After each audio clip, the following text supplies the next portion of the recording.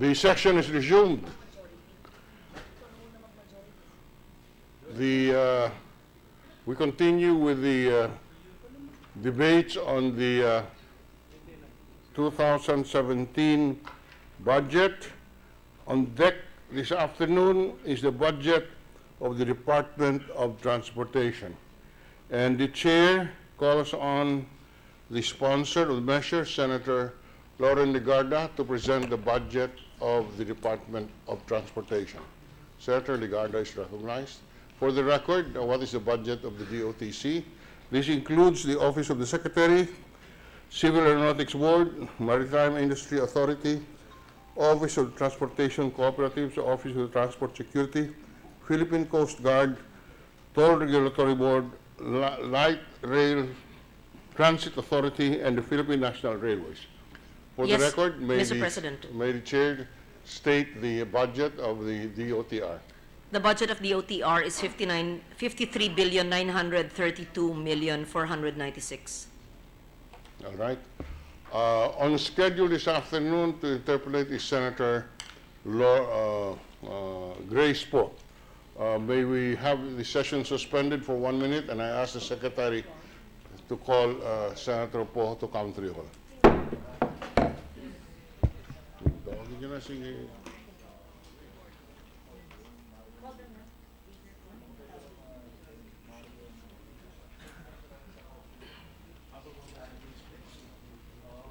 Huwag ka na magtanong.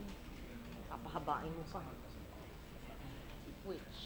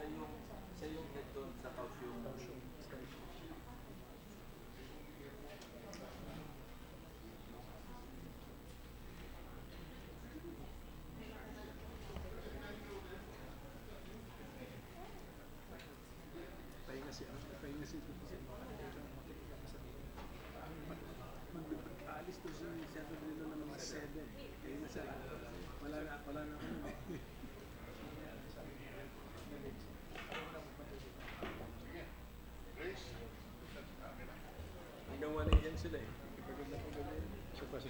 sir. Yes, sir. What do you do?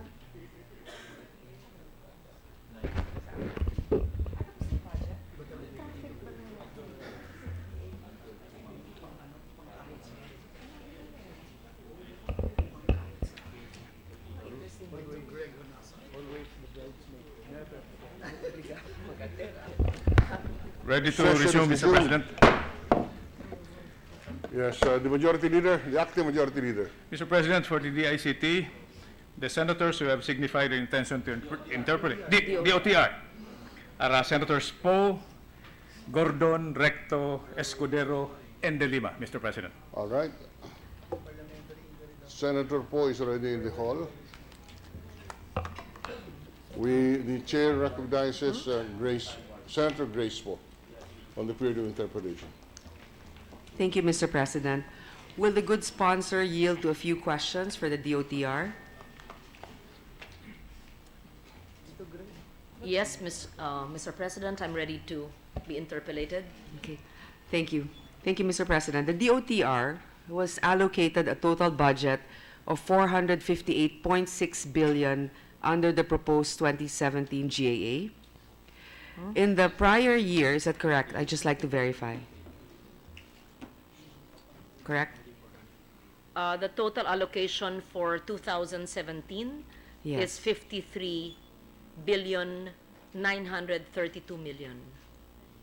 53 billion, not 456?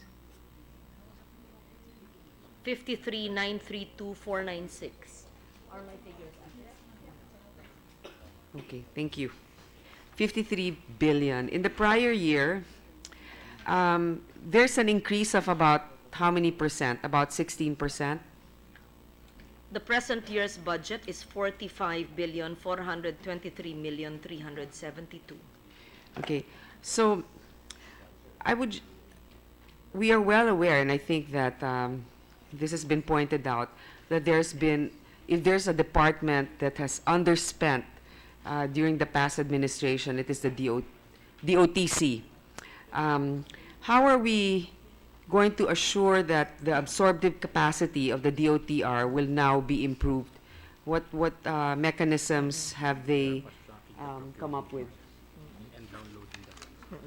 Mr. President, we cited that during the committee hearing.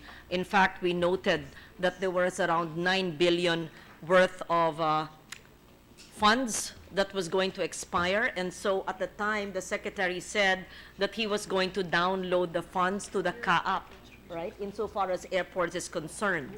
I believe that by now he has done that already.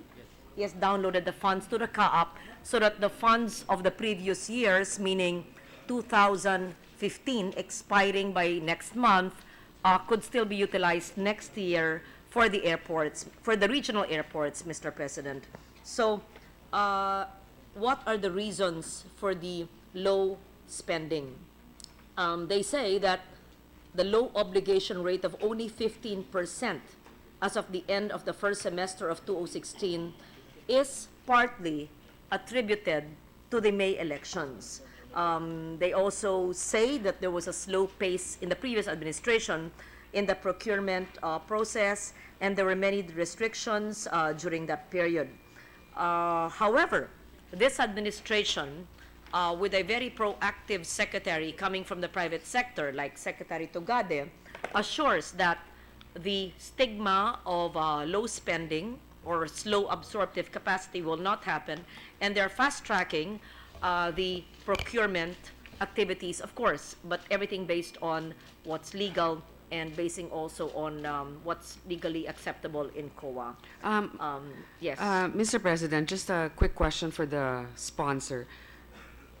The underspending was only 15% last year? It says that it's 15%, 1.5, as of the end of the first semester of 2016. Those are the figures given me as of now. So that 15% will amount to how much in particular? Because For actually, the first sem, yes. 15%, that's as of the first semester now. first As to the semester of 20 of 2016. But you're asking me how for much the entire year. I believe that's 2016. the low obligation 2015. rate of 15% as of the end. The 15% is equivalent to 10 billion, Mr. President. But as to your question, how much are the unobligated amounts as of September 30?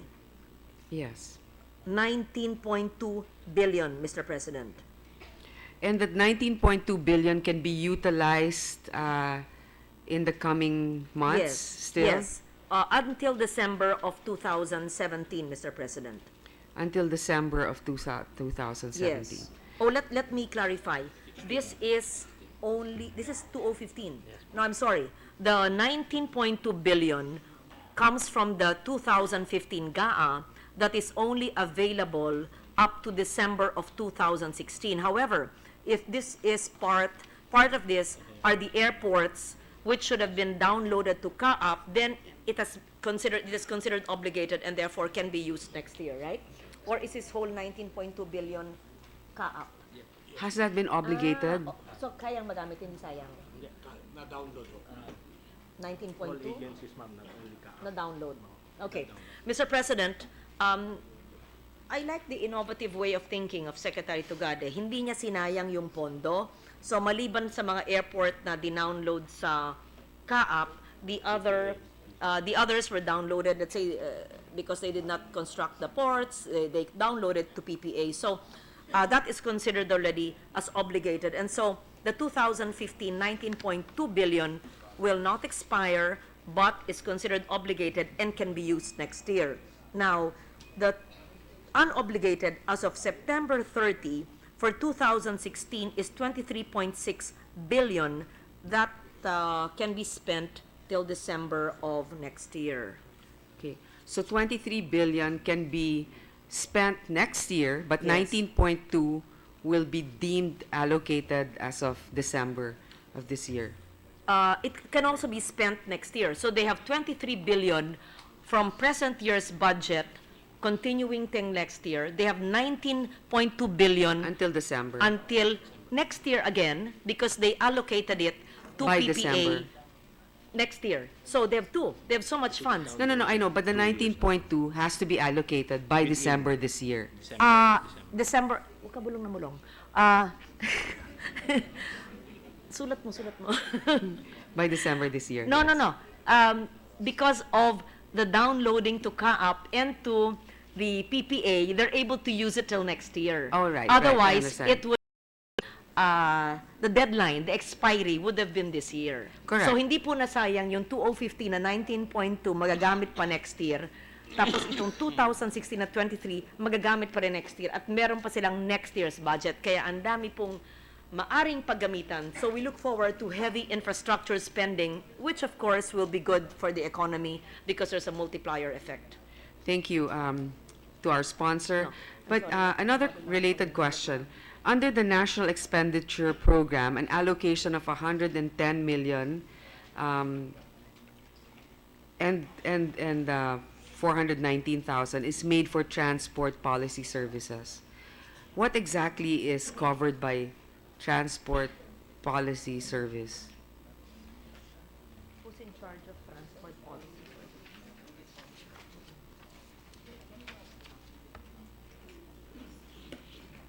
Sino in charge of?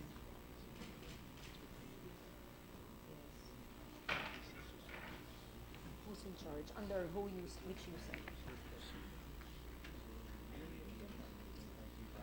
When you say transport policy services, Mr. President, that would have PS, that would have MOE and capital outlay. And this would include program planning and standards development for transport and communications, including infrastructure projects. Including infrastructure at 110 million? What kind of infrastructure? Is it for administrative purposes, for the offices of the OTR, or? Let me ask them so that I'm accurate. It's already a budget for planning. Planning for all infra. PS, personal services, and Planning for infra, correct. Yes, this includes PS and MOE, but not the actual capital outlay for infrastructure projects, but the planning for transport communications, including infra. But this is just the planning. Okay, under the NEP also, around 17 billion is proposed for PPP transportation infrastructure projects for the payment of right-of-way expenses and such other PPP transportation infrastructure projects. Pursuant to our laws, in no case shall this amount be used to guarantee a private partner's financial obligations. Do you have funds for contingent liabilities in case the government is held liable for breach of contract? And do you have a contingent liability fund? And will it be sufficient in case the DOTR is made to pay for damages? You have a contingent fund for that? Contingent liability, wala. Estimated liability. Is there a fund for contingent liability?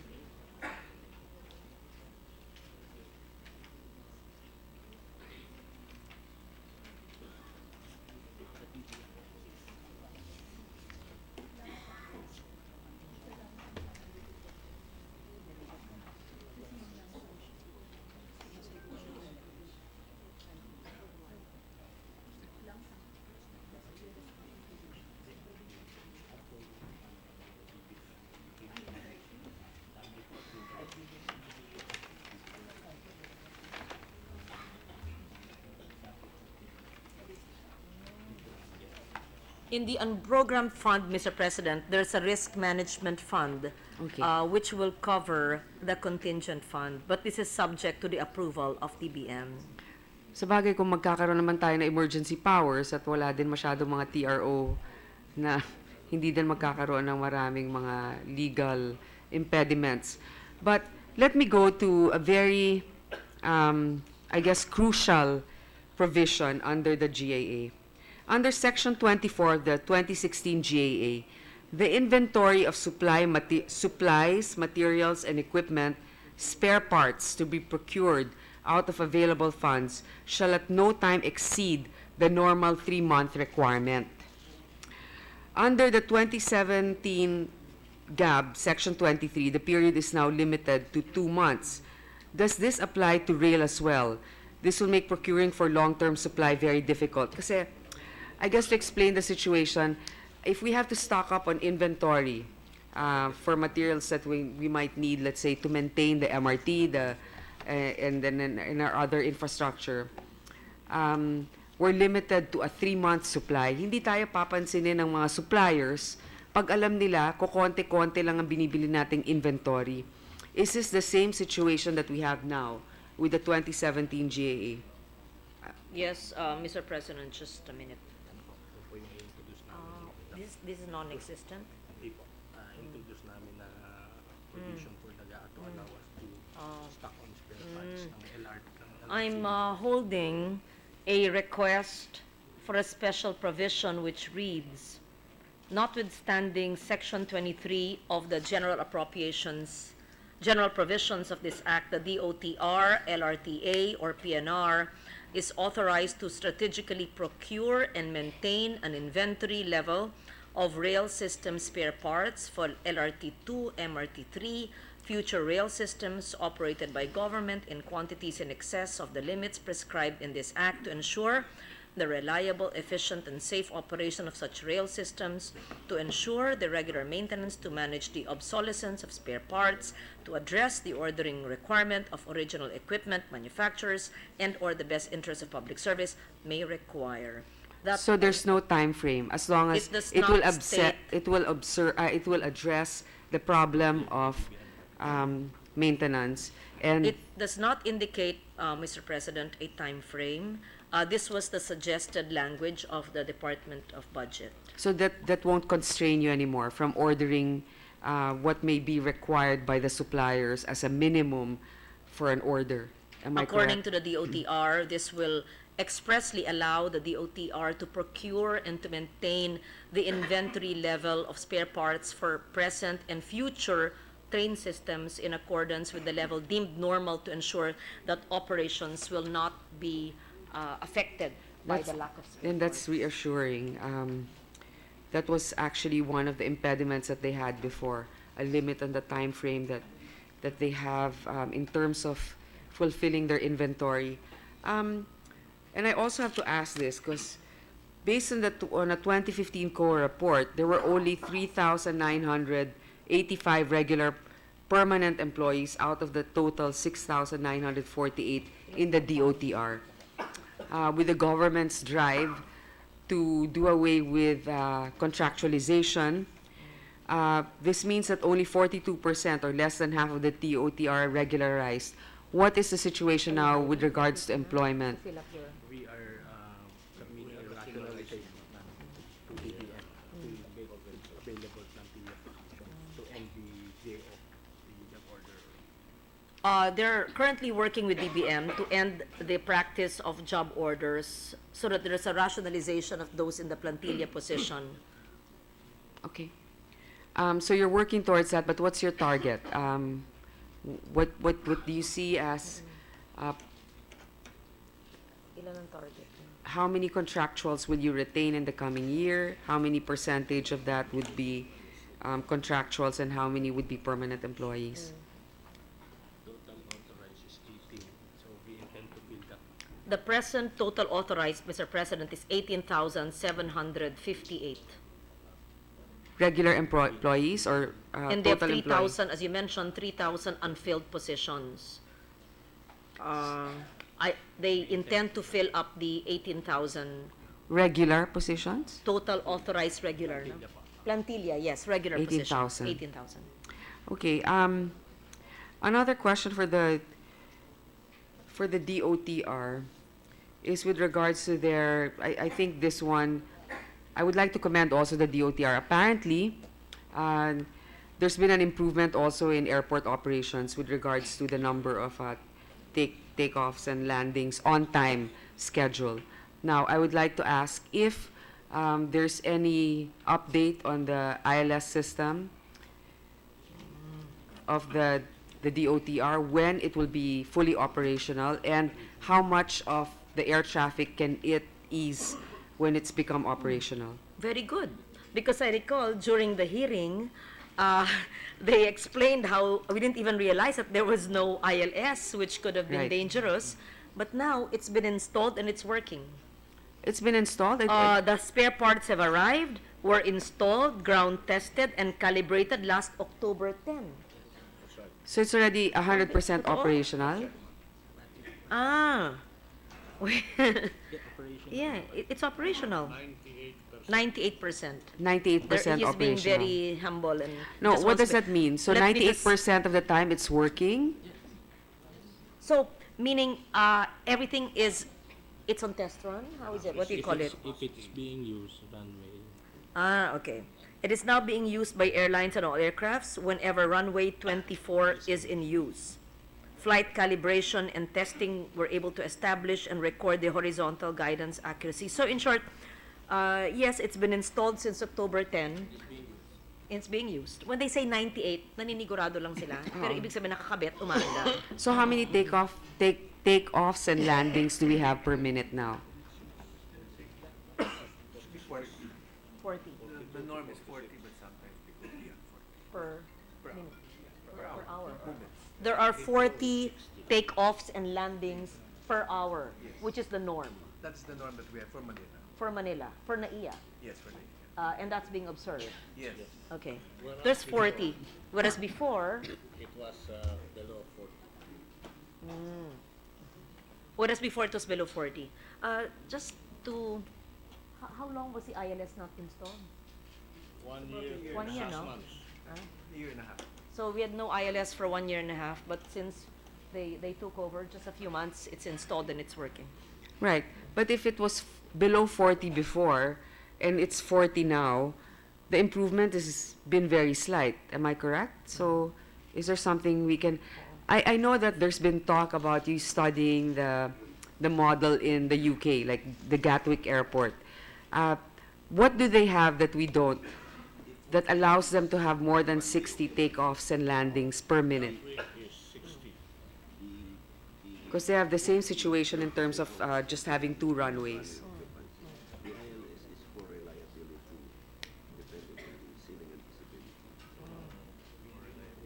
reliable. The ILS does not increase the... The number for, to increase that to let's say Heathrow, you need a combination of initiatives, technology, processing, Hindi lang work ILS. culture. It's not just ILS. Mr. President, I am informed that it's not just the ILS that can increase the number of takeoffs and landing. When we say 40, that's 20 takeoffs and 20 landings, and that's the norm. There are different processes that must be instituted to be able to have more takeoffs and landing, and that would include Technology, work more processes, technology work and processes, pro- work processes have to change. work, Work work, process. work processes. Yes, and the ILS actually is for accuracy and reliability and safety. So the work processes, what are they doing to ensure that it's optimized? Are they conducting anything now, any Well, in terms of work processes, orientation? for example, in terms of slot management, there is a coordinator that manages slot coordination. Slot coordination, runway occupancy time is managed strictly, 5-minute rule. So these are the changes. Yes, the changes Yeah. that you have. There have been changes and improvements, Mr. President, in work processes, including the 5-minute rule, Restricting Gen Ab operations restricting general aviation from flying from 12 to 7. from 12 to 7. 12 to 7 meaning from 12 12 noon to 7, they are not allowed to fly to fly. in Manila. So, Mr. President, I'd just like to ask our good sponsor, what is the target operations for the airport? When can we actually increase more take-offs and landings to go beyond the 40? Our time frame is when?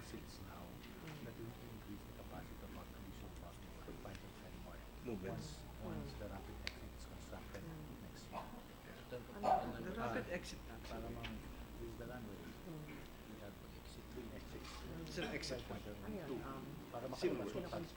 Yes. It's being done. It's being bidded out December. Okay. Mr. President, with the rapid exit, which is currently being bidded out, there could be an additional of 10 more, 5 movements. 5 movements per hour, additional 5 movements per hour with an additional rapid exit, which is currently being bidded out. Rapid exit meaning? Rapid exit would mean a taxiway. It's an exit. How many exits do you have? How many exits do you have You'll now? have 2.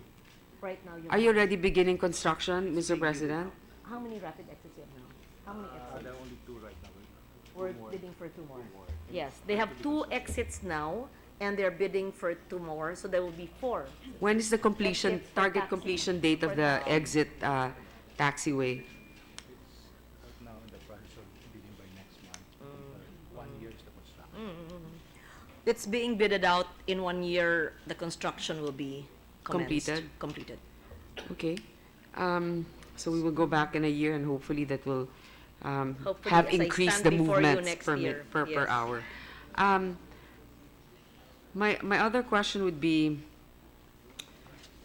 for our air traffic controllers. There's been a room, well, actually, we're not. How much does an entry, how many air traffic controllers do we have in NAIA?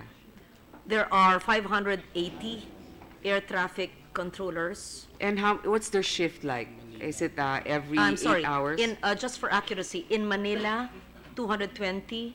In Mactan, 65. But all over the Philippines, it's 580, Mr. President. Okay, what's their shift schedule like? Is it every 8 hours, every 6 hours? For the 8-hour, they have 8-hour shifts, Mr. President. 8-hour shifts. Out of the 220 in Manila, how long is the average length of service of each air traffic controller? Or the length of service, the average that you have in your pool of air traffic controllers? Meaning how long have they been in their jobs? Yes. Are we able to keep them? Are they pirated? Most of them, Mr. President, have been working in CAAP, no? For the past 8 years? 8 years, How Mr. many President. entry-level positions do we have in our air traffic pool? of the 220. Entry. There's 190 entry level. 190, so we're talking about 30 are the veterans and the rest are all entry level, am I correct?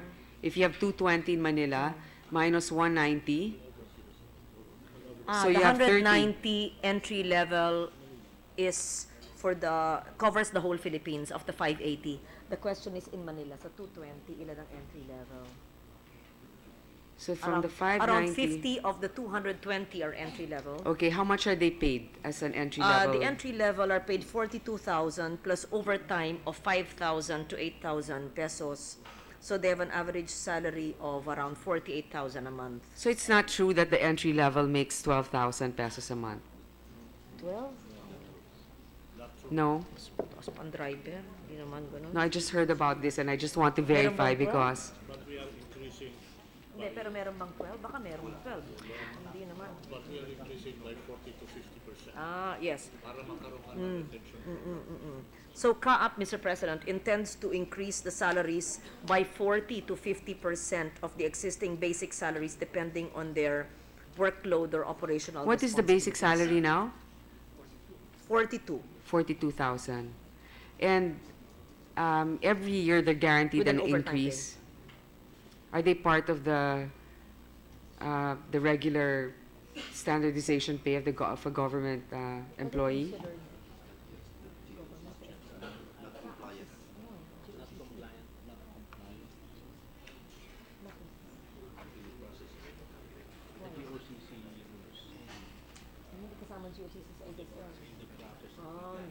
Because CAAP is a GOCC, they still have to comply with certain governmental requirements so that the staff and employees can avail of the salary standardization. Standardization sa standardized salary. Hindi kasama ang GOCC sa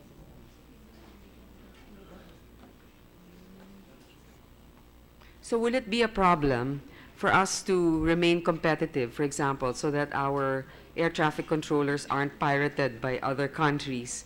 Do we have the capability or the legal, not even the financial, but the legal capability to increase their pay, Ma'am, if we increase it, then we will. to make it more enticing for them to stay? Can you just increase it like that through your budget? Once they increase it to 40 to 50%, which they intend to do, then we will be competitive. Yes, because I think that a lot rests on their expertise also, and we can't afford to have inexperienced air traffic controllers, especially for one mistake can cost, the lives of like a few hundreds. Agree. So let me now go to the rail, to our rail sector, actually for our train system. The trains that have been ordered from Dalian, how many of those are actually working right now? Or do we still have a problem with the signaling system, that it's not been utilized yet? Not yet. 34 here, then yet to be delivered by December, completed by China. Yes, by February, all will be operational because the signaling MRT. By February, operational. All. Because signaling Address mo yung signal. signaling. Walang onboard signaling. Saka yung power. Dalawang issue yan. All the trains will be installed, operational by February next year, Mr. President. 100% of the ones that were ordered from Dalian will be operational by February By next year? February. Yes, Mr. President. Right now, we don't have one or two that are operational? Okay. If it's operational by February next year, how many percentage in terms of ridership will we be able to accommodate? If right now, the utilization of the train is at most maybe 51%, maybe 60%, if we have all of those trains from Dalian, how much more in ridership will we be able to accommodate?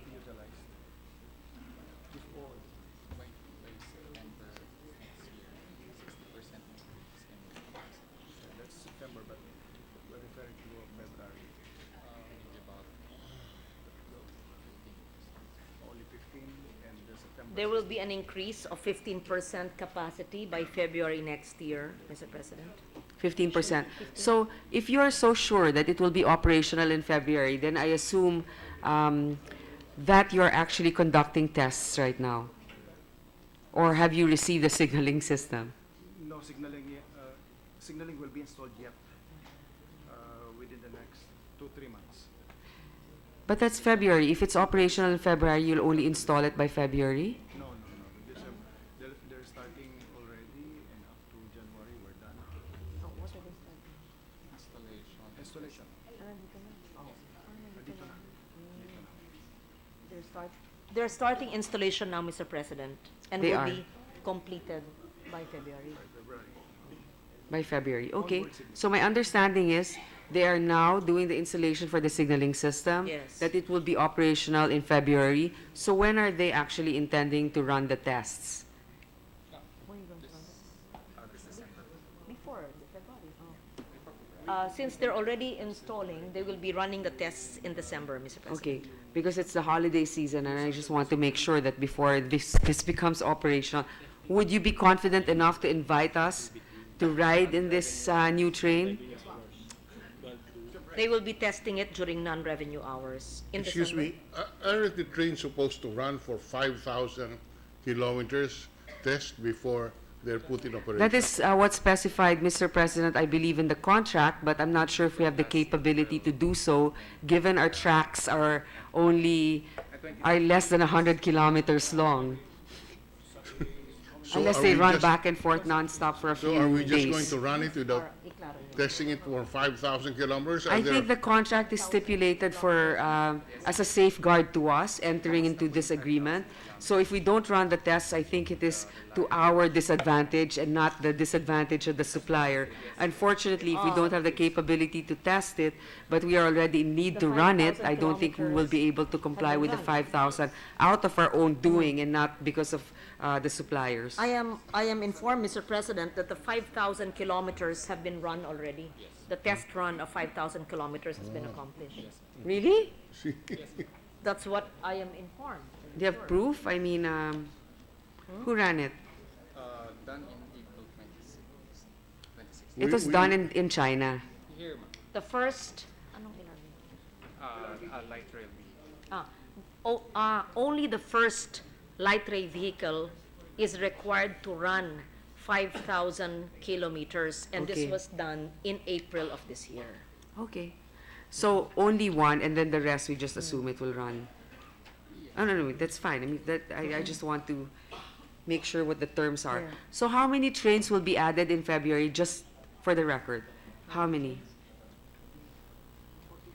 46 to reach the maximum of 20 trains. 46 trains. Oh no, 6 trains, 6 LRBs. 6. Yes. 46. Uh, Six. 6. 6 6 trains? trains, Mr. So President. that's how many Coaches. coaches? 6 cars, not 6 LRBs. 6 LRVs. 6 How many LRVs? coaches? That's 2 trains. 6 LRVs, 2 trains. Yes. So that's 12? One, 3 LRBs, 1 train. Again. 6. There are 3 LRVs in 1 train. Okay, how And you many have trains? 6 LRVs, so you have 2 trains. Yes. O, simple math. Okay. Dalawa lang ang train nito? Dalawa, tama? Meron po kasing limit. I thought they ordered more than that. Which is 20. O, basta, yun lang tinatanong. So, 6 trains, Ano, so 6 trains, 6 trains, please make it short. Please be definite. How many trains? wala ba kayong nakasulat? How many coaches? How many trains? Hindi, Sige, dal- ilang LRV? that will run Ang 6. bago. 6. 6, yun na nga. Yes. So, 6. Ang tatakbo, ma'am, during February next year. Okay. 6. There are 6 LRVs that will run in February 2017. So if there's 6 LRVs, how many trains? How many trains? Because 3 LRVs in one train. Yes, ma'am. So there are 2 trains. Okay, is this the complete order? No. No, ma'am. All the trains is operational, but will not run all the trains. Only 2 trains will run. Are these the new trains? Yes, ma'am. He's referring to the new trains that will be run in February 2017. Okay, Mr. President, I just want to ask the sponsor, how Yes. many did the past administration order? How many LRVs did they order? 48. They ordered 48 LRVs. Okay, so out of the 48, only 6 will be available in February? All will be available, but 6 will run because we have a limit in the number of trains run. You can't run all the trains. I Because see. we need power. I am told, Mr. President, that all 48 LRVs are available, but only 6 will run by February 2017. What will happen to the balance? The others?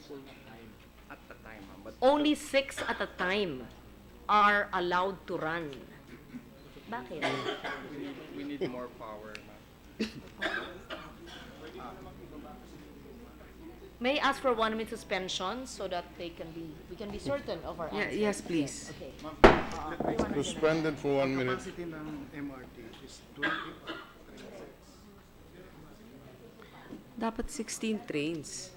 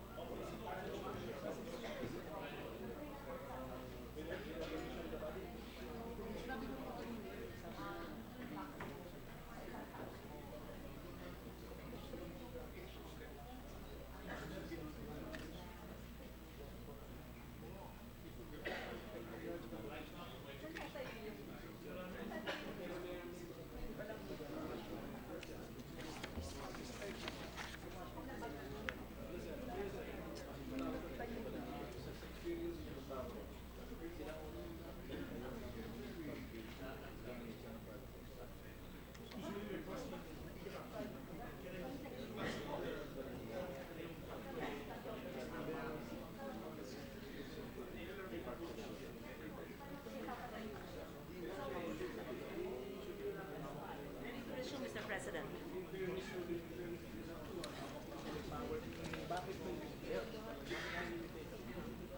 Walang power supply. Sir, resume na daw. Resume.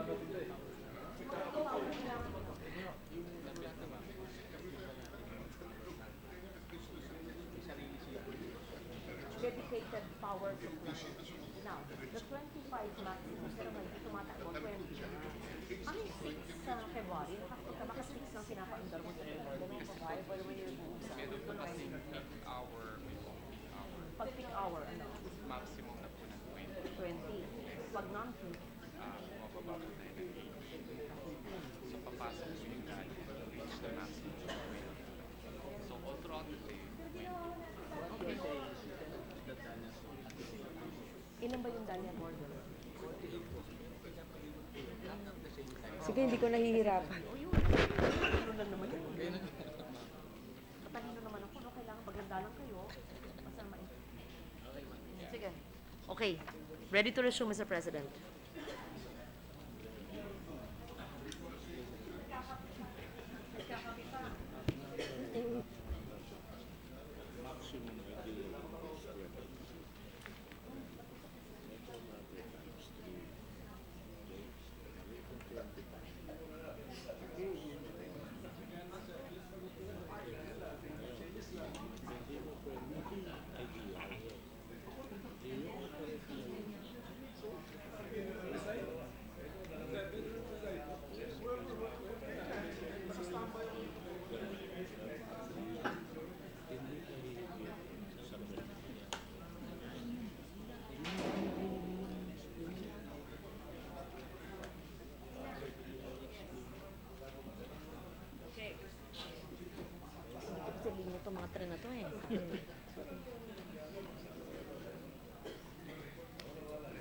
Ready to resume?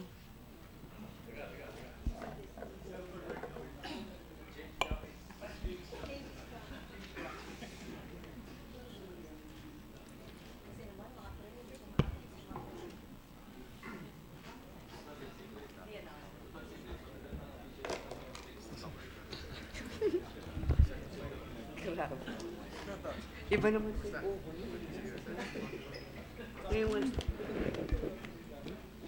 Oh, yung airport daw niya. Yeah, okay. Ping, ping.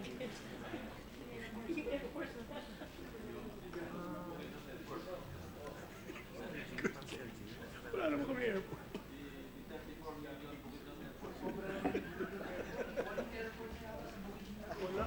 Puro Ready pinya to lang ang resume, Mr. sasakay sa President. aeroplano. Session resumed.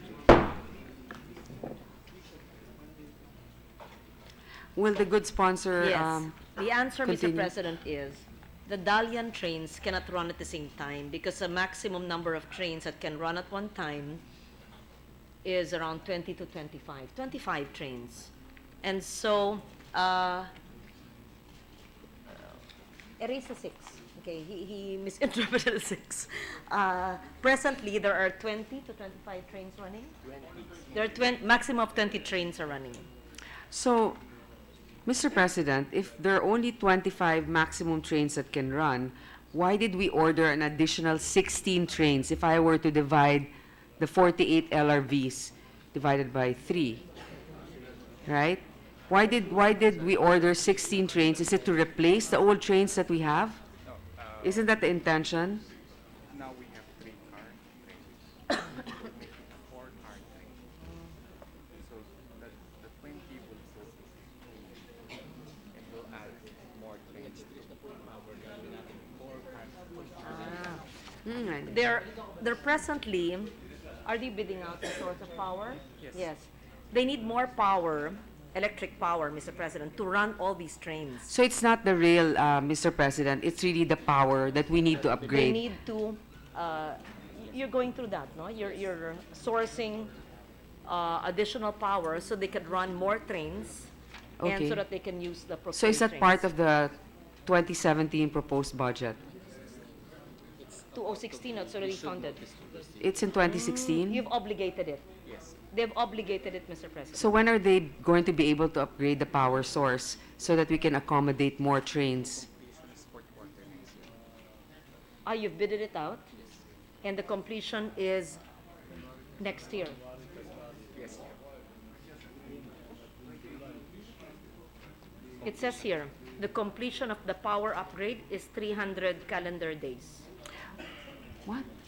From That includes bidding and, from the time of notice to proceed.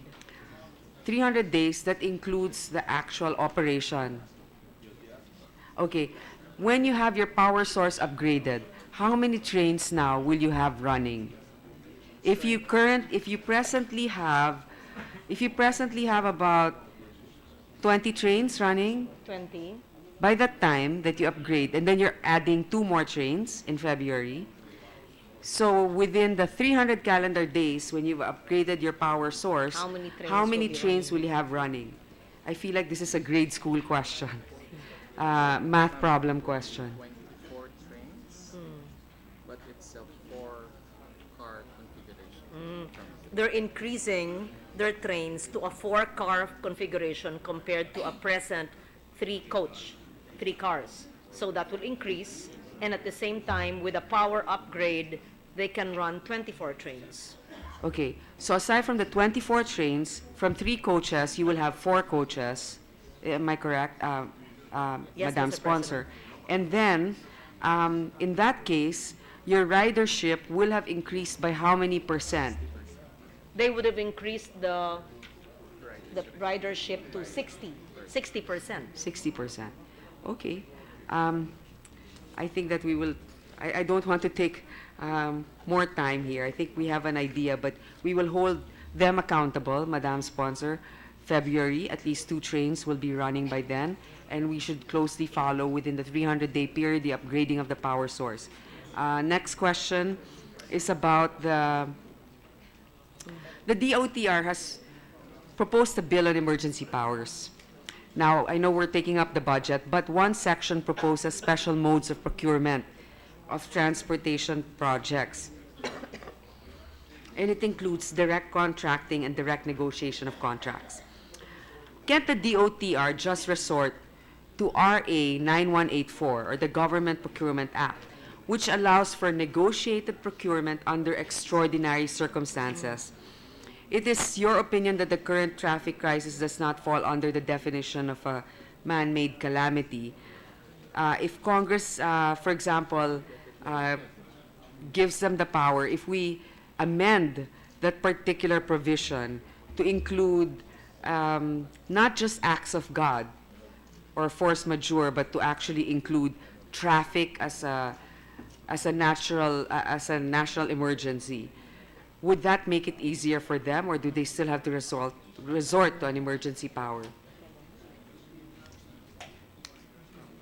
Specific to the question. Specific to the question.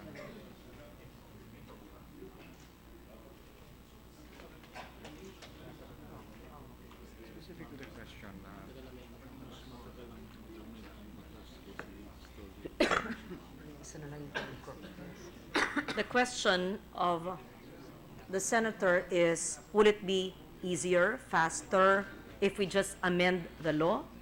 Yes. Or do we give emergency powers? It is our view that to amend the law, it would take some time. It takes quite a while to amend the law. So the effect would be either, no? If you amend the law, that could address the problem. The granting of emergency powers can also do it. But I believe that amending the law would take some time. Okay, maybe this is not the forum for that. I just wanted to throw it out there. But one other pressing concern is, if Congress, for example, gave the emergency powers, and this power for direct negotiation of contracts, how would the traffic czar, for example, or the head of this centralized office, choose proponents based on financial and technical capacity? Because others might say that there won't be a level playing field because there will be certain favored companies. So how are you able to write down a criteria in choosing a company? Is it capitalization, capability, track record? What would the parameters Yes. be? Negotiated procurement in emergency cases still requires a list of at least 3 bidders, Mr. President. So they would still have 3 bidders. Yes. That's open to anybody that would be. Yes. And even if emergency powers will be granted to the DOTR, the procurement process will still be governed by the relevant provisions under 9148, especially on the 9184, especially on the rules on alternative modes of procurement. So actually, my colleague here, the good senator from Cavite, is expressing his concern also. If we're going to go through a bidding process of having 3 bidders, wouldn't that be the same thing? I mean, how would it expedite the process? Maybe the grant of the non-TROs, maybe that would be. No more actually number bidding. The 3 shortlisted will be evaluated based on the technical and financial submissions. It will be faster because no bidding will ensue as long as there are 3 choices, 3 bidders, and then based on their technical financial capability, then a selection will be made. But it's the same qualification, Madam Sponsor. So that's equivalent to a bidding. No, Not bidding because we don't have. as long as it's there's like a no CSP. competitive bidding. They This- just submit. They just submit. So as long as there's you're saying as long as there is a choice and it is not strictly competitive bidding. Yes, as provided in the revised IRR of 9184. So mas maluwag na bidding. Bakit? As long as there's a point of comparison. That is currently sanctioned under the law. That mode. Under the procurement law, it's currently sanctioned in emergency cases. So that means emergency cases is, traffic is not defined as an emergency case under the procurement law. So we clearly have to be able to either override that with this emergency powers bill, Madam Sponsor, or just simply amend the procurement law. I mean, it's the same either the creation of a new law or the amendment of a law is about the same process, isn't it?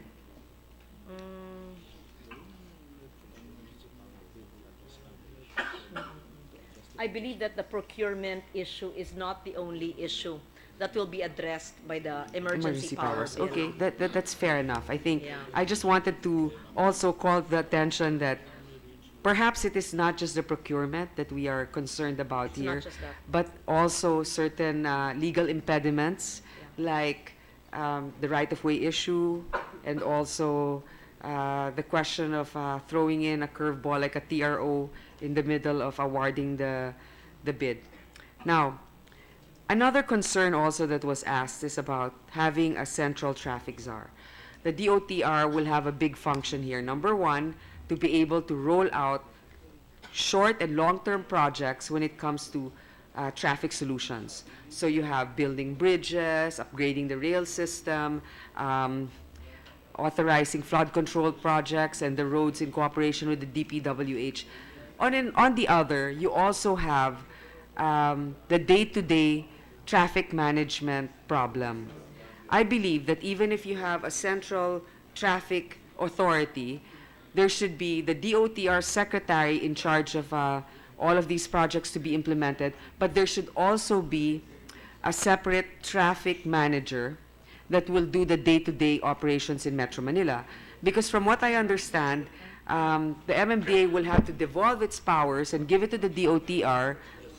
In that way, the MMDA, who's been tasked to take care of the day-to-day traffic management system, will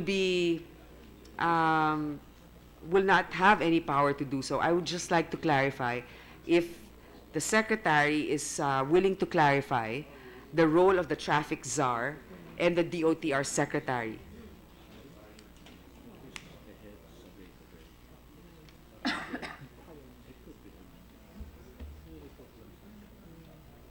your preferred.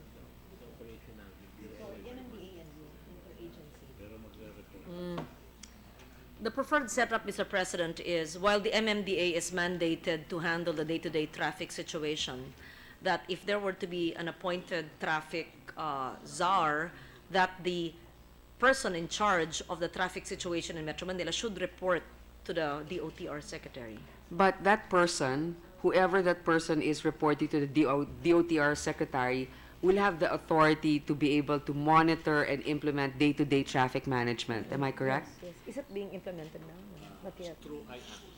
There's an interagency committee on transport between that's MMDA and DOTR. But reporting to me. Reporting to you. And So DOTR, while they don't have the emergency powers yet, it created and currently leads an interagency council on traffic composed of MMDA, LTO, LTFRB, and the PNP HPG, all reporting to the Secretary of DOTR. okay, but while they report to the secretary, will the secretary appoint an assistant, if you will, that will be the one to take care of the day-to-day coordination Who's doing the with the day-to-day? others under? Yeah. Yes, of course. There's a need to appoint that person. So will that be, Madam Sponsor, will the secretary have the inclination to appoint the MMDA chair to do that? For the MMDA chair? Nasa draft law yun. Nasa draft law. Ano yung draft yun? Yung emergency law. Ando doon na. Under the emergency power bill, it's the MMDA that will do the day-to-day traffic. The secretary can appoint. The secretary can appoint the head of traffic, and the MMDA chair can be that person. Can be that person, be not that person. necessarily the MMDA chair. Can be that person. Okay, last question. Actually, they can actually do that now, even in the absence of the law. Because you have this interagency council, you can designate that. And in fact, the MMDA has that, except that it cannot, well, of course, the local governments also have their own different rules in their own jurisdiction. That's why, hence, the Central Traffic Authority that we're asking for. But would the secretary, Madam Sponsor, would the secretary be amenable to granting the MMDA police powers to be able to fulfill their mandate more effectively?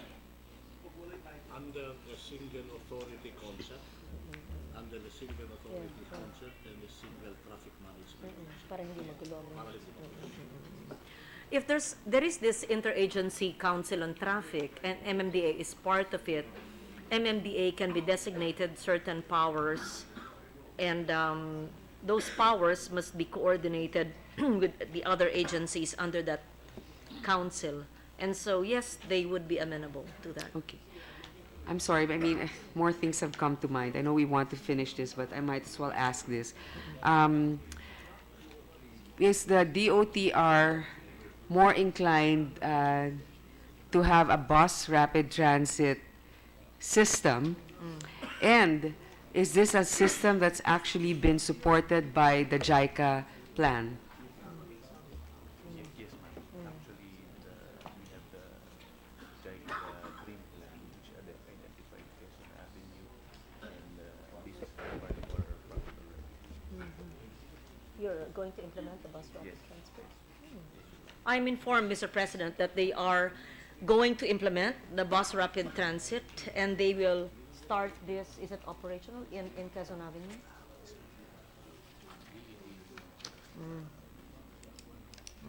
These will all, okay.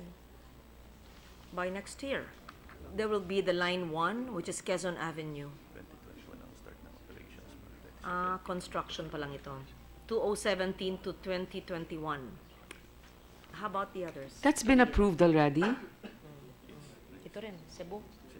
Cebu, and Metro Manila, and EDSA are all Okay. approved, all approved projects. And Cebu, Metro Manila and, have been approved. Yes, and EDSA. And EDSA. There have been 3 NEDA-approved projects, Mr. President. Metro Manila in Quezon Avenue, Metro Manila in EDSA, and Cebu. These are NEDA-approved projects for BRT. But are there actual studies of this of the viability of this that's Yes. been the basis for NEDA? Yes, the fact that it's NEDA-approved, meaning there have been feasibility studies that have been But which presented. particular feasibility? Do we have a JICA for this? I know that Cebu was mentioned in the JICA study. I'm not sure about Luzon, Metro Manila. Did JICA fund it? No. Us, ADB World Cup. What is the participation of JICA? JICA only identified the routes. For the JICA assisted, Mr. President, in the studies. The feasibility studies were funded by the ADB and the World Bank. Okay. And these were NEDA approved. Okay, now the last 2 questions, and I want this answered as briefly but as concisely as possible. Which particular programs to alleviate traffic does the DOTR have now, number 1, without emergency powers? What are they doing now? And number 2, with the emergency powers granted to them, what will be their priority? Well, presently, without the emergency powers, they have the I-Act. They have been proactive as to create this Council on Traffic, which includes the MMDA, and with emergency powers, Aside from the I-Act, Mr. President, Madam Sponsor, what would it be? Aside from the creation of the I-Act, what else have they done to alleviate traffic at this point without emergency powers? We are given the emergency power. no, without emergency power, apart from the I-Act. We are changing policies and processes, like opening the databases, like doing away with the window. And now it's operational. Yes, MMDA, removing the no window pa. No window pa, Rinaldo. Okay. Yes, there are policies or processes currently being implemented already, like opening up Camp Aguinaldo. They also have the no window policy, Then implementing the no no colorum drive. colorum drive. Meron na ba nahuli ng mga kolorum? Ilan po yung mga nahuli na ninyo? At anong ginawa dun sa mga sasakyan na kolorum? Aguinaldo is open to the public. Yes, ma'am. Kaya nakaluwag ng konti.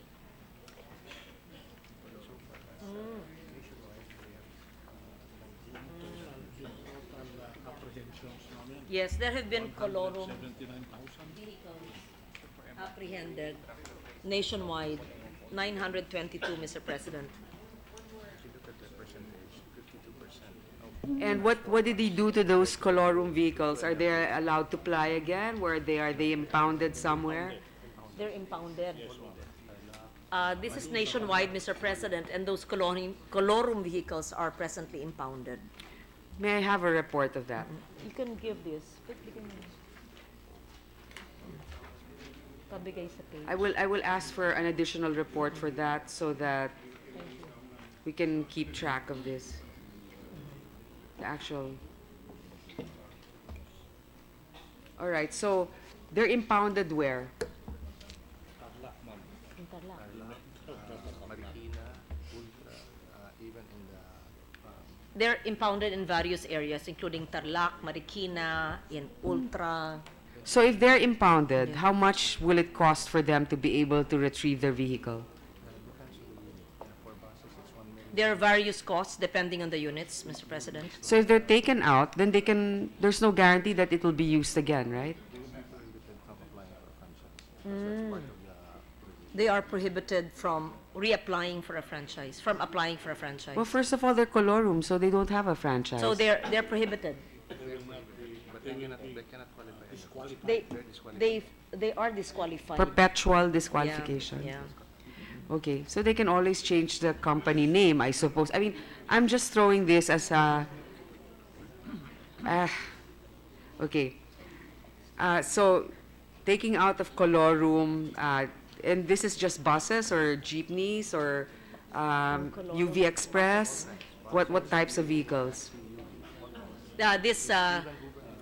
Even Uber, taxis and jeepneys, SUVs, Uber. Okay, if we grant emergency powers, what will be the top infrastructure priority of the DOTR? Give me three. We have the BRT, the integrated terminal because we're removing all of the bus stations in EDSA. We're moving it out. Integrated terminal in station. The priority, Mr. President, will be the BRT and the integrated bus terminal system, which I am informed they will be taking out the bus terminals from Metro Manila. What else? One more. In the common station of the, in North, no? In Quezon City. But the common station has not even broken ground, right? You can do that without emergency powers.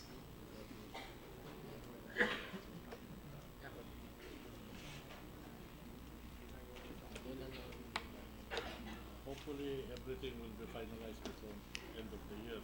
Ikasundura, di ba? Around February next year. That is the date. For the common station. Mr. President, the common station will be, the plans will be completed before the end of the year. And when, from construction until the utilization of the common terminal, when will that be? How long? 2 years? 1 year? Construction of the common station. It will take 2.5 to 3 years, Mr. Okay. President. But you don't need emergency powers for that, am I correct? You- There's no right-of-way problems anymore at this point when all three concessionaires have agreed to a common station? Honestly, I do not think that there's a necessity for emergency powers because it can be bidded out. They're just anticipating in case it's bidded out and there will be losing bidders, then cases can be filed. But It will it's not- delay the implementation of the But project. there's no more bidding there.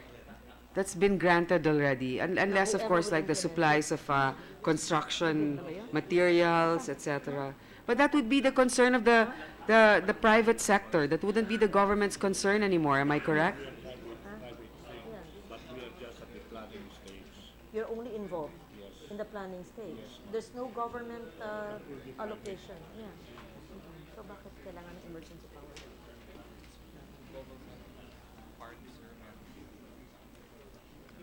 Do we have a government allocation? That's private. No, we're talking about the common station. I don't know. Oh, hayaan na. hindi naman government project. They're only involved in the planning stage, but it's clearly a private project. That's right. So after they've agreed to a common station, there shouldn't be any more legal impediments to that. But anyway, moving forward. So you said your top priorities with the emergency power will be the implementation of the BRT, the integrated bus terminal, which the integrated bus terminal has been granted. I don't think you needed emergency powers for that. How about the Aurora Bridge? Are you familiar with this? The one that will cut through the Pasig River. Am I correct?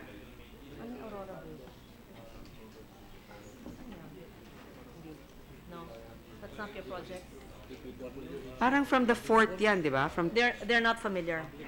It could be Public Works.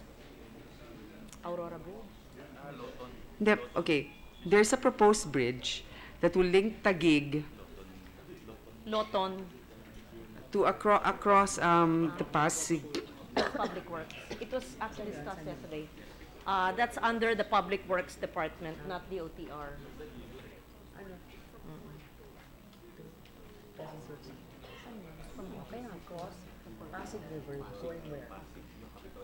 Yes.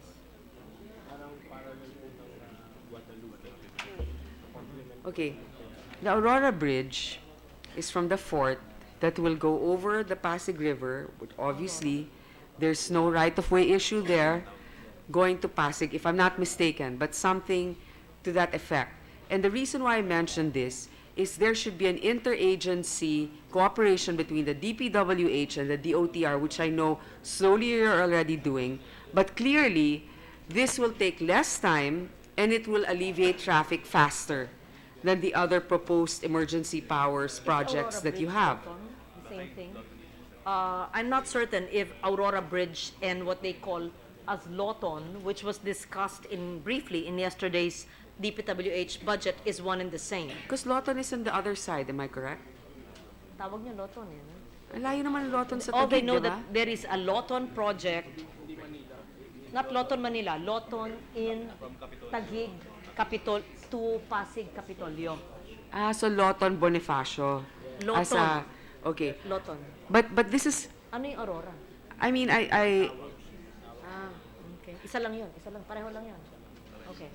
I know this is a daunting task for anybody who's been thrust in the position and was just given a few months to be able to figure out this labyrinth of a problem. But the top three, I feel, is quite lacking in terms of the projects that You will don't be feel the urgency implemented. of the need for emergency powers. Exactly. based We need to be on able to the- justify. To justify it. Yeah. That's so the well top taken. three, That's why we urge them to make do with the absence, in the absence of of the emergency power, to just make do with the interagency council and to be proactive about it, because yes. we can solve it by.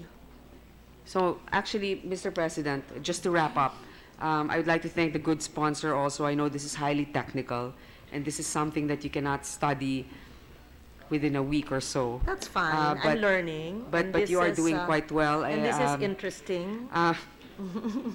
Honestly, it is interesting to know what the good effects will be eventually. Yes. But dealing with the different nuance and all the technical In requirements can fact, be if I quite may tiring. add, don't expect me to answer this now, but what I will ask them to submit to the committee, based on what we discussed earlier on the number of LRVs and trains, ilang na sumasakay ngayon sa Pebrero hanggang sa ano, what is the effect on the everyday commuter? How many more will be Right. able to ride? And if a train conks out, meron bang nakareserba? So we want to see where the money of the taxpayers' money goes. So So- to wrap up, Mr. President, I would just like to reiterate to our sponsor the following things that I would like from the DOTR. Number one, their commitment of running the 2 trains in February and what the effect will be, as the good sponsors mentioned, to our riding public, how many will be accommodated. And in the 300 days when they upgrade the power source, what will be the running capacity of our trains. And then also with the ILS system in the airport, what are our targets there in terms of movements. I would also like to get so that it's easier for me to answer the query also of media and the public, what your top 3 to 5 projects will be if you're already granted your emergency powers. I would like to know that, and I would like to know, also in writing, what you've already done in the meantime that you don't have emergency powers. These are the things that I would just like to clarify, because I think that part of our responsibility is also communicating what our plans are for the public, and being women, we're a little bit more meticulous, and we really want to find out what the direct Yes. benefits are. So again, Mr. President, Those Madam are all Sponsor, very valid concerns, and I would be interested to know the answers to that as well. And while they have partly communicated the answers to that, we expect more. And so we will request the DOTR to furnish your office and the Committee on Finance the answers to that in a memo before the end of the week. I appreciate that. Thank you, Mr. President, Madam Sponsor. Thank you for your time. Thank you, Senator Poe. Majority Floor Leader.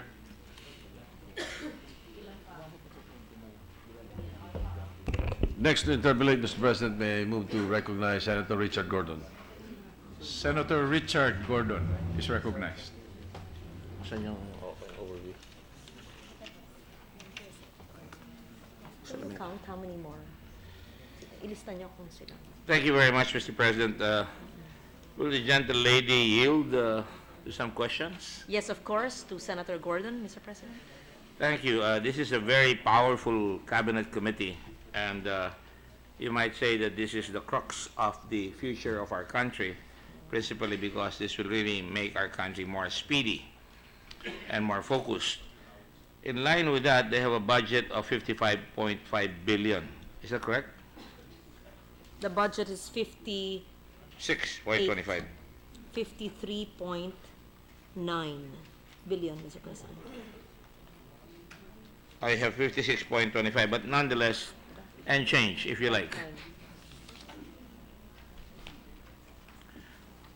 It is divided into aviation, rail, maritime, and I understand that in rail, the key programs is not even in Mindanao. Is that correct? And that is because this is really part of the NEP program by the previous administration. So there has been no time to plan for the future in terms of this new administration. This was a NEP prepared by the previous administration. So it has LRT1, that's CAVEX, which in 4 years will cost 54.9 billion. Who's in charge of LRT? Tama ba yun? Ano yung CAVEX? Saan yun? Ito yung sa Dasmariñas. This is the one in Dasmariñas. Yes. Naumpisa na ba ito? Naumpisa na? Nabili na ito? Yes, Mr. President. In the rail sector. Yes, Mr. President. Thank you. LRT2, which is Santolan Masinag extension, 15 billion. No. Can you show me the map? May I ask the technician there to show us the map of all these railroad plans? My girl is going there. Wag si Kwan, wag siya. Ibang pagaloy mo. So you also have Taytay Manila, which is LRT4, and LRT5, the BGC to MOA, is that correct? Which is 219 billion. Ano ba? Ano yung BGC? Sa Taguig. 219 billion. Yes, sir. That sounds like a big amount because CAVEX costs only 54.9, but BGC to MOA is 219 billion. Ang haba. Ang laki. This is subway. Taguig, Ayala, Buendia, MOA, subway. May subway tayo. Subway, talaga mas magastos yan. Taguig, Makati, Pasay. Ayala, alam ng Ayala, Buendia, World Trade, MOA. Mr. President, the 219 billion project is a 14-kilometer long subterranean railway line. 14 kilometers. Yes. It says here, connecting the business districts of Pasay, Makati, and Taguig. All right. I wonder if I can get a copy of that, if that is a summary of all the reports of on the rail, because it might make my job a little easier Yes, here. you can pass it. And we can facilitate the... This is just one. This is just a 219 PPP project. Do you have the totality of everything on rail? This is the totality of everything in rail then? Yes, I suppose it is. No? Guide mo ako. And then you have LRT 5A, which is Buendia, Makati. So somebody point this out, yung expert niya, para makita namin. And LRT 6, Niog, Dasma, 68 billion, LRT 7, North Avenue. Now, I will cut to the chase para mabilis tayo. No? All these have been planned by the previous administration. Is that clear to us? Yes, sir. And obviously, the objective of this plan is once again to speed up entry and exit to Metro Manila and travel within Metro Manila. That's also correct, I'm sorry, I have Yes, to yes. ask. Yes, I Mr. want to President. hear. I prefer the voice of the lovely lady. What not is the question? Can you please repeat? All right. If that is the case, then we are running again in order to stay in place. We are putting more pressure in Manila for more people to come to Manila and making sure that Manila will forever have more population, more traffic because of this design. Would that be safe to say that?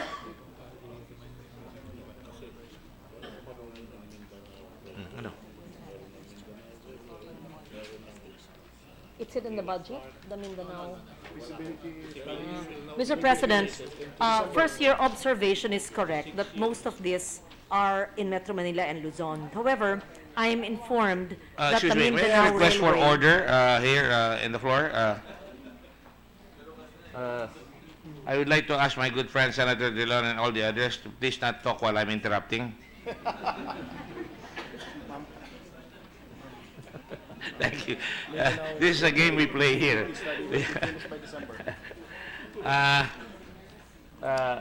Yes, Miss, Mr. President. the senator from everywhere, Miss Poe, also. I can hear your voice, and I have sensitive ears, and I'm trying to focus on the questions. I'm sorry. I mean, these are just friendly banter here. Again, saying that lumalabas na itong ginagawa natin, pupunuin natin lalo ang Maynila. Tama? Mr. At ang President, laki-laki ng expense. may I, excuse me, put on record that there is a planned Mindanao Railway project. I'm not yet in Mindanao, ma'am. I'm sorry. Malayo pa tayo. Malayo pa Sa tayo Metro doon. Manila pa lang. Yes, of course. I intend to go until hell freezes over. Yun. Malapit na yun. Olongo po to Clark to Subic. We have some interpolators on the floor. May I call for order, Mr. Chairman? There are some phantom interpreters, interpolators. So, again, I just want a clear answer. Lumalabas na gumagawa tayo nitong rail na ito para lumakas lalo ang Maynila sa dami ng tao. Dadami ang bilis ng pasok ng tao. Imbis na lumabas ang tao sa Cavite at doon magtayo ng pabrika o doon magtayo ng pabrika sa Bulacan, bibilisan pa natin ang pasok dito. Tama po ba yan? Yes, sir.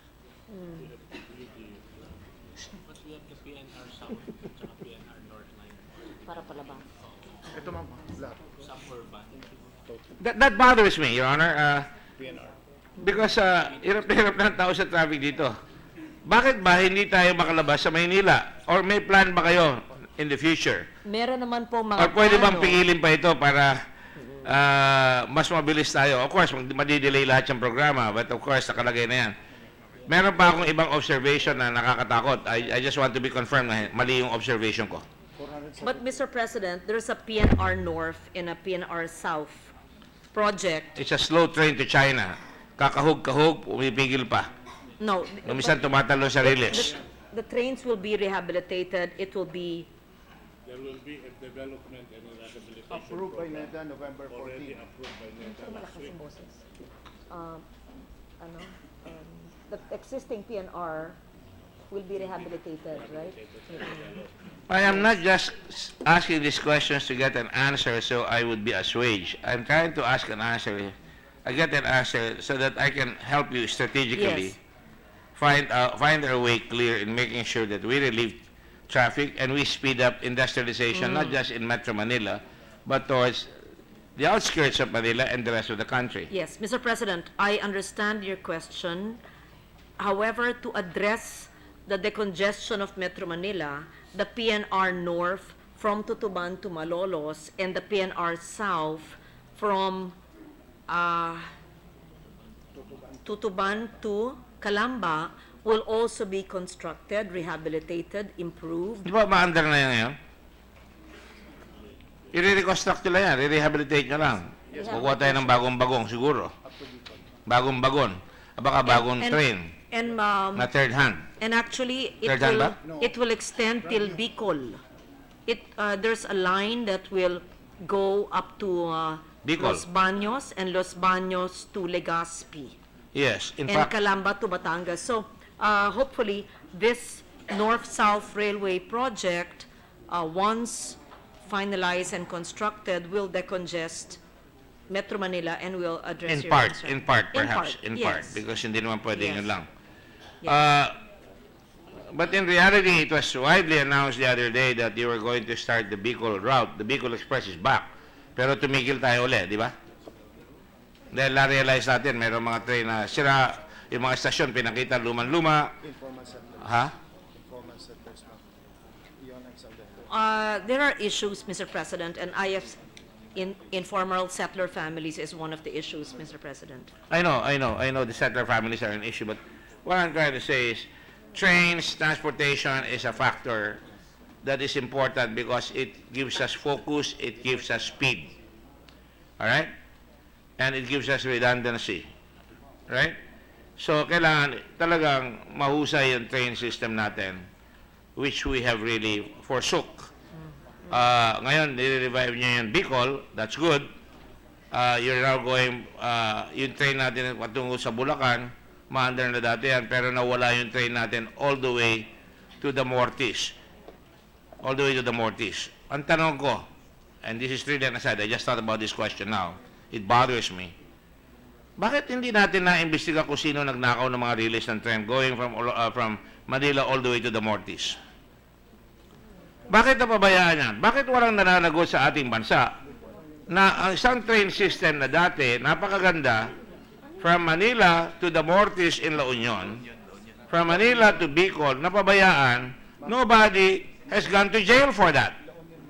Nawala yung release, nawala yung stasyon. Ano, tatanggapin na lang natin ito palagi? Ganun ba? And you know, magagalit yung Visayas at Mindanao. Ito na naman kayo, papagawa na naman yung Luzon. Hindi naman kayo gumagawa ng train sa amin sa Visayas at Mindanao. Bakit wala tayong ginagawa? I hope that the new administration will try to find out. Because nawala yung train dyan eh. Hindi naman 1954 yan, tuloy-tuloy yan. Ang totoo niyan, pinigil ng Presidente Aquino yan. Cory Aquino. Is that correct? Wala ba may history dito sa inyo? Hindi ako tumitira dito ha. Gusto ko lang malaman para may managot. Because nawala yung train eh. Wala tayong steel mill. We cannot make trucks. We have to import everything. Hindi tayo makagawa ng train natin. Wala tayong steel mill. And yet, napakapabaya naman ng bansa natin that we allowed it to be pillaged and robbed. We will report in 2 weeks in writing. I think it's a fair question. Don't you think so? It's a fair question. I also want to be enlightened. I am sorry I cannot answer your question, and neither But can they can. neither can the secretary now. They are asking that they will give you a report in 2 weeks. Yes, Initially. on the missing train. Ano ba nawawala? The missing rail track. Yes, La Union, because You know, you're declaring war on me, huh? Don't get me upset here. The first thing anybody should do when they take over an organization is look at the history. Why we lost it. Why did President Aquino at that time decide that we will not do it. There's even another issue. If I go to the other side, they say, pinigil ang train natin because President Marcos at that time said, mag-kotse na lang tayo because gagawin natin yung Pan-Philippine Highway, mas maganda sa kotse yun, sa production ng kotse. So it works both ways, ha? I want to know which is the truth. Because if we do not learn our history, we're always going to be doing the same mistakes. Ang sabi nun, nung iba, gawa tayo ng Pan-Philippine Highway, we will give you money, sabi ng Hapon, and they have a lot of money at that time, ginawa yun, tumigil ang development ng train. Is that correct? Yes, Mr. President. Thank you. A report on that, on the missing portions, Not portions. on the missing... Not missing portions. May I just ask you, when was that? In what administration and It how went long through ago? all the years. Ang hindi ko malaman, nangihingi tayo ng pera for railroad ngayon, pero hindi natin tinitingnan, saan pa napunta yung train natin? May I just ask, just so that it's clear, I'm a those... history and government major. I believe in trains.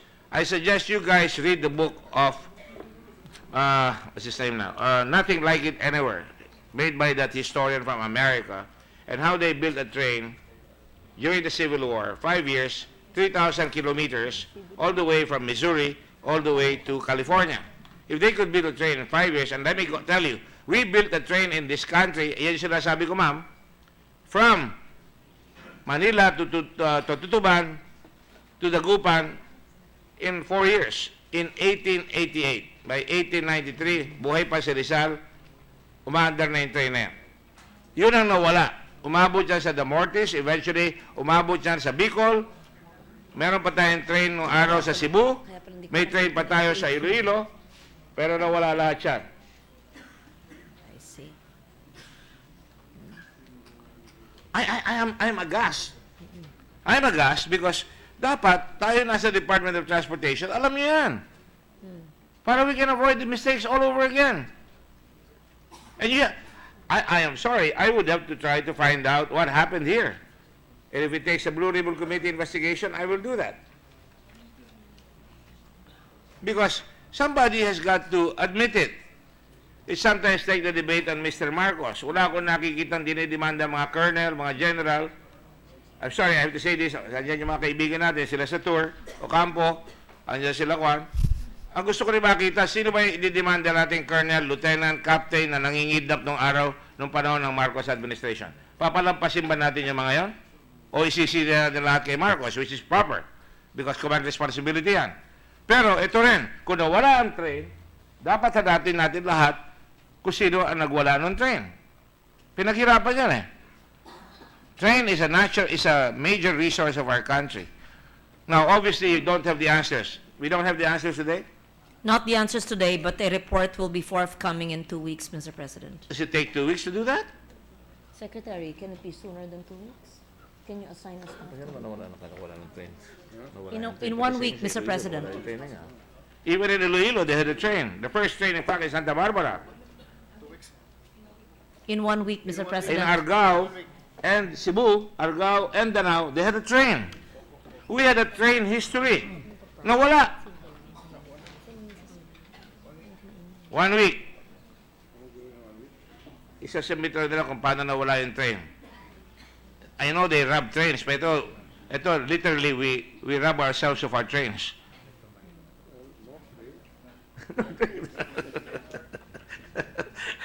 We're just talking about North Trail here. Anyway, having said that, let me go on with this question. Again, I am particularly peeved at the fact that we're continuing a program, and perhaps rightly so, dahil kailangan. Pero I want to see the future. What is the vision of the new transportation ministry or cabinet or secretary on the train in this country, on the trains in this country? Are we building a train between Manila and Clark? Yes, Mr. President. In the North-South Railway project, we have Calamba to Los Baños to That's Legazpi, PNR. PNR. That is restoring PNR, restoring Lost Glory. Yes. They also have a plan to build the Mindanao Railway, and this will involve, it's so long, a total of 1,553 kilometers. That is one of my questions because I'm right now hearing the Mindanao Railway. Yes, this will be, Senator Angara and I made the Mindanao Development Board at the time, and one of this is to have a train. Now, bago ko lumabas, tinignan ko yung budget, wala naman nakalagay sa Mindanao Development. Is that sa train? Is there going to be a private partnership? I don't even want to go there yet because I still have other questions here going down there. But ang punto ko is if you have all these trains that you plan, ano ba ang plano nyo? Because sa akin, ang train should enhance our industrial capability, especially if we have a steel mill. Otherwise, it's going to be expensive to build trains. Pangalawa, if you enhance that, it should go to areas where there is new greenfield or brownfield areas where we can put in industrial parks. And that will be supported by airports and seaports. And I give you again the example that I've often said here a million times in this chamber, not only now but in my previous life as a senator, Subic, Clark, Manila, and now Batangas. 4 seaports, Subic, Mariveles, Manila, Batangas, and 3 seaports. And in your plan, you're going to build a highway from Bulacan going to the Batangas to South Expressway. It's a shortcut, correct? Sir, correct, ma'am? meron kayo from Bulacan up to... Hindi ba meron kayong shortcut sa San Jose ata yun or saan ba yun? Hindi ba? Shortcut from Bulacan or Malolos to Clark. Well, luma yan. That's Sinasabi ko, Malolos. meron kayong plan going It to Batangas, hindi connects napapasok yung Clark in yung mga Pampanga tao to sa Malolos. Maynila. Yung highway, it will go there directly to Batangas. Hindi na dadaan sa Maynila.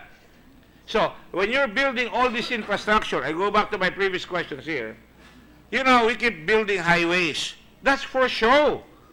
You have to have rhyme and reason when you build a highway because you want to connect it to an airport and a seaport and plenty of land so you could invite new business to come in. When you build a railroad, is it going to be passenger or is it going to be cargo? Because kung nakadikit sa seaport yan, kailangan cargo seaport yan, magkakatalo sa gauges yan. And so, I want to know where you're leading this country. May I read, Mr. President, the plan for the Mindanao Railway Project, and the possible corridors would be Tagum, Davao, Digos? Ma'am, you don't have to Ligan, convince me about Laguindingan. Mindanao. My good friend, the senator, doesn't have to convince me about that because I'm pushing that. Come hell or high water again, hopefully before the end of the session. I know it's not going to happen overnight. But all I'm just saying, I cited to you that in the year 1863, the Americans built a railroad that connects the New York, the Atlantic seaboard, to the Pacific seaboard. And they did it in less than 5 years. Less than 5 years. So, nananaginip ako, nangangarap ako kung magagawa nila in the middle of the 19th century or approaching the 19th century. In 5 years, natapos nila yan. What you're saying is kaya natin. Kaya. Kung Pero kaya- ang tinatanong ko, kung kaya natin yan, wala pa kayong plano na gagawin natin, i-enhance natin. Halimbawa, Clark, madaling-madali. Ito, yung say I'm selfish. Clark and Subic. O, tatanungin ko kayo ngayon dyan. Ilan ang container traffic natin sa Manila? There's a plan? Is it a plan? Or budgeted already? I'm trying to show you the overview. Mr. President, there's a feasibility study for a rail system to connect Subic and Clark, both for passenger and cargo. It was announced, if I'm not mistaken, I don't know if it was, it's good visionary talk, and I encourage that. But it was also announced by the new chairman of Subic, na magkakaroon kayo ng high speed, natawa nga ako eh. Bullet train. Paano ka magbu-bullet train? Pag sakay mo doon, nandun ka na. Ang lapit-lapit. Ang nakang baka naman, oh. Hindi, timiskote yun, hindi niya alam. So, ang sinasabi ko, kung ako tatanungin nyo, wala nang babayaran pang, andun na yung asinta eh. Tama ba yun? Ma'am, kung gagawin natin Clark to Subic, and you can accuse me of favoring Subic, which is my area, and Central Luzon, if we do that, wala ka nang babayaran na nakaharang. Ang alignment mo, dire-diretso. Dire-diretso sa Port of Subic. Meron ka pang airport, may seaport ka, meron kang interconnectivity. You will create jobs. You will bring jobs into between Bataan and Pampanga, within Manila and Pampanga. Tapos gawin mo yung Manila to Clark,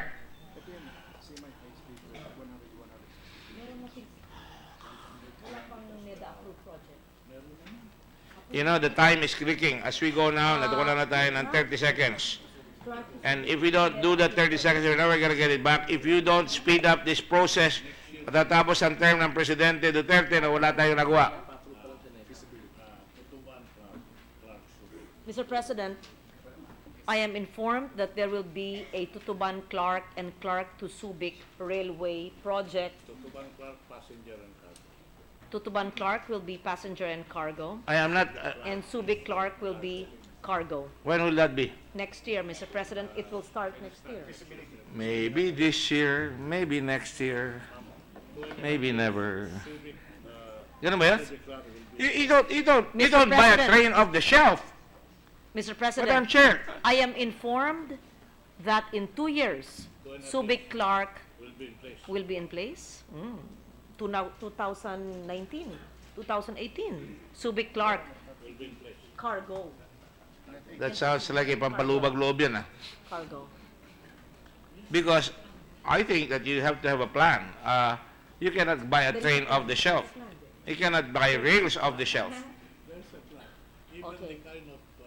There is a plan, Mr. President.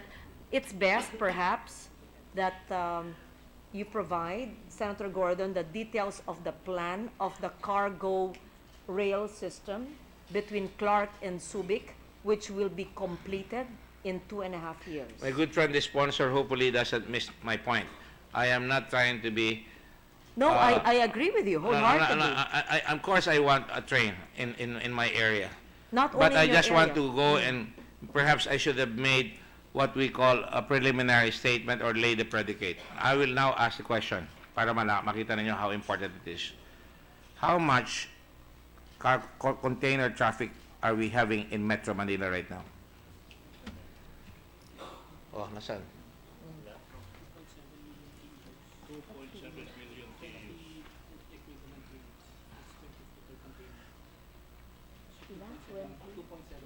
Two point seven million TEUs. What's TEUs? 20-footer. 2.7 million 20-footer. And I suppose you have another 1 million 40-footer containers. That's a total, 2.7 million. 20-footer, yung madiliit. 20-footer containers. Is that for last year? 1 year? 1 year? When I was in Subic, it was already 2 million.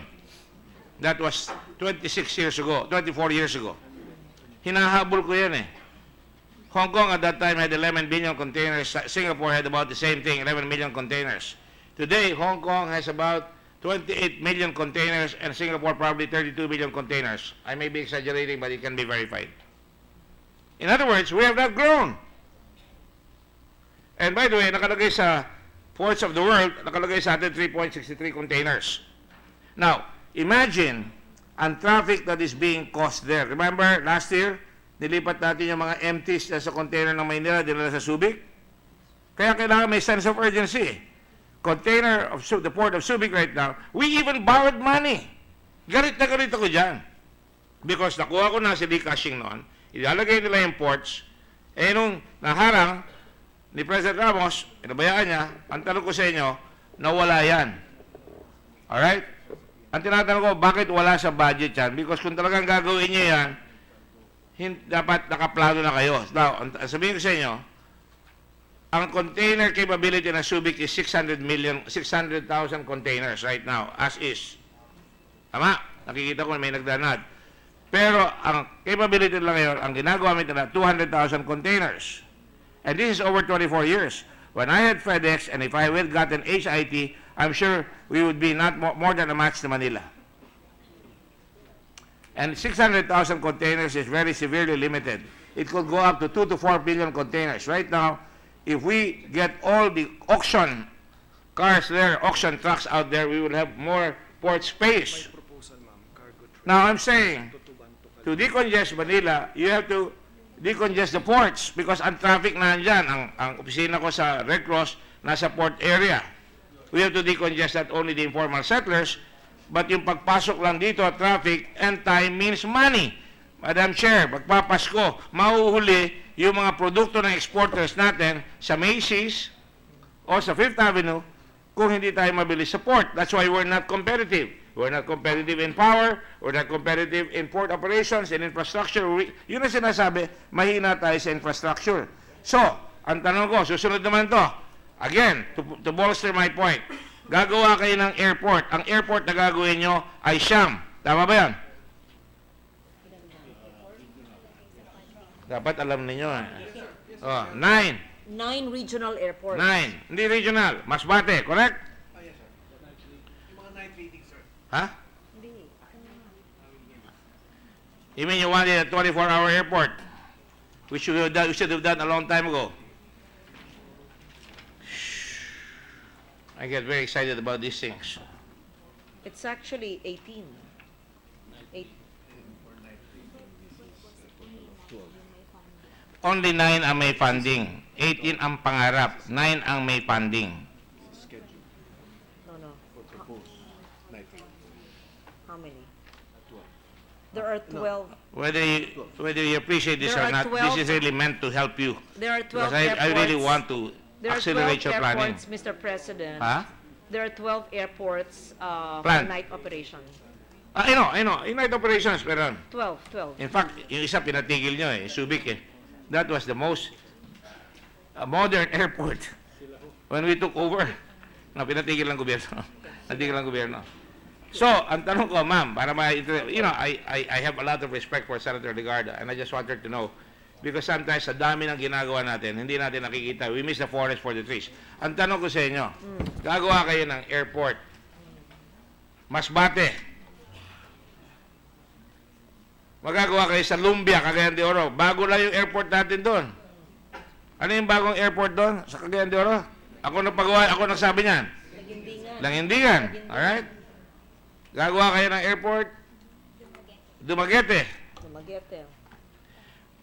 And while we're on that topic, nasa budget nyo ba? Meron isang mayor doon sa Negros. Si mayor ng bayan niya. Where's Vic Subiri? Kaibigan namin, si Juan. You know that he's building a local airport Which town? all by himself. Kabangkalan. Si Mayor, Yung dating governor. Si Tata. Psycho. Mayor Psycho. Pijo Psycho. Psycho. He's building it all on his own. We should salute him. I bow to him. I went there. Nung mabalita ko yun, naglakad ako doon, tinignan ko. He has already built the runway. Wala lang semento. But you're building in Masbate, you're building in all these places. Ano yung gagawin nyo sa Cagayan de Oro? Limbag ba yan? Ano? Come on. Lumbia. Lumbia is going to be made into a military airport. Is this not correct? Hello? Anybody out there? Still present. Oh, thank you. Yes, Mr. President. I'm on your side, folks. I'm not against you. I'm on your side. Yes, we understand and we appreciate it, Mr. President. I actually have the list of all present airports We have it. We have it here. for upgrading, and the regional airports I mentioned, 12 airports funded for night operations. Yung Punta And Global, all the list katatapos of lang. airports bidded out as of November 2016. Ito po yan, ha? Ang mga project na may funding, Masbate, 25.5 million. Dumaguete, 185 million. Tacloban, alam kong pinagawa yan. Bago yan. Nung dumating ang Pope, hinabol yan. 384,966,000. Hanggang ngayon, yung carcass ng aeroplanong hiniram ng executive secretary na doon, nakaparado doon. Bumaksak doon. Ay, palagi ako dyan Yolanda area yan Baler, 20 million. I'm glad for Baler. That's the Pacific side. We need an airport on the Pacific side. Replication of PAF facilities at Cagayan de Oro. Lumbia, I guessed it. Dahil ang Lumbia is a dangerous airport. Kaya natin nilipit yan doon sa Linindingan. Ngayon, papagawa natin para ang Philippine Air Force may airport doon, which is fine with me. Pero bakit nasa budget niyo? Bakit wala sa DND? Ang tanong ko rin, Sangli Airport. Ipapagawa niyo yung Sangli Airport, 707.2 million. Ito ba kayong gumawa nito, yung nakaraang administrasyon? Sangli was a project. 2017 na ito. I'm sorry, kayo na nagpo-propose ito. So you're the ones proposing it, right? No, sa inyo nang galing yung pondo. The present administration is funding it, Mr. Now, President. please answer Is my proposing question, it. Madam. Why are we doing Sangli when we have a Subic International Airport that FedEx use 18 times a night, flying nightly, Doing Sangli. 18 times plus 26 flights a week during my time, and you're doing Sangli, which by the way is sinking? I don't understand that. Subic was our alternate airport. I am informed, Mr. President, that Subic has a 600 million allocation for the upgrading of its airport. Not true. Included in the emergency. Not true. Included in I do my homework here. 346 million ang allocation. This, Magagaling pa ata sa I- SBMA, correct? SBA may, SBMA magbabayad dyan, hindi DOTR. not DOTR. Tignan ninyo. It's under SBMA Wala namang funding. bulahan, ha? Mga kaibigan ko kayo, huwag niyo akong bubulahin. Walang nakalagay sa Department of No, it's Transportation under budget. SBMA. SBMA yan. And Sangli is under. At wala rin nakalagay sa budget ng SBMA yan. Hindi ko pinaglalaban ng Subic, ang pinaglalaban ko yung balsa. Because ayan ang Subic, ayan ang Clark. Paayos niyo muna yung Subic at Clark, make it a full-fledged international airport bago kayo pumunta sa Sangli. Mr. President, they have identified the upgrading of Subic Airport, and it includes the replacement of navigational aid, the replacement of instrument, the ILS, the landing system, replacement of high-frequency radio, Ma'am, to the replacement of all-weather observation systems. In short, they have not neglected Subic, and this is supposedly thank you, madam. That was my incorporated- proposed amendment. Thank you very much for putting it in. That was my proposed amendment. That came from me. September, we've identified this for According to DOTR, as early as September, they have identified this, but thank you for your amendment. That will be considered. I will have the DOTR know that every one of those equipment, because America left it except the DME in Grande Island, all the equipment was proudly done by the people of Subic without any appropriation from Congress or from the government at that time. Hindi ako nagyayabang, pero nagyayabang na ako ngayon. I will tell you, and this is the tragic part about it, if I may get the attention of my dear friend. I think I'm better looking, although older than the young man over there, so you should look at me. Thank you very much when I ask a question. Thank you, I appreciate that. And I would like just to say this. I had to put that in because we lost all the equipment in Subic. Yeah. There you go. We lost our radar, ASR-9. We lost our ILS from Alcatel. We lost our DVOR. And nothing is happening there since FedEx left. And that is why I'm aghast why you were going to go to Sangli Point. May I know what the answer to my question is? Is there really going to be an effort so that the hinterland of Subic and Clark, Central Luzon and the entire country, will finally help to decongest Manila by having airports and seaports there and hopefully a railroad? People are going to go out of Metro Manila. Investors are going to go out of Metro Manila. We can get new investments and we can have new development, which I said here the other day in front of the DPWH. I hope that makes sense to the gentle lady because we are going to have to lock horns on this all the time until it is done. Because sayang eh, andyan na eh. Andyan na eh. It's a $9 billion facility left by the Americans without those equipment, but we enhanced it. And what I'm trying to say, madam, is that the DOTR should be responsible enough to make sure that we don't go elsewhere until what we have, we fix. And what we have there is an airport with an airport terminal that is now being used as offices of the American military when they have exercises there. Don't you think it hurts the people who volunteer there? You know, I've been going through the budget, and you don't know how frustrated and exasperated I am when I ask this question. I am met with stony silence.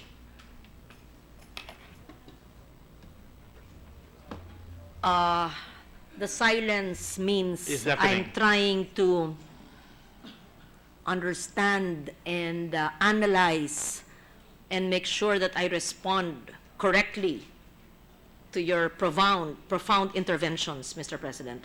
And so, everything you're saying is well noted. Yes, we have the list of all the equipment needed. That's from your slide? That's from your slide or the No, that's OTR from mine. slide? That's from your slide, yes. The Secretary and his technical experts are here listening to you. We would like to help them, speed it up. Senate can help them. We can speed. I'm not even in Clark. Clark is the bigger airport. By the way, Subic hosted FedEx, and because of that, we were able to bring in UPS to Clark. And because of that, we were able to bring DHL to Manila. At that time, we were the capital for logistics transport by air in Asia. And FedEx made it Asia 1, which is the capital of the whole world for logistics. I don't know why there is no sense of urgency into building these terminals or these airports. Parang kung yan eh. Diba, nawala yung railroad. Ito naman, nawala lahat yung equipment sa airport. Ano ba naman tayo? Ganun na lang ba ibibigay natin sa mga apo natin? This is our area.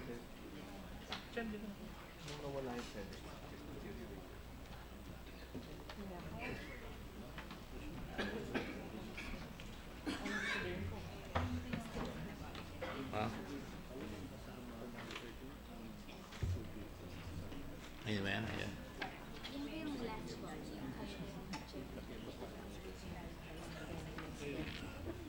That's mine, huh? That's mine. That is the price of the equipment I bought in Subic at the time. Yan ang mga nawala. Who's answerable for that? Nawala nung panahon nino. Parang ni Bob Garcia, he's answerable for all the equipment. Do you know that they wanted to make that a subdivision? Ipigilan na nila kaya kung saan napunta yung equipment niya. Pagkatapos, before that, hindi na ginamit. Naghanap sila. Air Asia should have used that as an airport terminal. There is no effort to even try to bring in planes there. Subic used to be very popular throughout the whole world, and the lights went out. Yeah, I understand your frustration, and I join you in that. And it would be frustrating when you see the cost of all this equipment, and suddenly they're missing now. Somebody should be held accountable. I agree with you. Definitely. And I'm having a Blue Ribbon Committee investigation right now, and that's why SBMA is forced to put in the money. But still, we have to account for the money lost. You have There to is account for the accountability for the money lost, just as we have to account for the railroad loss. I'm sorry, Madam Chair. The reason why I say this is because if you transfer the cargo in Manila and you open up Subic, and by the way, I will premise my statement. Piers do not an active seaport make, or an airfield does not an active airport make. You have to market it. You have to sell it. Just as we did with FedEx, just as we did previously. Mahaba pa ho ang labanan dito eh. So, ang sinasabi ko po, kailangan ang commitment ng DOTR. Kailangan ang commitment ng CAAP. Kailangan ang commitment ng DTI. Kailangan ang commitment ng umahawak ng Subic and Clark. So, ang sinasabi ko po, kung yung gusto natin, sinabi nyo 2.7, ako ang tingin ko 3.4 na yung airport, yung seaport dito. Kung mailalagay nyo yung seaport ng Subic at papalakasin nyo yung Batangas seaport, dadami ang hanap buhay natin because it will help decongest. Kaya nga ako nagtataka, ba't gawa kayo ng gawa ng railroad, papasok na naman sa Maynila, imbis na palabas para maibigyan natin ng kabuhayan lahat ang nasa labas ng Maynila. And I'm not even in Mindanao yet. Yeah, yeah. Yeah. It's only a department in SBA. That's why it's neglected. Am I going to talk until I'm blue in the face here, Madam Chair? No, Mr. President, in fact, this has been budgeted, I think, under the SBMA budget, and the SBMA It's not budget... yet in the SBMA budget. That's why I asked that SBMA be brought here last. Yes. I want to be sure it's in their budget. SBMA Not because budget it's mine or will it's be ours, after the DOTR, but Mr. because we President. have to make sure that DOTR is on board also with railroad, with all the, now, I will just make one final question out of exasperation. Thank How you. much money do you think? Please don't thank me. We're not wasting time here. No, we're not. After this. I would not want to think No. that my colleague here is No, trying Miss- to speed up No, and what, facilitate what, just what I'm it is. saying, Mr. President, because after this is the SBMA budget. No, I will say this.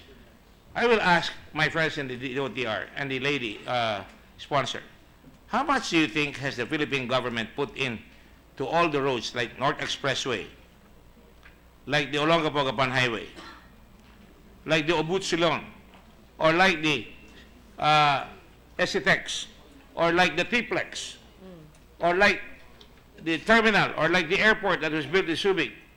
How much money do you think, or Mariveles Seaport, and how much law have we made here? This representation filed the bill on Subic Bay Freeport, even if he was as a senator. I love it for that. I put in Clark as a special economic zone because this country had no plans.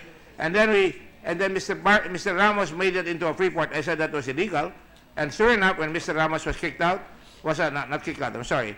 When he left, what happened was the Supreme Court overturned that. And I had to go and file the bill to make Clark a Freeport. And then Mariveles was made into a Freeport.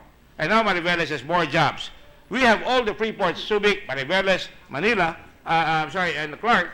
And we have lost our airport, and we have not done our railroad.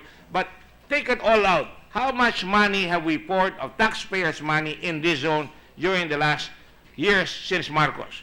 I would say it's siguro maaabot na mga easily 100 billion if you reduce it by inflationary amounts. And what have we got to show? Nothing. It has not become the star. The vision should be, with the 3 airports and the 4 seaports, all these areas should be creating jobs. Manila would have been decongested.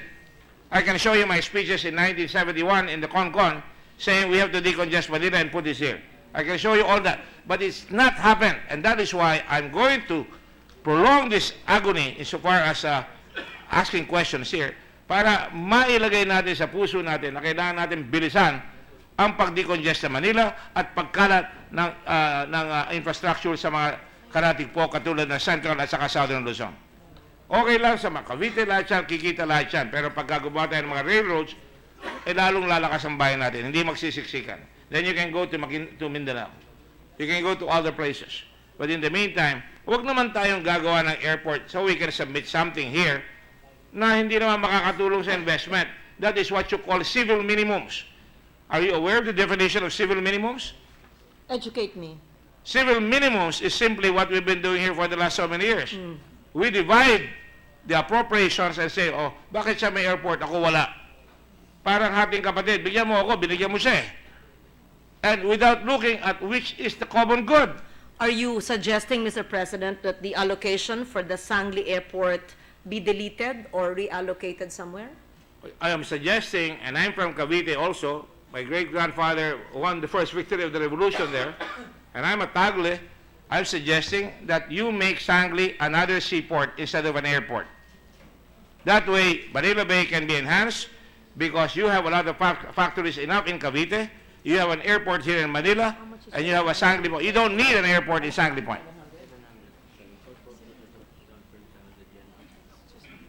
Di ba mas maganda seaport yan?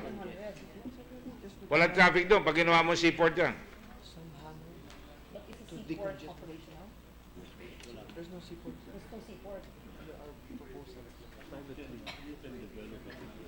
If you're 700, you shift to the development of a seaport instead of upgrading the airport.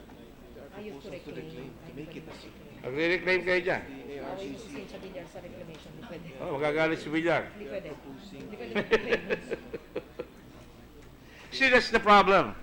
We have to really put our heads together. And that's the essence of democracy. The executive promotes the budget, we examine it so we can come out with a better solution.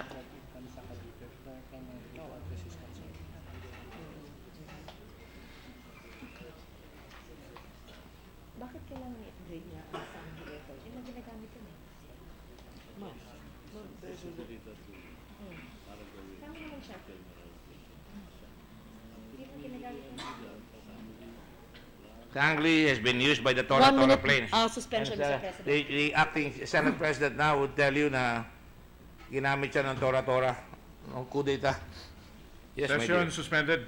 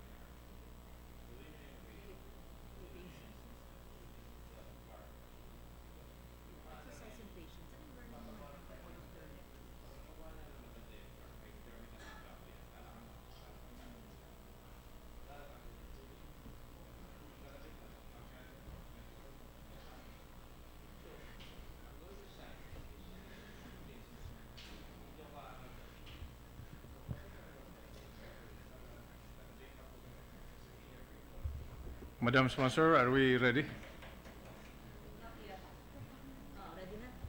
Pag-usapan na namin. Ayokong tatanggalin sa Sangli yung airport. Ang gusto ko, palitan yung airport ko yung seat. Hindi yung ginagawa. Walang consultation yun eh. Hindi na sila nag-usap doon, nililipat nila yung airport kung di continuous sa likuran. Bakit? Arlo ba kayo? Do you know how difficult it would be to promote that airport? Do you know how much is what pay? Dalawang runway lang magkakaroon nyo dyan, aalisin nyo Manila. Jet up lang. Hindi international airport. Hindi nyo pwedeng bibigyan ng car? Sa Jet up? Hindi nyo maragamit yung Jet up?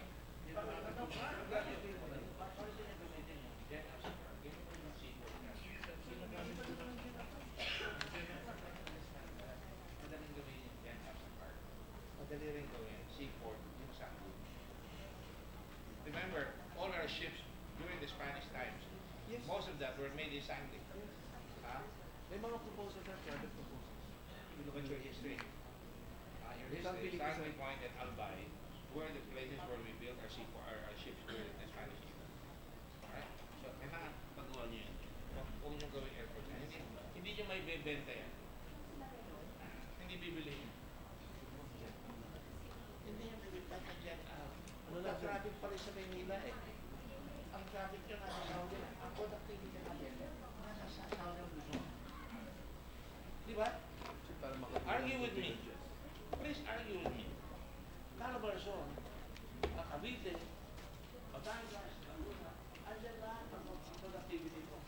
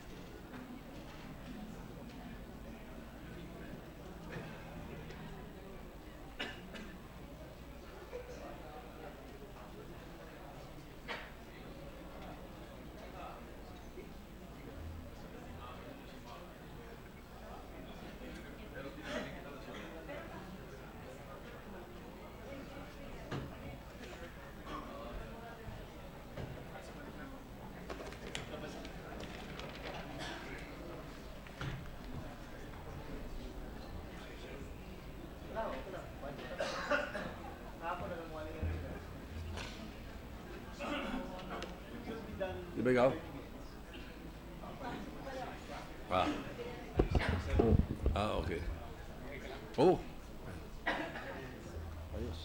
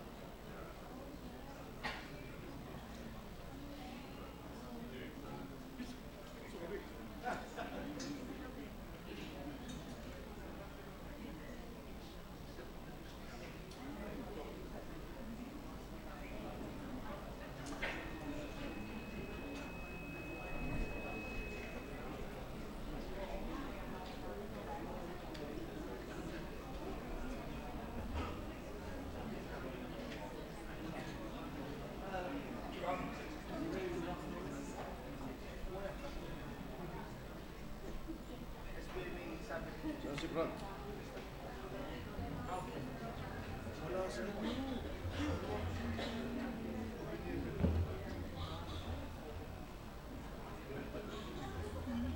Sandali ka lang daw. Good. Okay.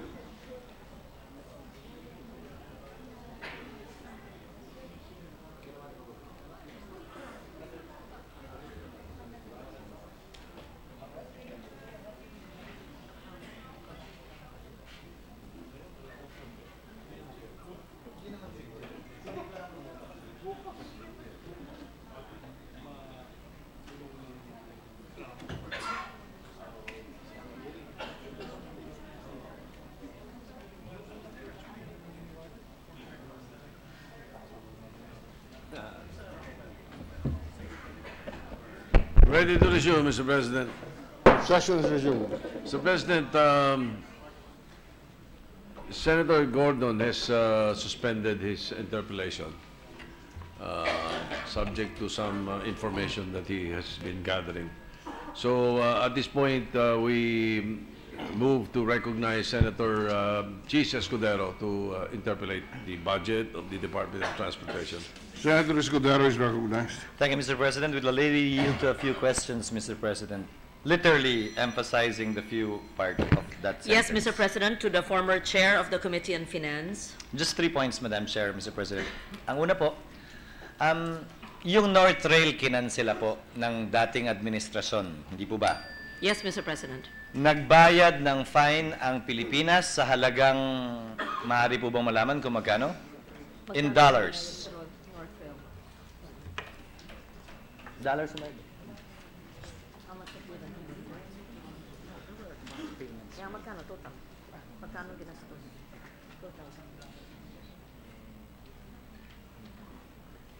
They don't have the figures right now, Mr. President. If my recollection serves me right, it was in the area of $200 or 300 million dollars at that time by way of penalties because we canceled the contract. May we know the reason for the cancellation of the contract, Mr. President, Your Honor?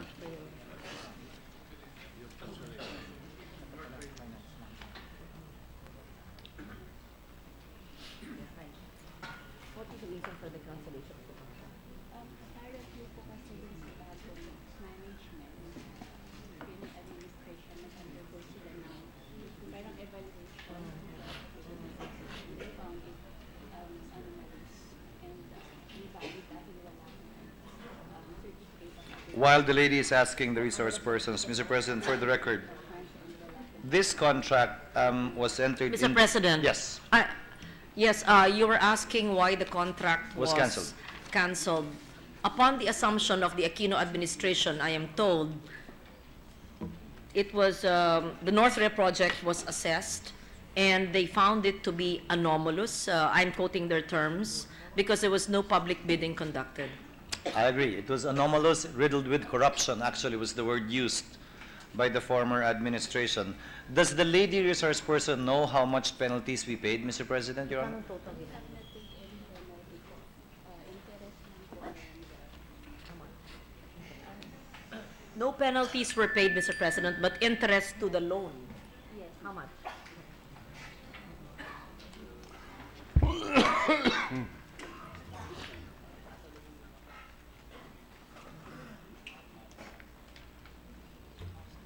Sa pagkakaalam ko po, may provision sa kontrata na nagsasabi na pag ito'y kinansela ng sino mang partido sa kung anumang rason, kailangan bayaran yung kabilang partido. Pero yung sa question po na How much interest? How much have we paid? If I recall, Senator Escudero, the payment was made on the basis of a quantum merit. Whatever was delivered, they determined. That's how I recall it. I'm not sure, Mr. President. Somewhere along those lines, but I think it was by way of a penalty for canceling the contract because we evaluated it. If it was, we really pushed through with it, given the fact that it was single rail, etc., or do we simply pay them? Madam Chairperson? Mr. President, $180 million was Dollars. paid out of the $400 million China Exim loan. So we paid for it but did not get anything out of it really. Would that be correct, Madam Chair? What did we get out of it? Hindi naman functional yun eh. May na-deliver? construction mga some infrastructure. Pinalayas tayo yung mga taga- There were some materials were delivered. Yes po, and yung sa mga piers, tapos tracks po along Mm. There were some materials delivered, Mr. President, tracks, and Ang total ng accomplishment po is $116 million. there were materials delivered, and some form of accomplishment was done, structural, amounting to $116 million, Mr. President. Mr. President, Your Honor, magagamit pa po ba natin yung mga yon? May silbi pa ba siya? May plano ba ang DOTR kung paano pa kinabangan yun kung sakasakali? Yeah. They're assessing the posts that were delivered and installed, Mr. President, if this can be utilized elsewhere. My next question, Madam President, Madam Chairman, Mr. President, is given that there was no public bidding and it was riddled with corruption, hindi naman ho po pwedeng may crime pero walang kriminal. May I ask, have cases been filed thus far against any of the supposed perpetrators of the absence of bidding and other anomalous acts committed in connection with the North Rail? Are there cases? Are there cases? No cases have been filed, Mr. President. It was during the Arroyo administration. The TOTC at the time was the late Secretary Mendoza. I agree, Mr. President, Your Honor, but I'm asking the DOTR now, what are your who? plans in relation to this? It cost us $180 million. We're not even sure if we can use any of those thus far constructed, if any materials delivered. May I find out if they intend to pursue this case? Again, hindi naman ho pwedeng may crime, pero walang kriminal.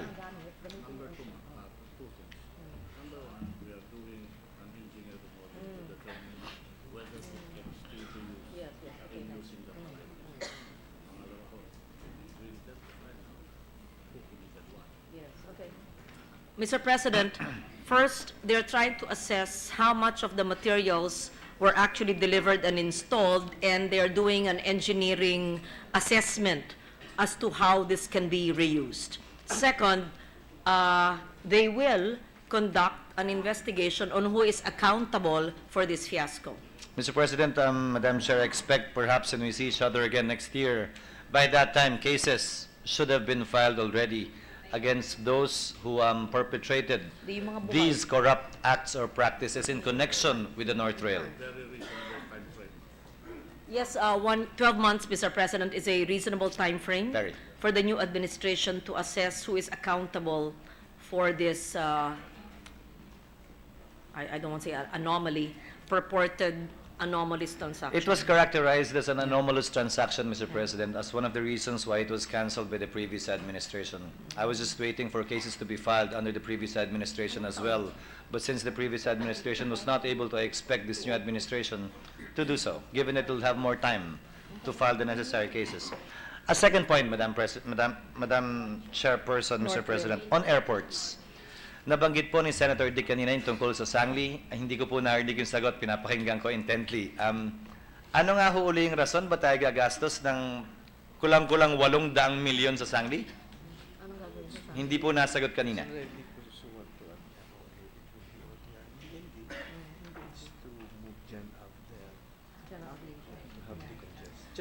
There's a memorandum of agreement, Mr. President, between the OTR and the Department of National Defense, and the upgrading of the Sangli Airport to a tune of 700 million will answer for the use of that for general aviation to be moved to the Sangli Airport.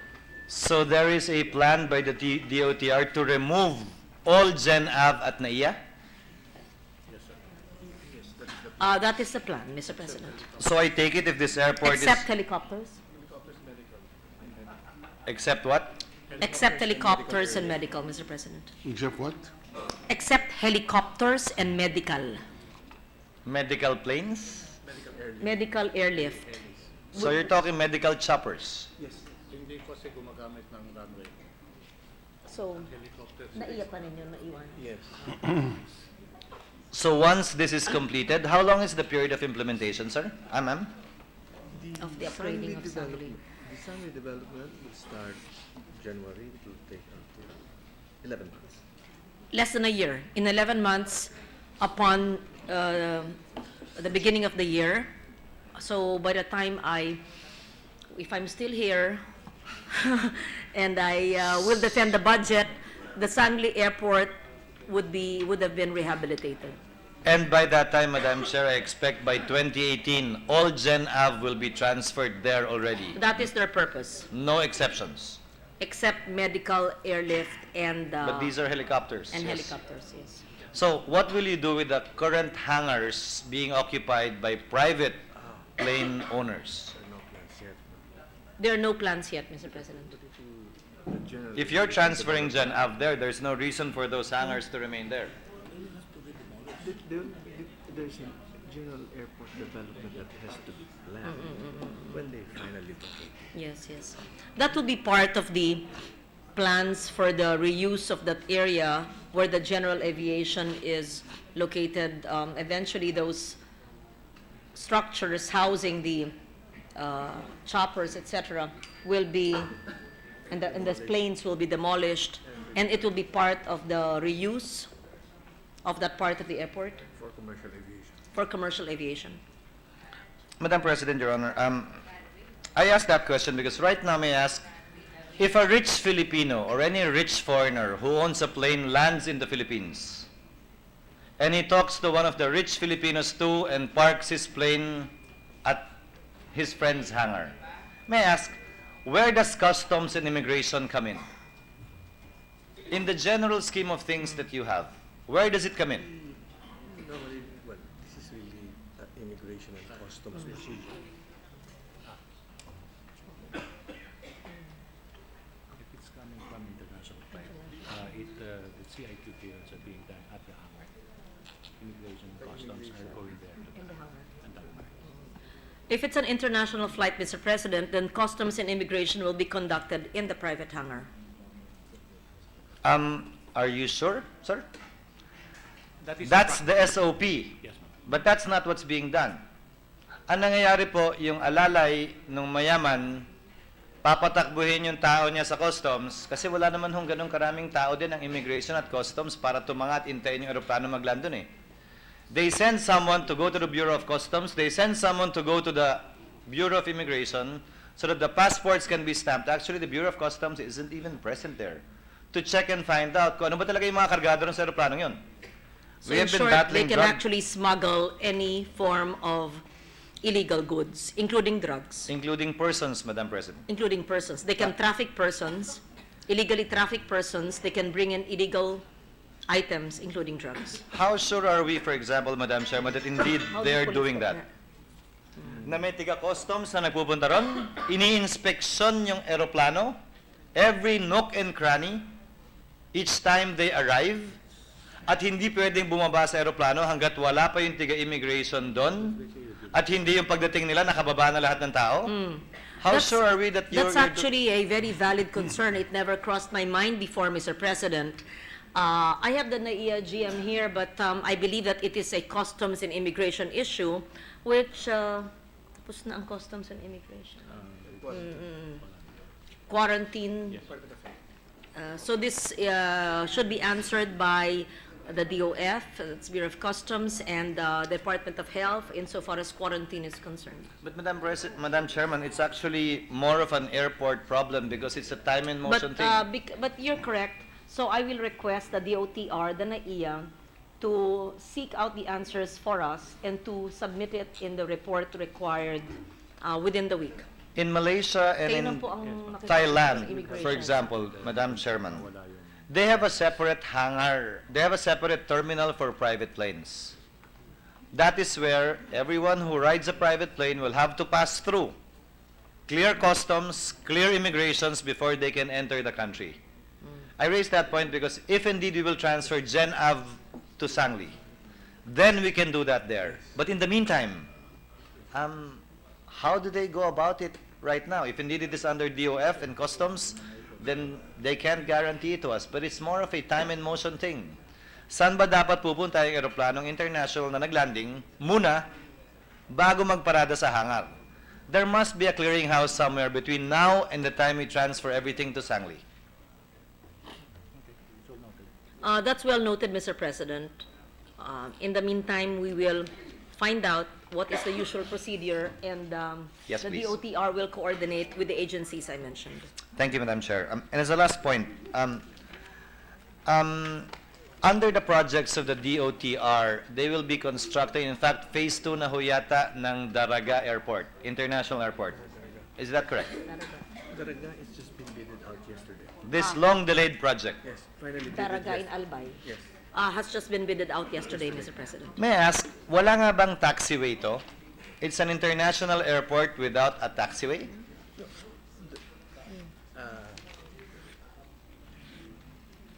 For the record, Madam Chair, Mr. President, pag sinabing walang taxiway, ibig sabihin yung runway lang talagang dadaanan ng aeroplano. Pag landing ng aeroplano, mag-U-turn siya bago makaparada dun sa may terminal. But the demand does not want to have a parallel taxiway. So there's a taxiway. There's a connecting taxiway. There is a connecting taxiway, I am informed, Mr. President, but there is no parallel taxiway. But there is a Exactly. connecting taxiway. Exactly. A connecting taxiway is simply a parallel road leading to the runway. But at the end of the day, when a plane lands, it will have to make a U-turn, right? It will have to make a U-turn Yes?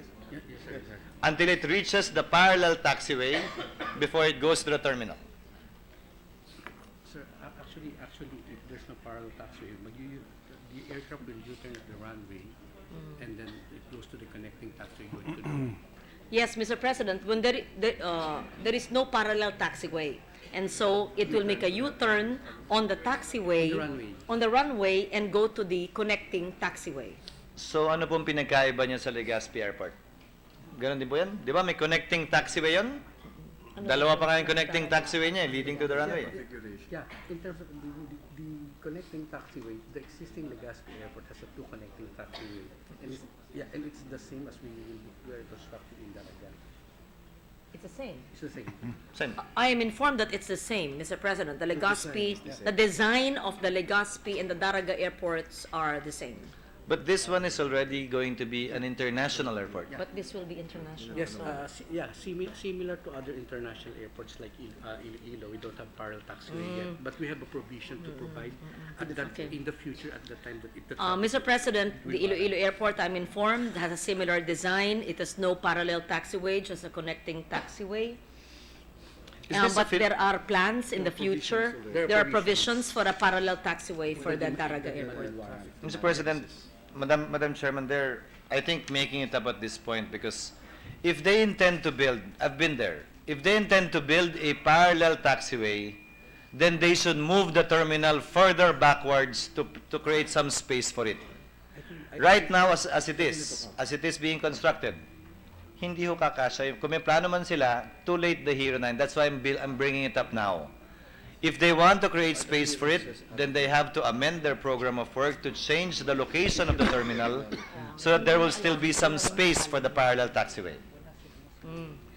We take note of that, Mr. President. I may not be able to answer you that I don't like to event. I will ask them to study that because the person in We charge- will work with them closely, Madam Chairperson. Just wanted to bring it up and make sure that if indeed there are future plans for a parallel taxiway, then they should create room for it already. Would you want the long technical answer, or they can just work? Just an assurance that indeed, if they have a plan to construct a parallel taxiway, Para sa parallel taxiway?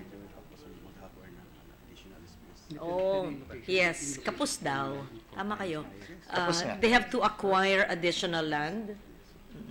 but even if they acquire additional land, Madam Chairperson, they have to push the actual terminal first further backwards. Hindi naman pwedeng yung parallel taxiway nasa likod ng terminal. Sakto lang, is compliant, pwede pa rin. So acquire additional land, but the terminal that they will build would have to be adjusted already to accommodate that future parallel taxiway. It's already compliant. Compliant. You know, it would be best if they present to you, and since you've been to that site, they can discuss the I have no proposed- intentions of belaboring the point either, Madam Chairperson, Yes. just to hear from them what their plans are and if indeed they're aware of this problem and would be more than willing to sit down with them even after the budget Yes. deliberations. Okay.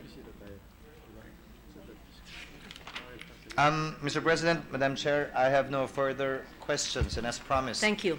Thank you I very tried to much. be brief. Thank you, Senator Escudero, Majority Leader. Thank you, Mr. President. May we recognize Senator Ralph Recto, the Minority Leader. Senator Ralph Recto is recognized.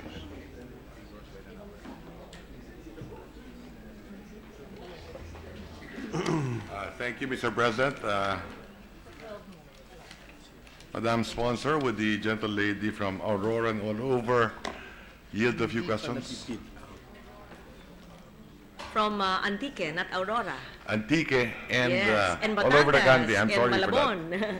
Thank you, Mr. President. Thank you, Yes. thank you. Madam President, just a few questions. First, yung license plates, is there any program for the DOTC for next year? And is there anything in the DOTC budget so that car owners who already paid for their license plates get their license plates, Mr. President? Yes, Mr. President.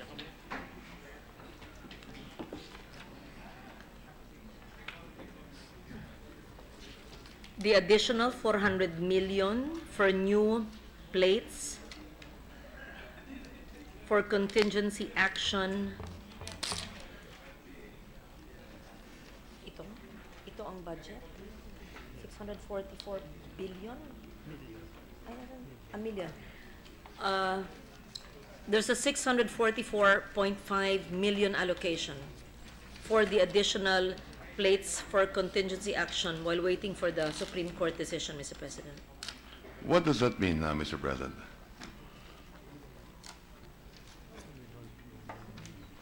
Naka-allocate ito, no?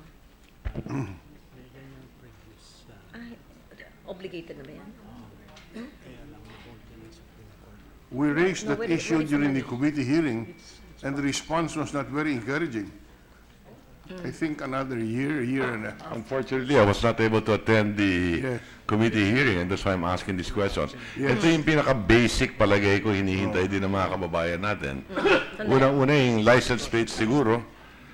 What is the Yes. backlog ba sa license plates to begin with? It's 6. May I ask for one suspension? Yes. Pakiliwanag. 9 million yun eh. Where is this money? It's 644.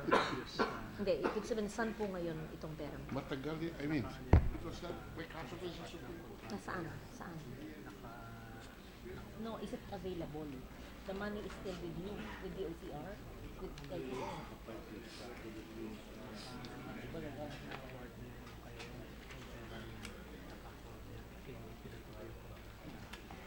With na kanino po yung pera?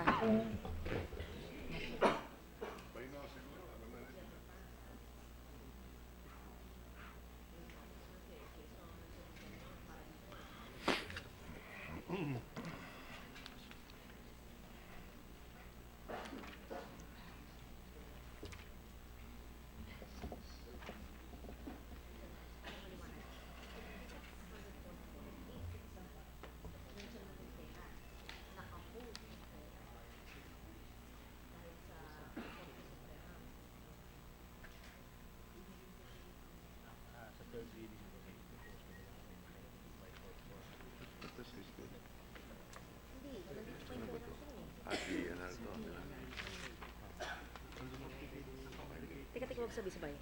So, itong perang to, naka-obligate na yan para dito.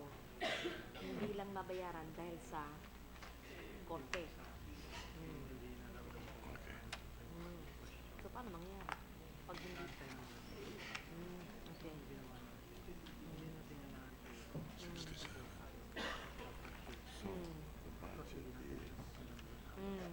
This one, which is Office of the Secretary, tama, plus subsidy, budget of the government corporation. Di ba? Ito naka-allocate to for 2017.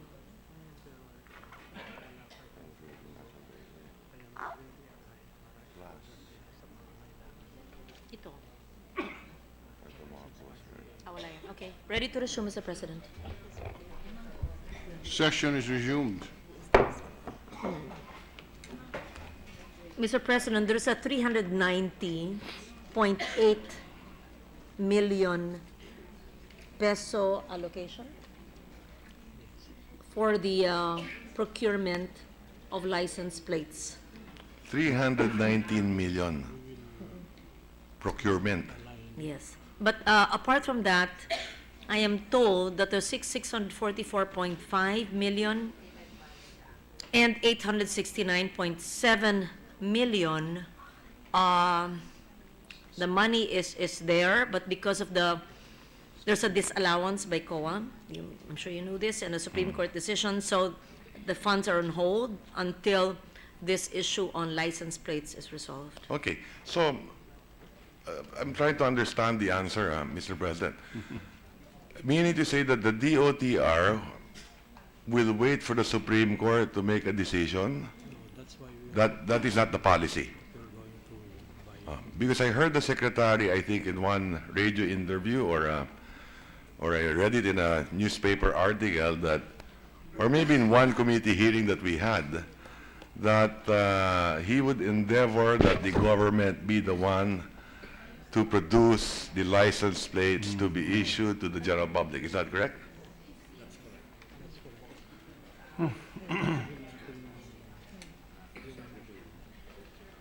Government na yung gagawa ng license plate.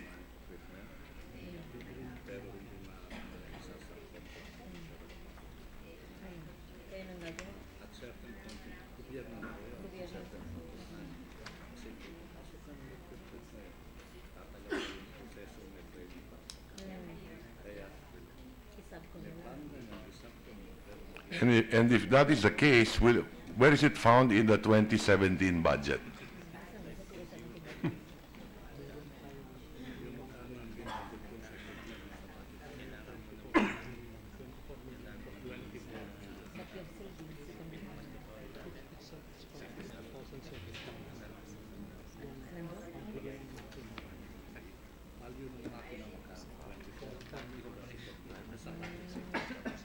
I am told that in the budget, there's a provision for the purchase of the machine needed.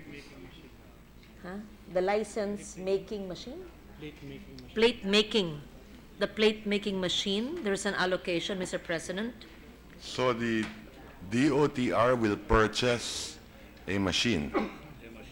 A machine to manufacture the plates. Okay, and the DOTR will purchase supplies that the machine will use to make the license plates. Is that correct? Ultimately, there is said that will be the process. Yeah. Is there anything in the 2017 budget? Any appropriation in the 2017 budget for this program or for this project? For the machine, that is? That's 24 million. I'm sorry? 24 million, are you sure? 24 million, I am told, for the machine. Where is it found, Mr. President? Under what agency? Is it under the Office of the Secretary or NIC. any agency? LTO? Pakit niyo sa akin. Please show me.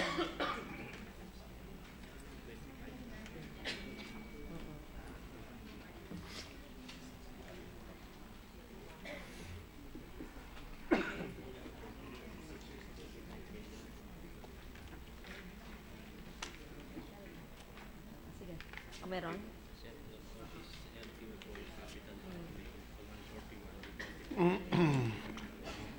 Under the LTO budget, Mr. President, there's a capital outlay allocation of 141, and 25 million of that will be for the machine needed.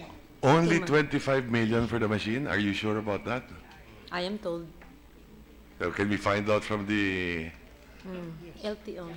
Anong klaseng machine yan? Kung 25 million lang yan. How many license plates should you be able to manufacture? Ano yung backlog ng LTO?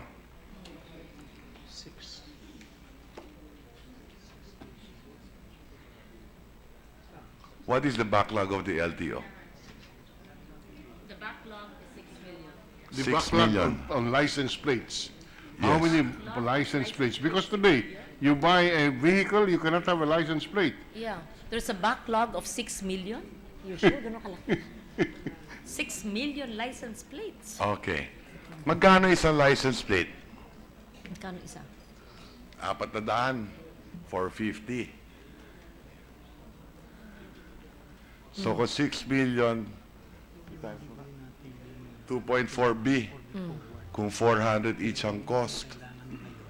Because more or less, that's what we pay for it, 400 pesos, Okay? So paano kakasya yung 24 million? I am told that a 25 million peso allocation for capital outlay for the machine, for those that will be for the future, for the license plates that they need. But the backlog should be taken care of through a subcon. Ano? Subcon? Huh? Kaya nga. 6 million. But yung backlog is going to be moving forward yung 25 million na yun, yung backlog will be bidded out. The backlog of 5.4 lang yan eh. Yes, ma'am. Almost It's not 6, it's 5.4 million backlog has to be bidded out to a subcontractor, Mr. President. But moving forward, they intend to buy this machine, so they will manufacture their own for the future needs. So what is the appropriation for the bidding of the 5.4? Where is that found in what budget? Saan yung allocation for the backlog?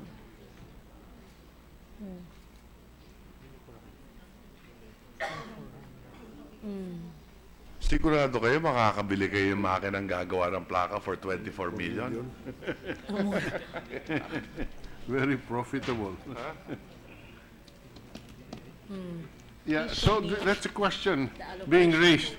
How much is in the 2017 budget is allocated for the 5.4 million Bidding, plates which will be, Bidded license out. plates will be bidded out? correct. For the backlog. There's a 400 million allocation for the backlog of 5.4 million. So 400 million divided by 5.4, magkano yun? So that is the cost of each license plate? That's only 1 peso. So, hindi naman po pwede yan. 5.4 million. Magkano? Yes, yes. 500? 400 million divided. 400 million is allegedly in the budget to purchase 5.4 million license plates. So that's not even, how much is that? 74 pesos each license plate. Huh? Tama ba yan? May I ask for suspension? They're explaining to me what they're doing. Yes, Suspension. before we suspend, just a manifestation. If we cannot even plan the license plates properly, how can we build all the MRTs, LRTs, airports? They seem to be confused. I need to understand what they're telling me. Yes, thank you. Suspension, please. Paliwanag po, napakasimple po. Paano What? niyo popondohan Suspended? yung 5.4 million backlog? Session suspended.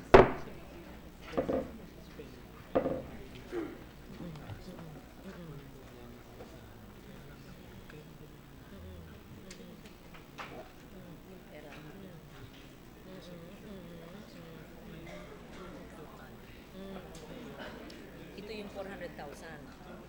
Pero hindi po sapat ito sa 5.4.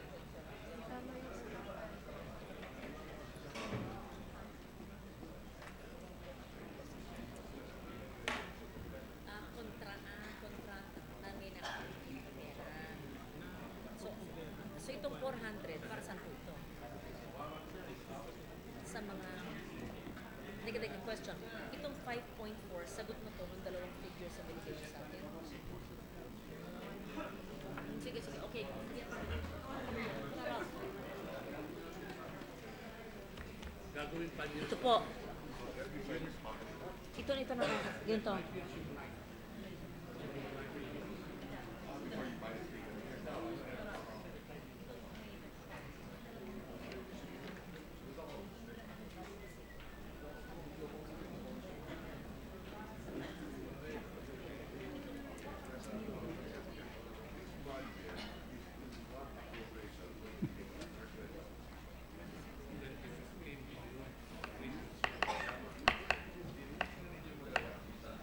No.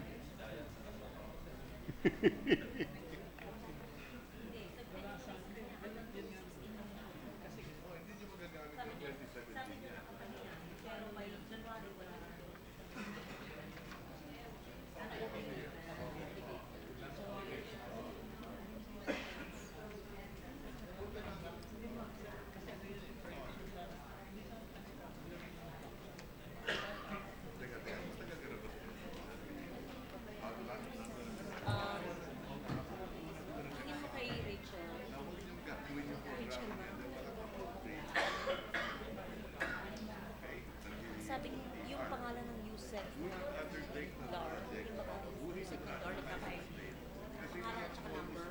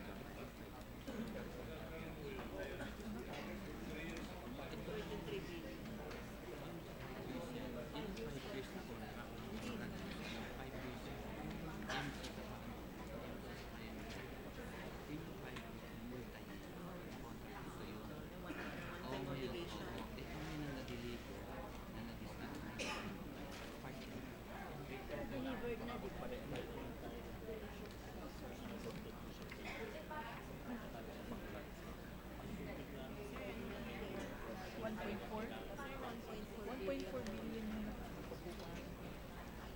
Pero sir, nabayaran na yan sir eh. Already paid sir. Obligated po yan.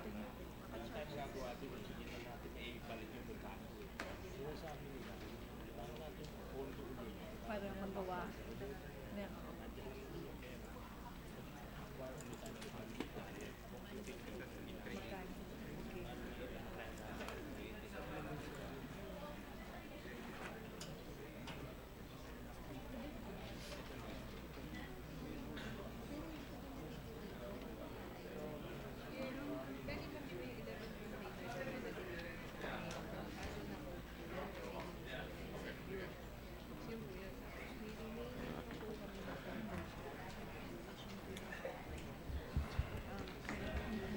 We're ready to resume, Mr. President.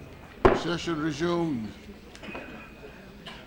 Mr. President, during the break, I believe that the DOTR, LTO, has explained to the Minority Leader Yes. the problem. We realize there's a problem. Yes, and precisely the point, the reason why I asked this question is not to find fault, but But to to help find them. out what is in the budget that the public can expect next year, in this case particularly for license plates of vehicles. I am satisfied with the answer given to me by the Secretary. I think he's correct in saying that henceforth, all new vehicles, kailangan ng plaka yan, yun ang sasagutin nila. Okay? The past, they have to wait They're for the waiting courts for to decide. For to decide. Sorry, Okay. at the past, what will happen? They have to wait for the courts to decide what to do with the past. Yung mga nagbayad na ng plaka to begin with, lahat kasi yan nasa kaso ngayon eh. Okay? So there is not much to expect as far as the vehicle owners who paid for their plates na hindi nila makukuha yung plaka nila ngayon. Ito yung dati. But moving forward, they promised to adopt a system wherein government will be the one to issue the license plates and that they will bid out the project, buy the equipment, purchase supplies, and if we expect 400,000 vehicles next year, they will produce more or less 400,000 vehicle plates. That's basically it. Now, within their budget, they have an opportunity to let us know in the Senate what amendments they need to make sure that they're able to undertake this project properly. Because it would appear to me that their capital outlay of 24 million for the machines may not be enough to do the 400,000 license plates. So they can put their thinking caps on at pag-aralan nila na mabuti. Total naman, may period of amendments pa tayo dito in the Senate. No? There's enough in the budget of the DOTR. Their budget next year should be about, they have a proposal of 54 billion, roughly. Yes. 53.9, and chances are they would have a continuing appropriation of 30.8 billion. So their total budget next year is 84.7 billion. Baka hindi rin nila alam yan. And that's why I will move toward that later on during the period of interpellations after I ask this first question and the second question which I will ask right now. Yung driver's license naman. Sa ngayon, meron na tayong 5-year driver's license. So congratulations to the Secretary and we support that. In fact, I filed these bills at parang ng kampanyahan, sinasabi ko na rin to eh. And that's why I filed these bills. So congratulations on their end na ginawa na nilang 5 years in driver's license. Pero wala pa rin yung card. Papel lang ang binibigay. No? Yung papel na yan, hindi nagagamit yan abroad. Pag ikaw ay OFW o ikaw ay turista, magmamaneo ko sa ibang lugar, hindi tatanggapin yung papel. Sa rent-a-car, hindi rin tatanggapin yung papel. So, kailangan yung plastic driver's license. Okay? Now, ano naman yung programa ng gobyerno tungkol sa driver's license? And is there anything in the budget in the year 2017 for that purpose? na-release na natin. We are in the process of the purchasing. Wala tayong problema sa pondo ng fund. So we hope to complete the purchase by Yes, yes. second quarter of next year. There's a provision, Mr. President, and there's no problem with regards to the Issuance. of this driver's license, and by second quarter of next year, it will be completed. So by the second quarter of next year, makakaasa yung nag-a-apply for a driver's license na may plastic driver's license na Yes, Mr. in President. 2017. Okay? And may pondo na kayo for that purpose. Yes, Mr. President. Yan ba i-bid out din ninyo or yan ba ay gagawin na rin ng gobyerno? Sa ngayon, we did direct contracting. But eventually, mas mura kasi kung ano. Kaya nga gumagawa. It's cheaper. It's more. It's cheaper if they do it themselves. But right now, it is contracted. So when you But say eventually, you would do it yourself.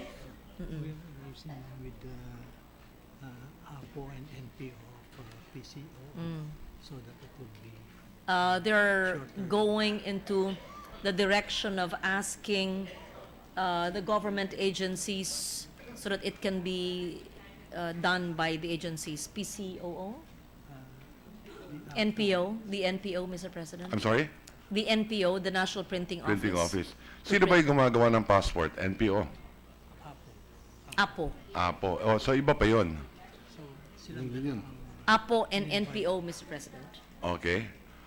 Okay, so right now ba, meron na bang nabid na ba yan, yung mga driver's license? When was it contracted? Previous administration, this administration?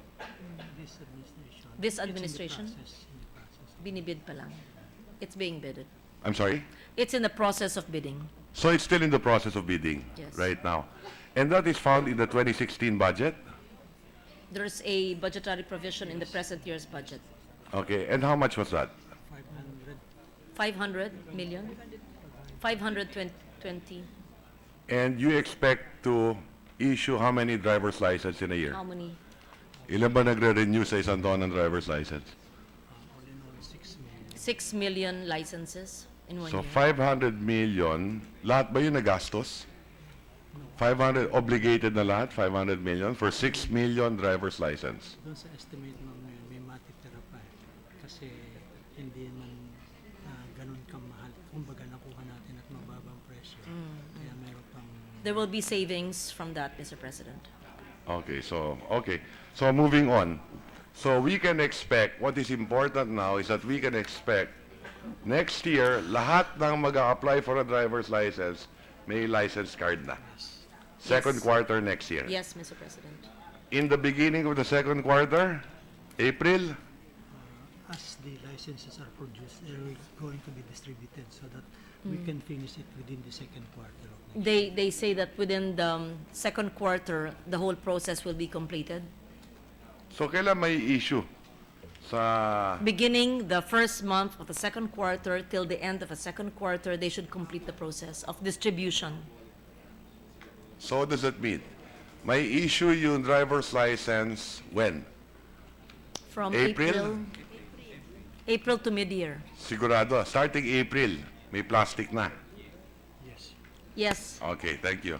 Okay. Mr. President, how much is the budget for 2017 Of LTO, of the DOTR and all its attached agencies? 53, no? Roughly 53 53.9 billion, di ba? 53. Okay.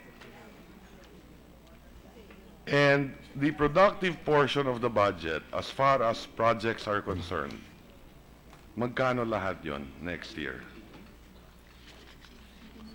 Programs and Continuing. projects.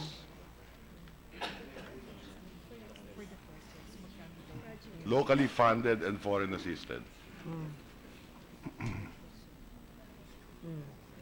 is the unobligated 2016 so far 20 billion and 37 billion for 2017. No, your 2017 is, 37 for projects. He was referring to projects. you're only asking about projects.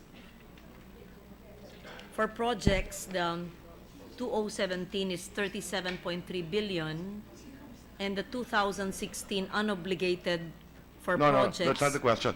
The projects for 2017, more or less, locally funded and foreign assisted, is about 39 billion, di ba? Including budgetary support to their government corporations. Di ba? 37.3 for locally funded and for foreign assisted. Okay? Now, mine is at 39.4 billion. Okay? Now, for land and road, magkano yung total? Kasi you divide the budget, land and road, aviation, rail Yes. and toll roads, Yes. maritime, others. Di ba? For road, it is Land and road, 1.3 billion. Teka, ito ba? 1.3. In locally funded. Mga 4.9. Road, for foreign assisted, it's 1 billion, Mr. President. 1,032 million, right?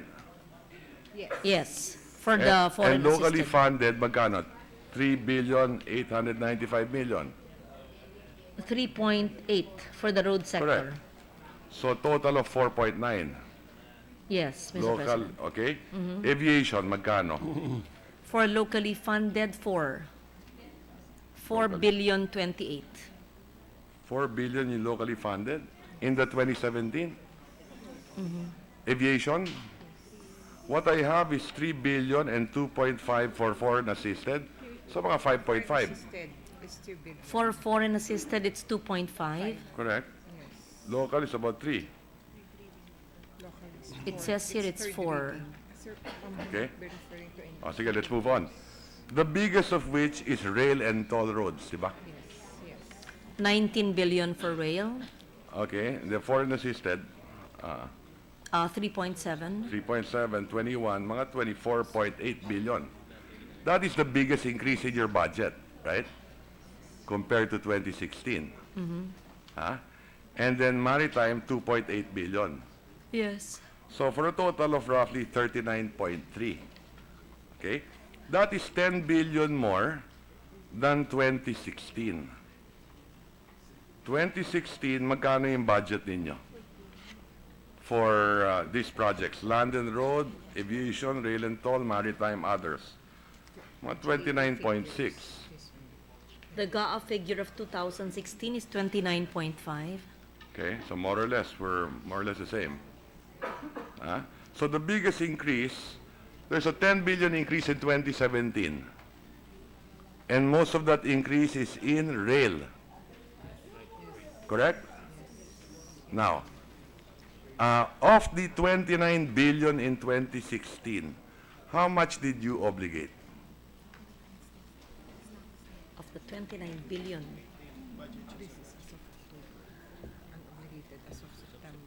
In what sector? Total.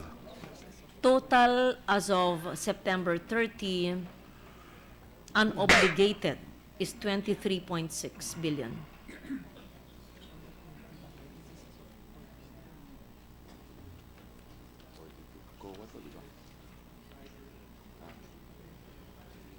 Okay.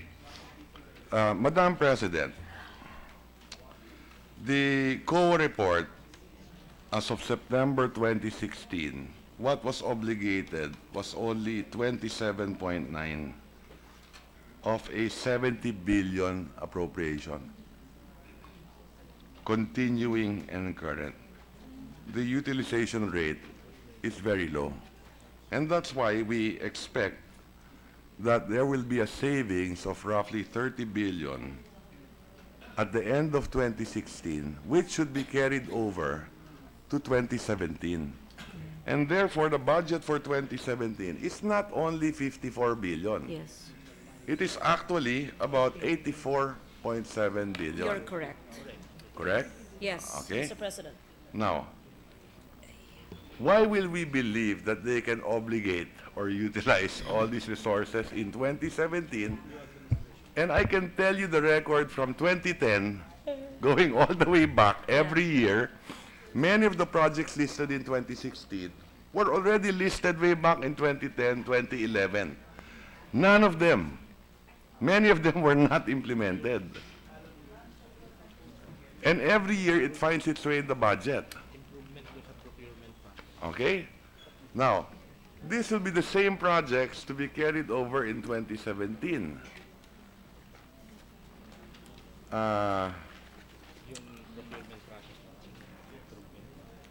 You know, I'm tempted to ask the DOTR, one by one, aviation, in 2016, to get an update. That's why it's important to have that rear view mirror provision.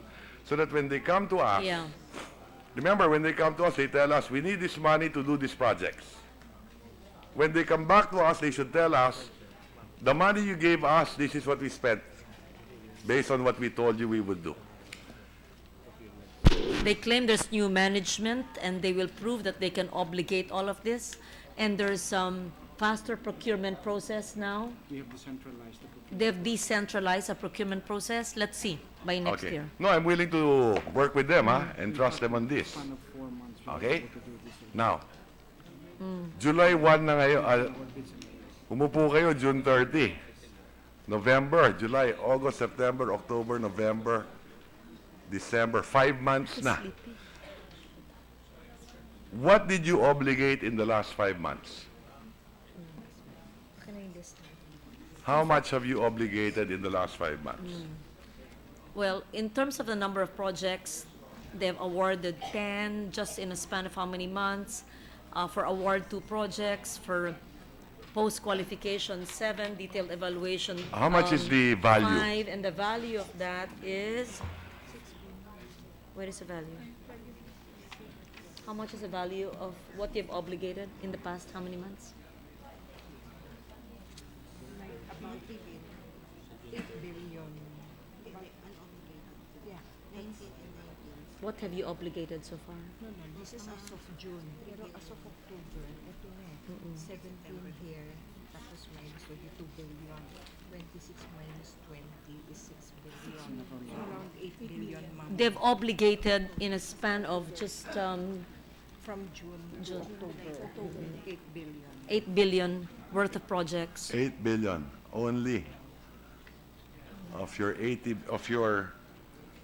2017, 70 billion budget, di ba? Okay?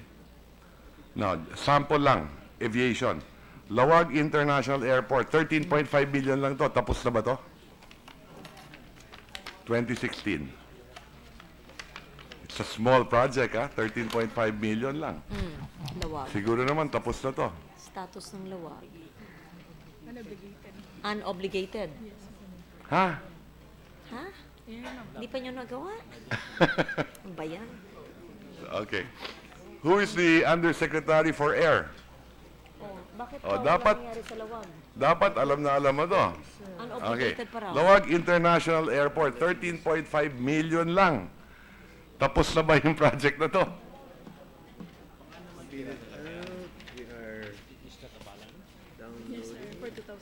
What is that project? It's supposed to be improvement of the airport. Could be landscaping. It could be toilet facilities. I'm not feeling well. I'm so tired. Look, I didn't... That's listed line item in the 2016 budget. Rest na muna ako. Siya mag-SBMAC Bank. Tuguegarao Airport, 194 million. Na-obligate na ba to? Nagawa na ba to? Kawayan Airport, Basco Airport, San Vicente Airport, Taytay Airport, 8.8 million lang.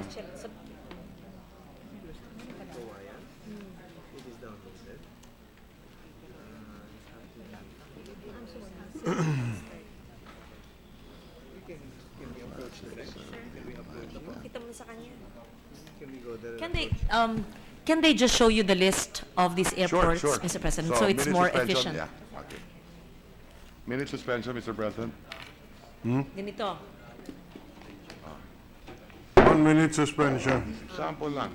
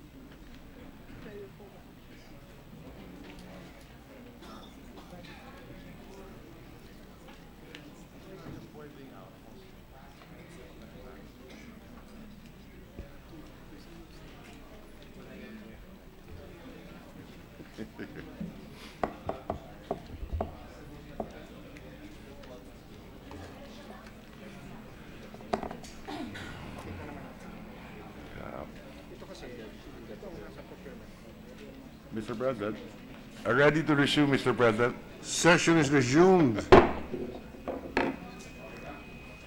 The Chair of the Committee on Finance.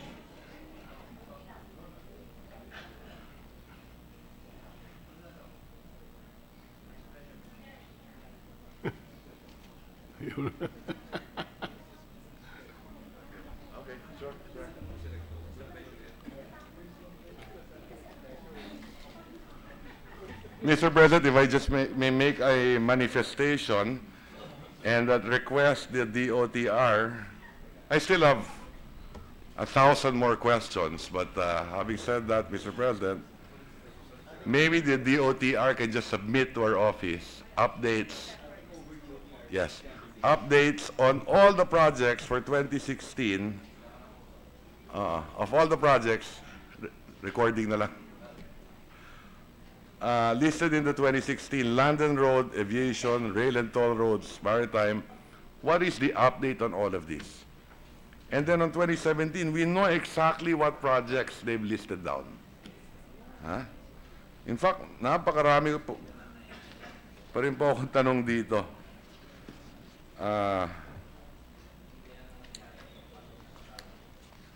But I understand that the time is late. Maybe they can submit to us, or maybe they can visit my office to explain to the minority why are there increases in the budget for certain items like the LTO, 2.4 billion in 2016. Why should it be 4.3 billion next year? What is the reason for the increase? Or the subsidy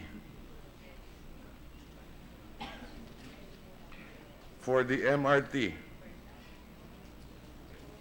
Why is there a 1 billion increase in the subsidy for the MRT3?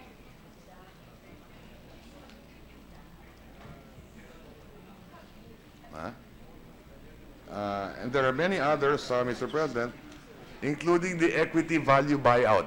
Itutuloy ba talaga yung equity value buyout? May decision na ba dyan? So on and so forth. So for us to better understand. And again, there are numerous projects like the Skyway Extension. We had a hearing here. The Skyway Extension should bypass EDSA, yung NLEX, SLEX Connector Road. Hindi yung DPWH, yung under the TRB. Okay? During the hearing of the housing agencies, wala silang pondong linagay for next year para sa mga informal settlers na dadaanan. So magkakaproblema yung implementation ng Skyway para tanggalin yung informal settlers para matapos yung project on time. The completion of that project should reduce the volume in EDSA by 25%. Kung hindi matatapos yung project na yan, tuloy ang traffic sa EDSA. So palagay ko, yun ang unang-unang dapat tapusin.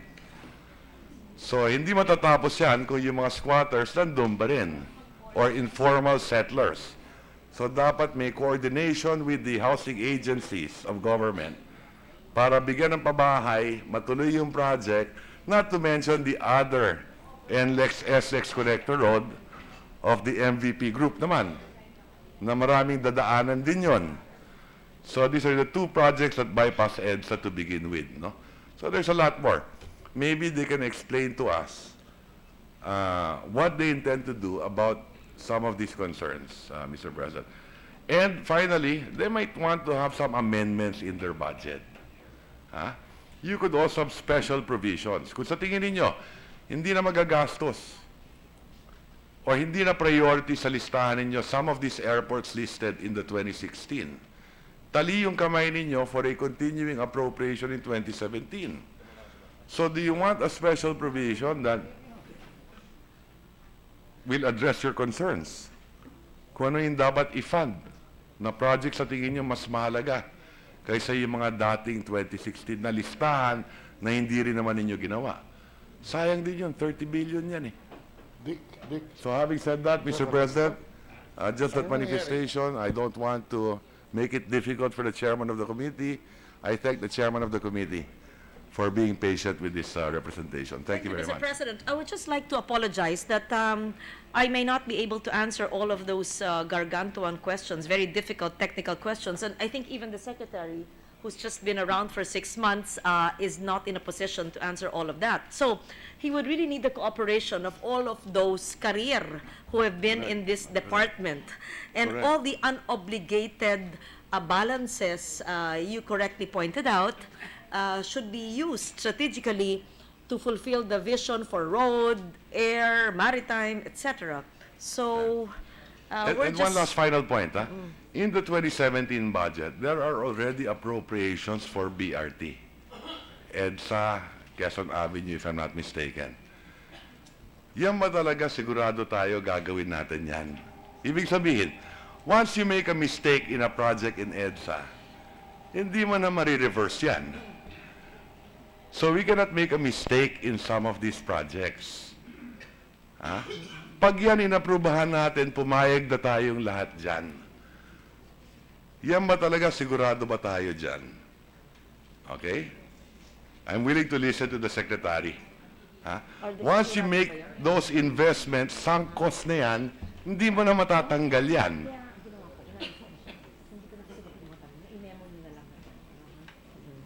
Diba? is that a question that needs to be answered now or part of the memo? Not really. Maybe Yeah. later on, it could be explained, not only to me, I suppose, but to Yes, everyone. yes.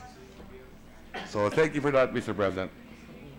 I appreciate the minority leader's gesture of not expecting an answer to all of those concerns, which are also my concerns. So we are requesting the DOTR to submit that memo to us. Or they can visit us.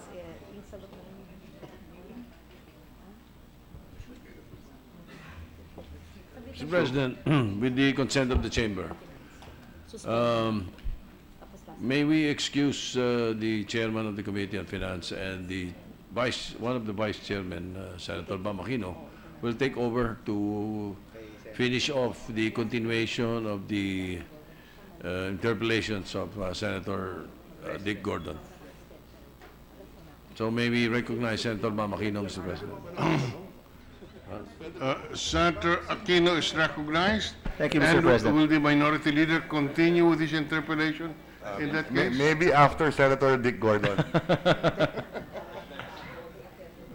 Okay. Mr. President, may I call for a 1-minute suspension while waiting for Senator Gordon?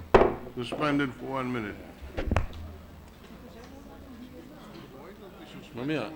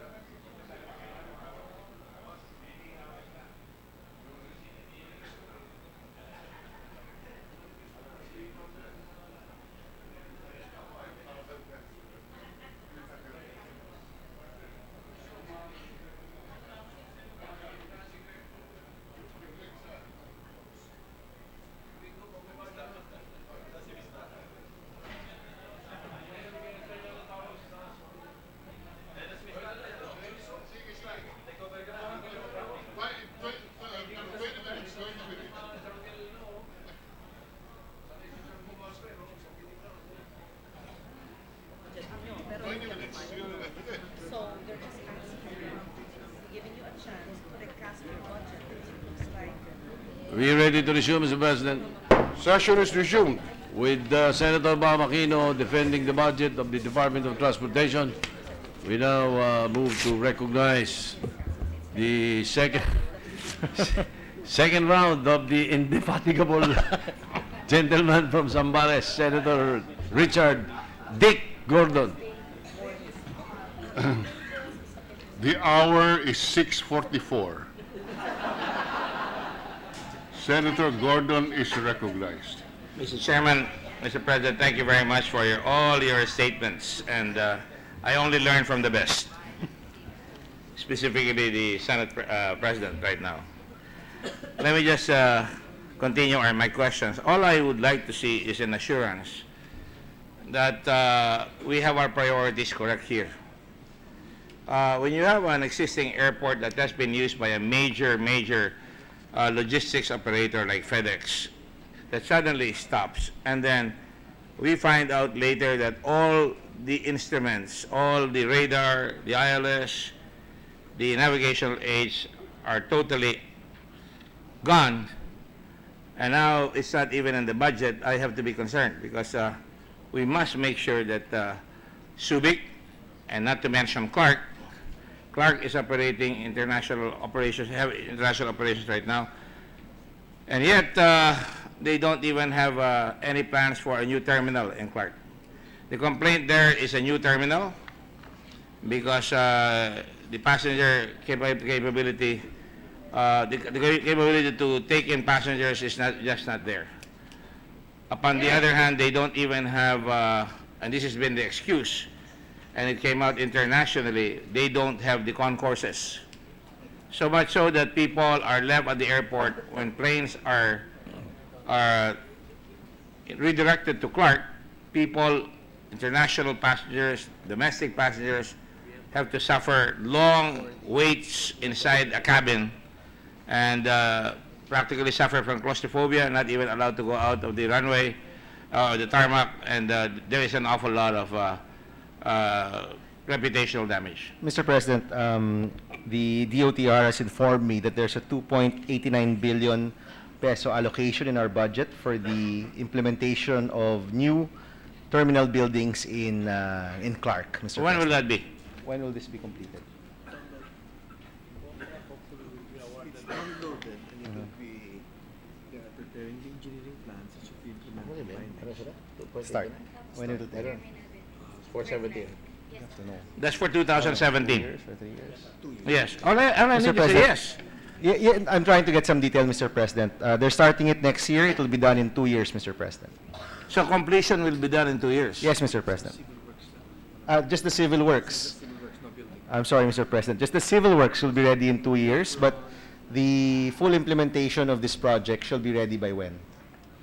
Because there's already money allocated, so there should be a plan on when it will be completed. DOTR is evaluating whether to do a PPP or a Okay. Mr. President, they're still deliberating whether this will be done as a PPP or a GAA-funded allocation for the new terminals.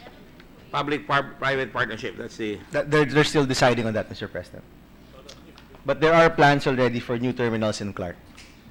Well, the reason why I'm obstinate about this is because not only because of the many hardships undertaken by The passengers, Mr. President. by all of us Yes, Mr. in President. Subic, and our efforts to try and resuscitate Clark, especially by this representation, and in the firm belief that division will create new jobs and decongest Manila and disperse industries.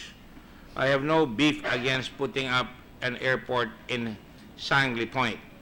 However, my own thoughts about it is that it is better to have a container port there rather than an airport. And I think should not be encouraged that when you have an ongoing world-class runway and a terminal in Subic, why are we going to another airport? Tapusin muna natin yung umaandar na airport na bago tayo lumipat. And these are world-class airports made by the Americans and improved by the Filipinos, especially in Subic Bay. So I just want to have that assurance that that's going to happen. Yes? In the next hearing, SBMA is going to say that they're going to have money for the navigational aids. I do not know if it will not be enough, and I want assurance from DOTR that if that's not enough, they will complete what they took from Subic Bay by previous cabinet members? Yes. Yes, we have the assurance, Mr. Because President. for the record, it was DOTR that kept on getting equipment from Subic Bay and practically cannibalized that airport. Just to make the record clear. I now come to another aspect. We have had a lot of Abu Sayyaf raids being conducted upon international areas. We're beginning to look like Somalia. And the Coast Guard is under the DOTR. And if the Coast Guard is under the DOTR, they have a coastline twice the size of the United States with 7,107 islands. And you're aware that there's a kidnapping of a German, there's been kidnapping of Indonesians and Malaysians going as far as Indonesian or Malaysian held territory. What are we doing to improve the Coast Guard apart from the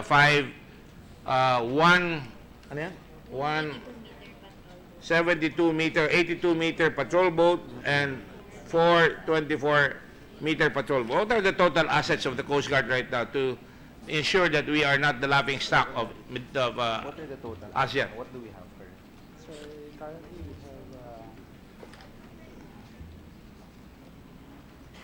we have 15 boats. Right? Currently, Mr. President, the Coast Guard has 15 boats. These are the inventory of vessels. Mr. President, we have 4 56-meter vessels. We have 1 44-meter vessel. We have 4 35-meter vessels. We have 4 auxiliary vessels, 1 tugboat, and 1 patrol boat for a total of 15 major vessels. And helicopters? And aircraft? They have 2 helicopters. There's 4. Was that the one taken from the Department of Tourism? And 2 The Vulco? aircraft. Sorry. The 2 are fixed. Okay. Mr. President, there are 2 helicopters and 2 fixed-wing. So those are airplanes, no? Yes. And 2 airplanes, Mr. And one of President. those helicopters come from the Department of Tourism, yung Vulco. Di ba kinuha niya? Yes, Mr. President. So it is really a hand-me-down of a helicopter that's probably about 30 to 35 years old. Yes. Yes, Mr. President. So really, we have all coast and no guard. They're procuring 2 helicopters today. They are procuring 2 helicopters currently, Mr. President. No, but what we need are bottoms to be able to enforce maritime rules. For example, last year there was a wooden-hulled vessel that sank off Camotes Island. And I understand that, I remember I investigated some of these boats that sank and did not even pay their passengers. In fact, my own law office had to take the cudgels for them, and we won one case. But the government has not taken the cudgels for many of the people or passengers on board these vessels. I understand that there was there was a change that from here on, steel-hulled vessels will be the only ones allowed and no more wooden-hulled vessels.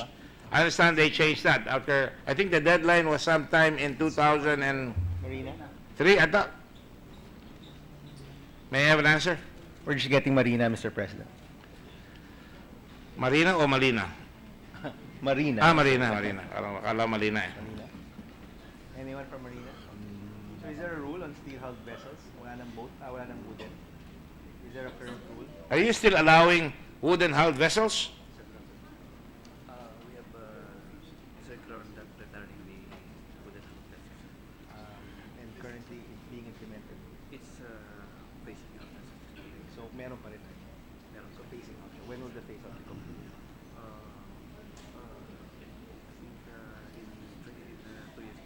Mr. President, there's a phase-out plan which will be completed in 2 years. So they are. So there still are. Yes, there still are wooden-hulled vessels, Mr. President. According to our representative from Marina, because of their memo circular, in 2 years, it should all be steel-hulled already. And could you ask the gentleman, when was the last circular prohibiting wooden-hulled vessels? I believe there are about 2 or 3 times they've changed that policy. They've been trying to phase it out for the last 30 years. The latest circulars of Marina, the phasing out was last year. Forgive me, gentlemen and ladies from the DOTC, but DOTR, this is a time when you are hold to account for your budget.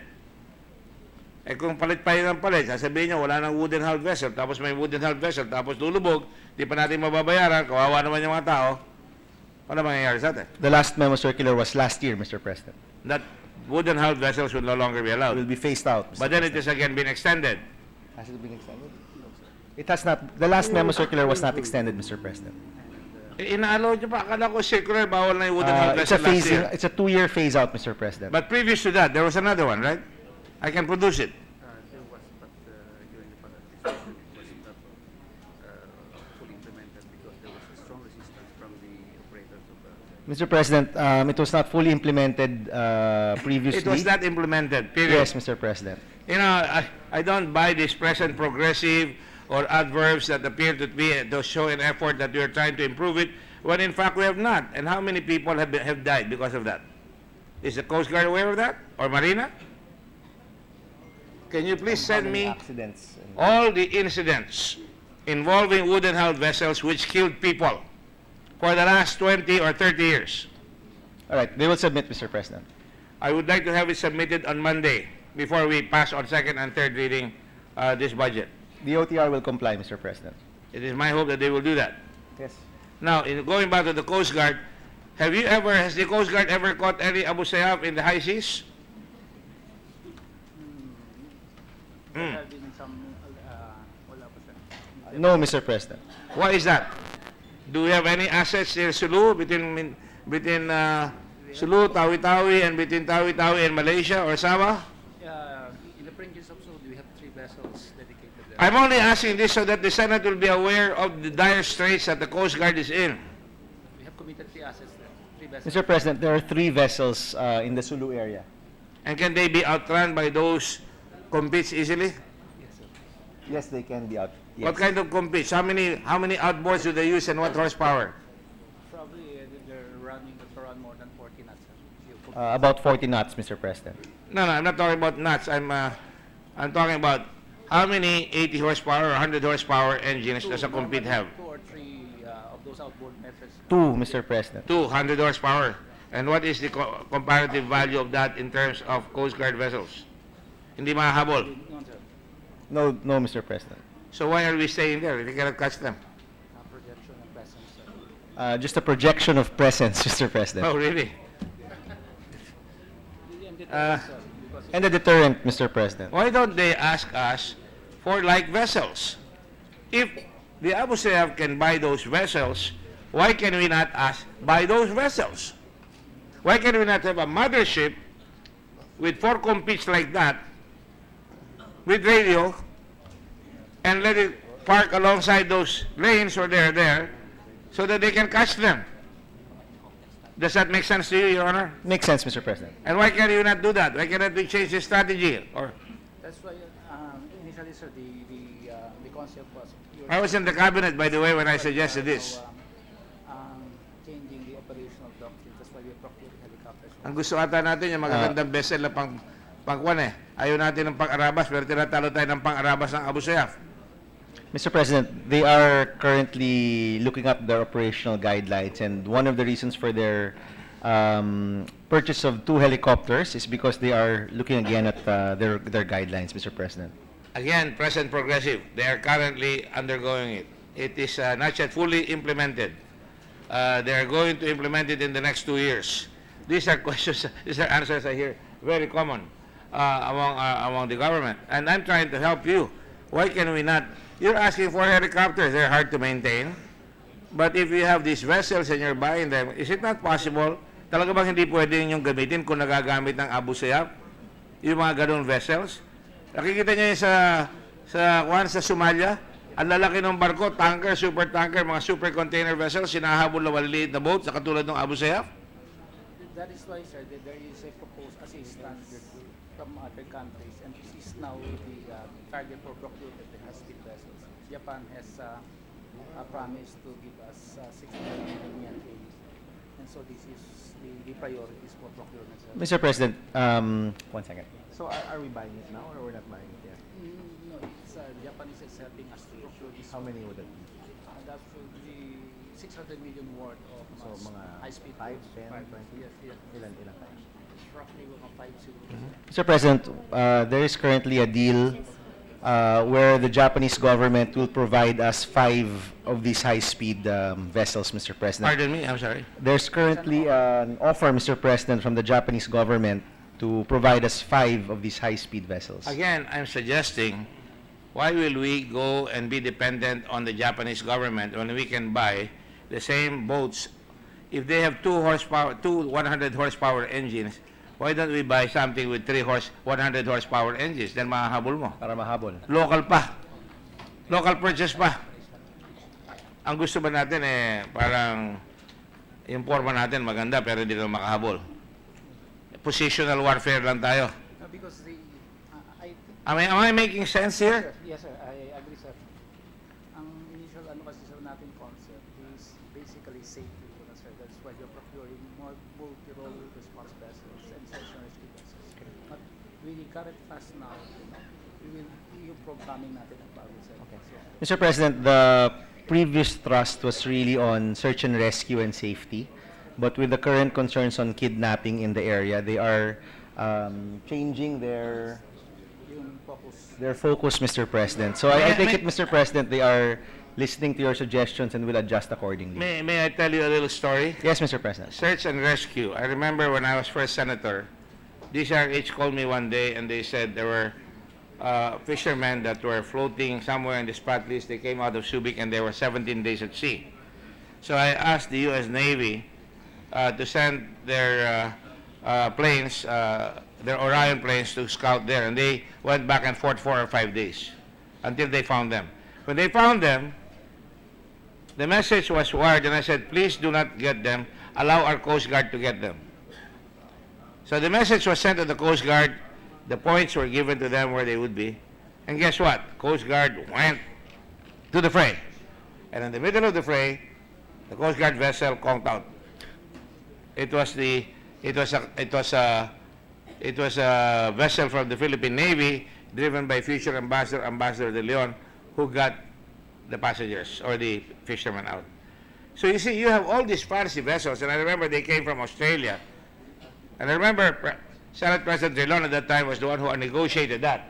A fancy two ships from Australia, brand new, but apparently it was not properly maintained. So on the way there, it conked out, and it was the ship operated by the Philippine Navy that got them. So what I'm saying is, how much does the vessel I'm talking about cost? How much is that vessel in the budget? That's 82 meter vessel, or that 82 meter vessel, or that 24 meter vessel, 4 of them. How much do they cost individually? And I will go to the next question so to cut to the chase. You compare that with a compete with 300 horsepower vessels. How many can you buy of those competes? Mr. President, the DOTR doesn't have that information right now, but they'll submit to you on how much those vessels cost. All I'm saying is, if they can buy it, surely we can buy it too. All I'm saying is, if we have that 24-meter vessel, that is the mothership, you can send 3 of those, so hindi naman sila dehado kung makabangga sila ng Abu Sayyaf na maliliit na ganyan, mas mabilis tayo, mas mapuputukan nila, mas mahahabol natin. Pero kung aasa kayo doon sa malalaki na ibibigay na naman ng Hapon, bukod sa matagal, baka hindi natin ma-maintain, talo na naman tayo. I'm a Coast Guard auxiliary. I authored, by the way, the Philippine Coast Guard law with Senator Biazon. So I'd like to see you guys succeed. But I'm just making the suggestions you suggested by the in the cabinet. Nakita ko yung ginamit ng mga Abu Sayyaf. Sabi ko, bakit hindi natin kayang gawin yan? Yes. Mr. President, I know that the pleasure of the body is to give DOTR some time to rework their budget. Could we take that as a suggestion to the Coast Guard if they can possibly include some of these smaller vessels? No, they can give it by way of information. And again, you don't know the price of the 24-meter boat. You don't know the price of the 52-meter boat. They'll have to check, Mr. President. And we don't know the price of a small compete with 3 engines, 100 horsepower engines. Just an estimate, it's fine. How many? Di ba na? It's okay. Thank you. But 20 million? Ah? It's Well, about 15 million per boat, Mr. President. yung The smaller one. No, the 24-meter smaller boat, 15 million. I would imagine you're not going to spend $1 million for the 3 100 horsepower boat. O ilagay mo ng 2 million. That's 7, Mr. President. Hmm? That's 7 of the smaller boats for one of these larger Right. boats. and you can buy 6, and that boat as the mothership, and then they can go back and forth, crisscross with radio and all. Then you have presence and you have multiple routes. Has that ever come across the strategy or the planning in the Coast Guard auxiliary, or Coast Guard rather? Right now, we are considering on focusing on the southern Philippines because for a while it has been the armed forces. Okay, Mr. President, there are some coordination issues with the armed forces regarding the area. Oh, tell me about it. When the kidnapping occurred in Palawan, when I was departed of tourism, I went right away to Palawan on the same morning. Yes, Mr. President. And I could see with the Chief of Staff, the Abu Sayyaf running rampant. It was a Saturday, I think, or a Sunday, and our helicopters were on the ground because all our pilots were on leave in Manila. And they raided that island. Dos Palmas. Las Palmas. And I said, oh, nakikita natin yan. Meron tayong island there. You know what the problem was? And I'm going to ask this later as a defense. Is there ship, airplane to ship or water asset radio available? Yes, Mr. Oh, President. how come they were not able to? At that time, they told me they had none. I'm talking of today. Now. We do now, Mr. Meron President. na. So, mas madali. Kung meron kang 6 doon na boat, meron kang helicopter pa, meron kang pang aeroplano, you can easily call them and then they can go. Kasi naman pinagtatawaran tayo ng mga Malaysians, Indonesians, and they even threaten. Sabi ni Widodo, sa amin hindi makakalusot yan. Nakakahiya para tayo tinutuya eh. Ang kinakatakot ko, baka mamaya pag nag-hostage yan, gawin sa atin yung ginawa sa Uganda, by Israel, 4,000 kilometers or miles, they flew from Israel to Uganda in Africa, and they liberated the Israeli hostages. Nagmukhang tanga yung Uganda. That can happen here. In fact, I think it has happened before when Malaysia took over for a while a village in Sulu to get some of their hostages a long, long time ago.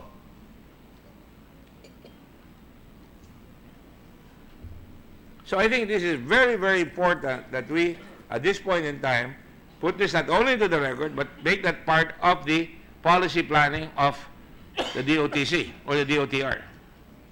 I'm just suggesting this because we cannot talk to you all the time and we cannot get your attention all the time, but I think it's something worth thinking. Have you ever seen the movie They Were Expendable? No, Mr. It's President. an old movie. John Wayne, Just Expendables, Mr. President. The Expendables. Of Sylvester bago na kanila. Stallone. Oh, Mr. President. Talagang fantastic. This is about the Philippines, how small PT boats took General MacArthur and his family with their yaya on board a patrol boat of the United States Navy, which was considered a mosquito. And they took them all the way to Mindanao. A small PT boat na pinagtatawanan ng mga regular U.S. Navy guys. So, I'm just saying, don't poo-poo or don't try to belittle what I'm trying to say here. Yes, Mr. President. Function is what is important. Yes, Mr. President. All right, finally, I have just one last question because I know you're all tired and sometimes I don't believe in expeditiousness in such a way that I would sacrifice questions I believe that are important to the country just to save time. I can stay here as you know, I've had 14-hour marathon hearings here. It's a question of stamina, I suppose, or industriousness, if you will, or palakasan ng loob. Ano yan? Huh? No. I was going to ask you about motorcycles. I heard my good friend, Senator Rocto, talking about motorcycles and their plate numbers, and plate numbers being made and have to be imported from abroad. What are we doing? Are we going to maintain that policy? Oh, nasaan na? The plan to buy the machine would include the plate the machine that will make the plates a bit for motorcycles. Is that in the budget already? It's in the 2017 budget, except that observation Is it that long to answer yes or no to the policy of whether we're going to import or export plates? Hindi naman ako nagpapatagal dito ah. Sorry, Mr. President, we want to give you a thorough answer. Thank you. So the I'm not machine, faulting you. the machine, Mr. President, is in the 2017 budget. We don't have a machine currently. It is budgeted already, but Senator Recto did raise some concerns regarding the amount allocated. And it will be ordered again from abroad? Yes, Why can we not make it here? and there's no manufacturer. Currently, there are no manufacturers, Mr. President, who can make that Oh, machine there here. could be public-private partnerships. Will that be There bid could out? be unsolicited Will that be open bids. bidding? That's a big contract. Or, Mr. Chair, Mr. President, you could have prison labor do that as they do in the States. Has that been considered? Did that thought ever come to your minds? Prison labor making plates? Mr. President, they can consider that as a suggestion. Oh, thank you very much for your consideration. I'm being really sarcastic here because, my gosh, I mean, this is important. We don't need consideration here. We need to make decisions. Because I don't know why we have to expend money now that the dollar costs are high. It's almost 50 to a dollar, and you're still going to order plates that will come in late and will embarrass the government? You cannot even manufacture plates in this country? Something that is manufactured abroad by prisoners? Mr. President, the plan of DOTR is really to purchase this machine for next year. So there currently aren't any moves to really include prison labor. In their perspective or from their review, there aren't any local manufacturers who can produce that machine, Mr. I'm President. glad to hear that. Is anybody here from LTO? And the LTO's I'm sorry, I'm not up to speed. What is the name of the gentleman? Undersecretary Galvante. Assistant Secretary, sorry. He could very well be another ASEC. secretary. ASEC. Yusek na. ASEC. Oh, sige, sige. It's really ASEC. Don't you want to be Yusek? I think you should be Yusek. For the record, Mr. President, When ASEC you make Galvante. that, I will recommend that you be Yusek. Okay. Kung magagawa yan. But let me just point out, is the gentleman aware that riding in tandem has cost the lives of perhaps 10,000 Filipinos in this country? Are you aware? No, I think Can we he's turn talking off about some of the assassination. lights? He's talking about assassinations.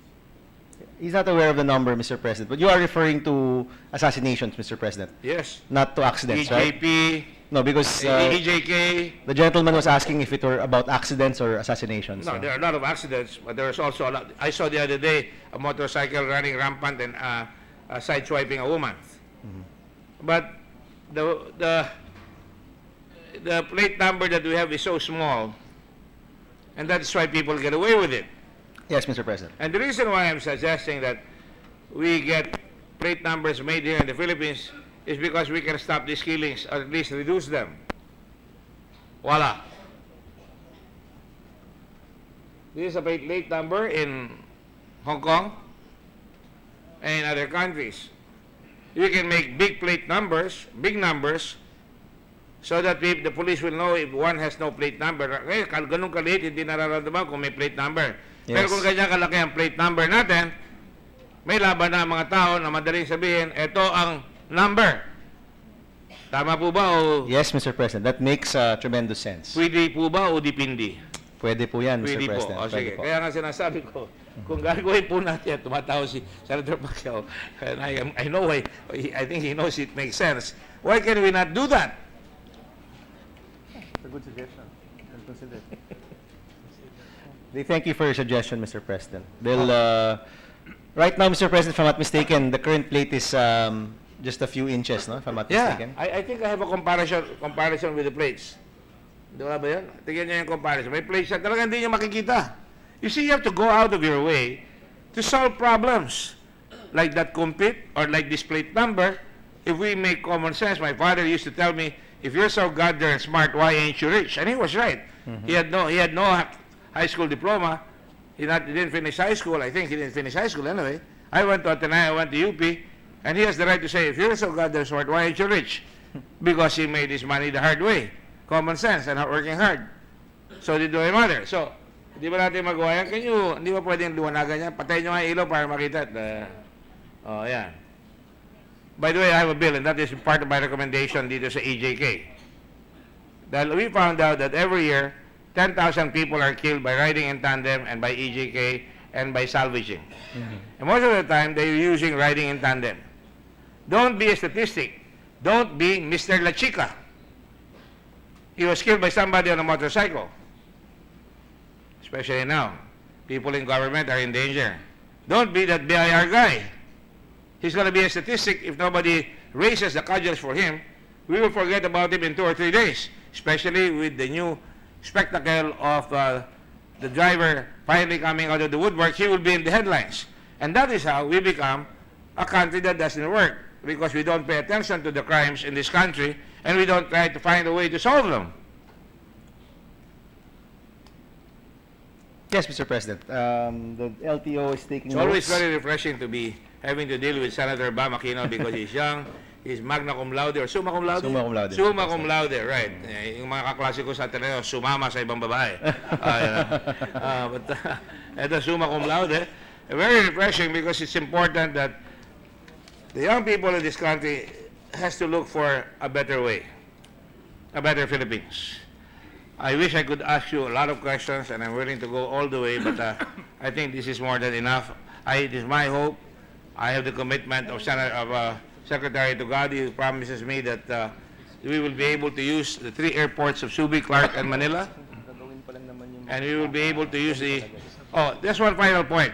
Why am I so obsessed with it? And let me just show you a slide also. It's called 143. And if you will look at the slide, and this is my final question, this is just for your observation, and I'd like to share it with you, if you care to listen. That's Manila, that's Batangas, nasaan na? Batangas, Manila is up to Batangas, and there's Clark, and there's Subic, and there's Mariveles. 4 seaports and 3 airports. And there's the highway that we have built through the years. That's why I ask you, how much infrastructure have we built? And if you go on either side of the highway, if you close your eyes for a minute and just think of Calabar Zone, which was fashioned by Cesar Virata and to a certain extent by President Marcos or by Governor Remulla, take your pick. On both sides of the highway along Laguna, you have Detroit City in Santa Cruz, in Santa Rosa. On both sides of the highway, they have factories. And it's important, and the next thing that I want to ask you, that is been our vision since 1971. And as Secretary Tugadi tells me, nobody listens. Nobody listens to him 3 years ago. Let me give you some comfort. Nobody has listened to me since 1971. And I've tried. But that is the way it should be. Just as Hong Kong started from a small island, then it went to Kowloon, and then it went into the new territories, and then it went into Shenzhen, and then it went into Kaohsiung, Shanghai, and so forth and so on. We don't seem to know how to develop our country. We have our best assets, the crown jewels, 3 airports, binana natin sa America, Subic, Clark, and Manila, proven to have been able to provide jobs, but we don't want to consolidate all this infrastructure so that makakagawa tayo ng trabaho, and hopefully one of these days we don't have to export our people. They can find their future in our own native Philippines. And on that note, I would like to thank you and apologize. I know that I have taxed your patience. I have not meant to say a harsh word upon anybody. My sense of urgency is indeed quite large. And it is my hope that you will share that. Thank you. Thank you very much. Thank you, Mr. President. Thank you, Senator Gordon, Majority Floor Leader.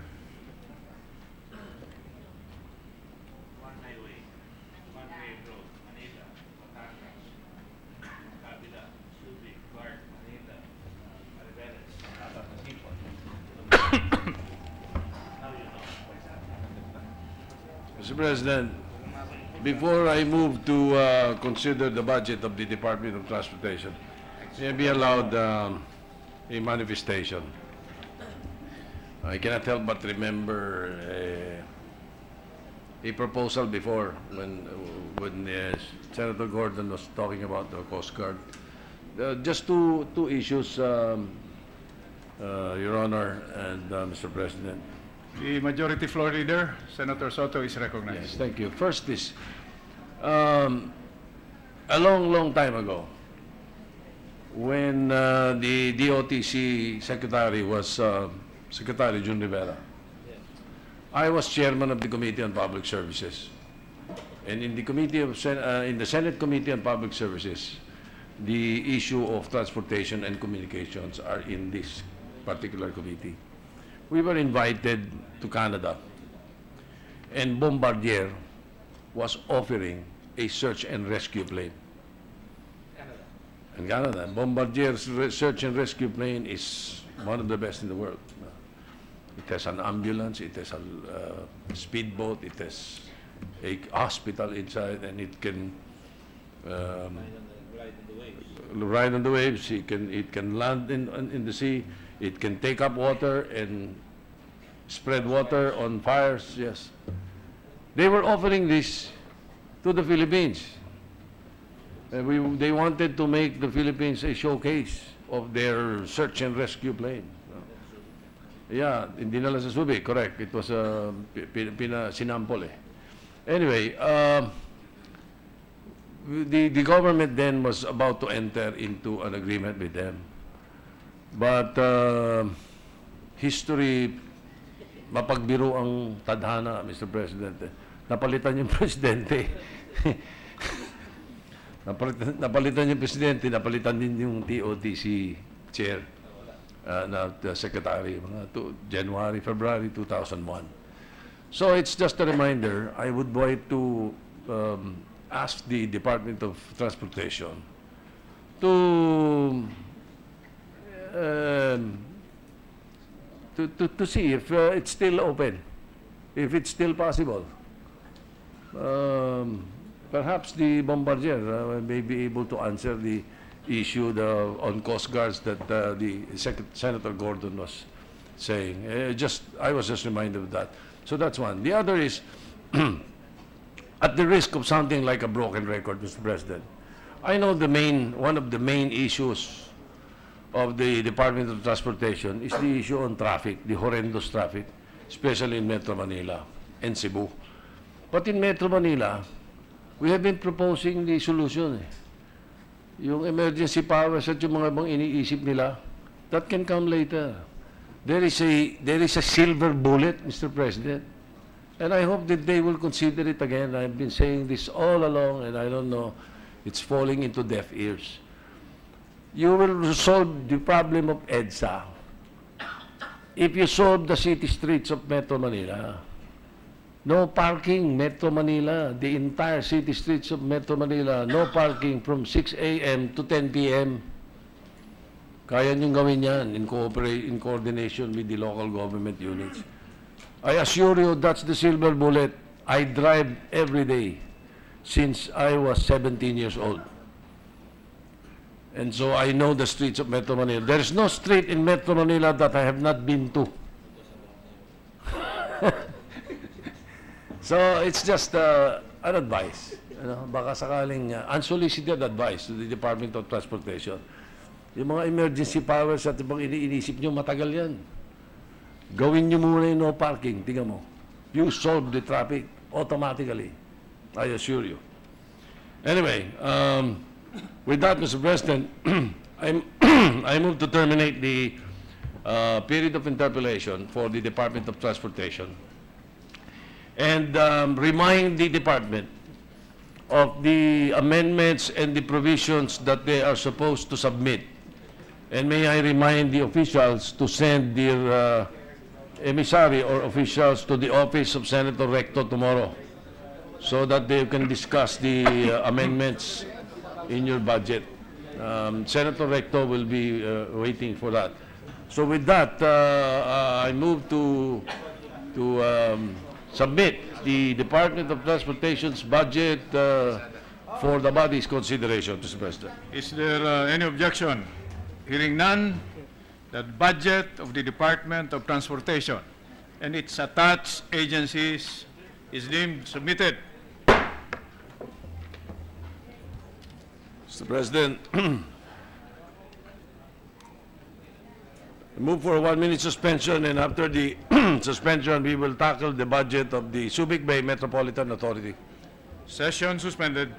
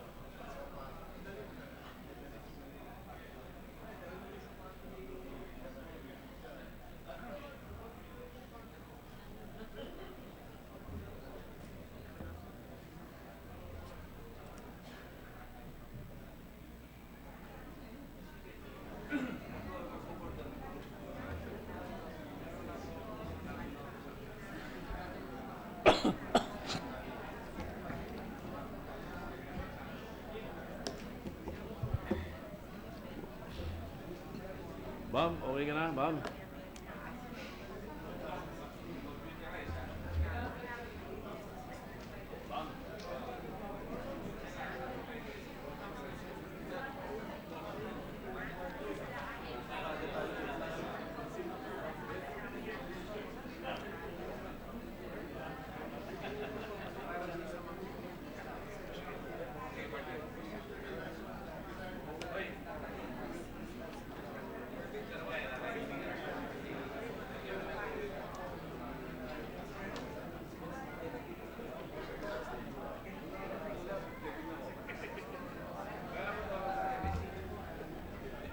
Siya.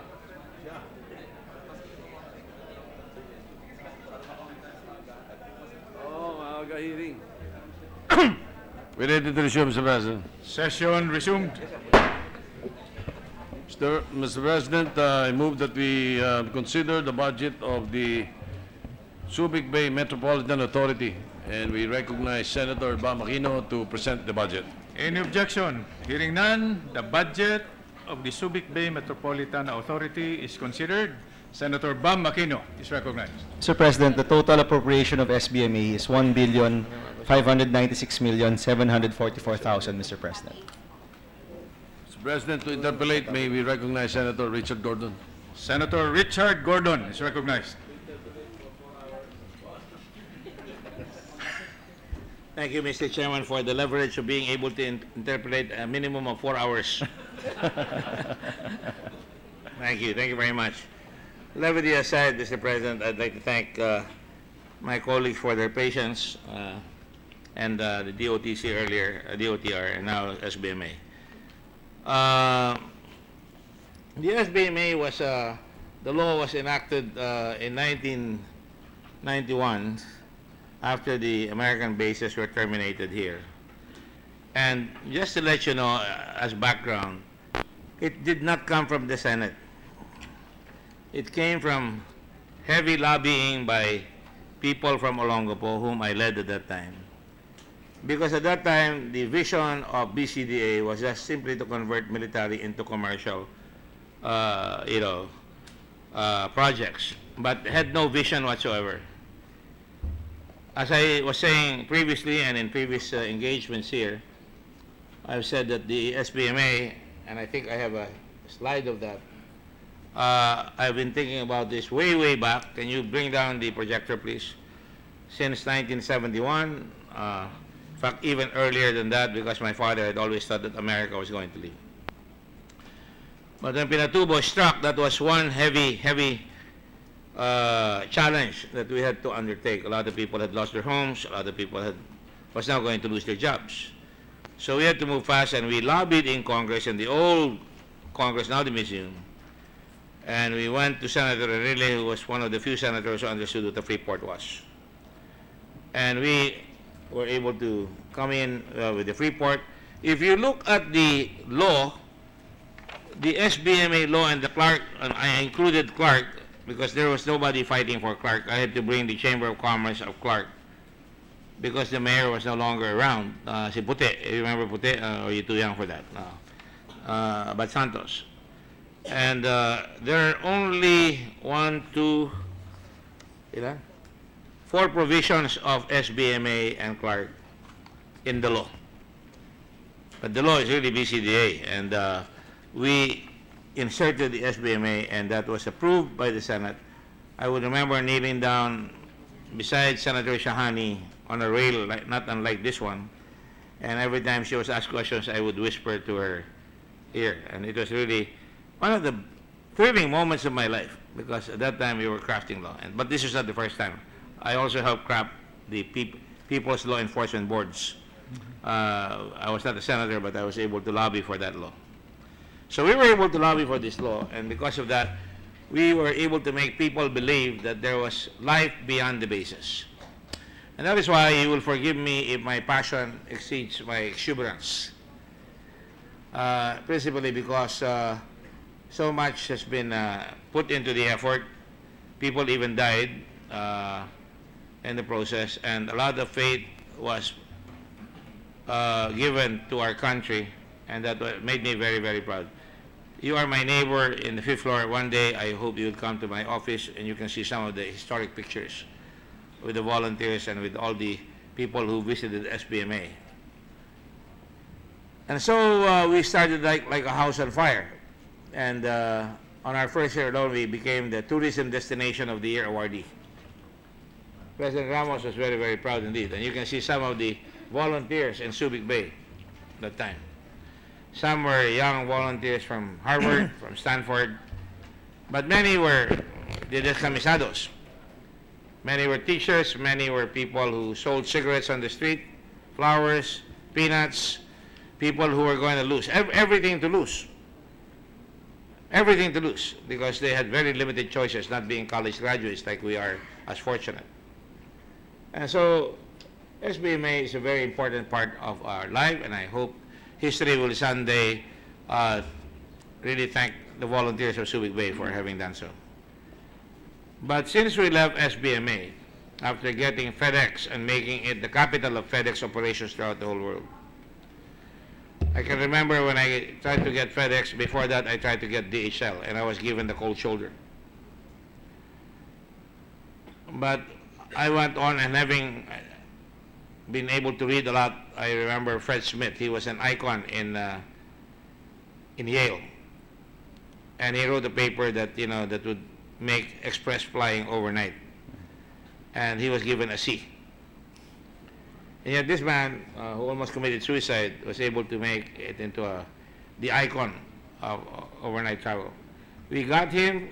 We were riding UE helicopters, and we brought him over. He was very impressed. And like I said in my privilege speech earlier, when he looked at the airport, he said, "You have nothing there. You have no ILS. You have no radar. You don't even have lights." And the only thing that remained was a DME. And the Americans were really embarrassed because they said, "Oh, we will guard this first," because the base was turned over one half muna, September 30. That was when I delivered my privilege speech, if you will recall here, September 30. And in a couple of days, we will be celebrating the final turnover, November the 24th, which will be our 24th year. And I remember Fred Smith came down, and I said, "Well, if you don't believe me," in those days I would drive like Tito Soto, Senator Soto. I would drive around SBMA. I still do. That's the only place where I drive nowadays, with my 65 Mustang, convertible, candy apple red. And I drove down all the CEOs, especially Fred Smith.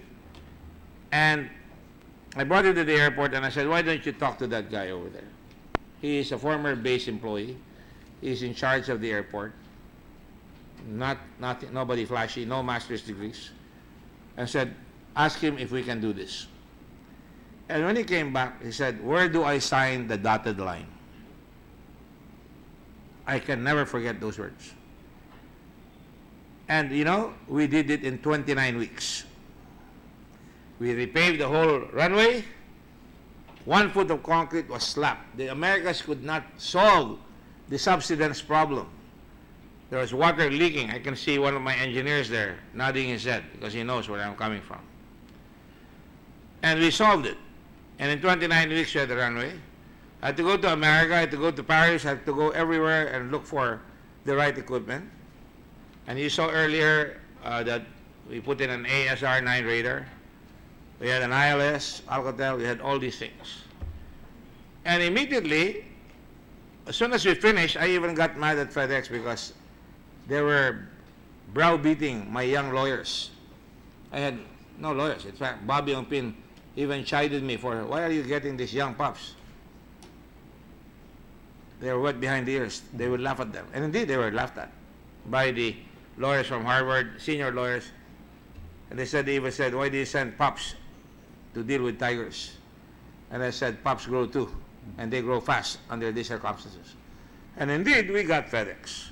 And the plane landed, and soon we had 18 flights a night.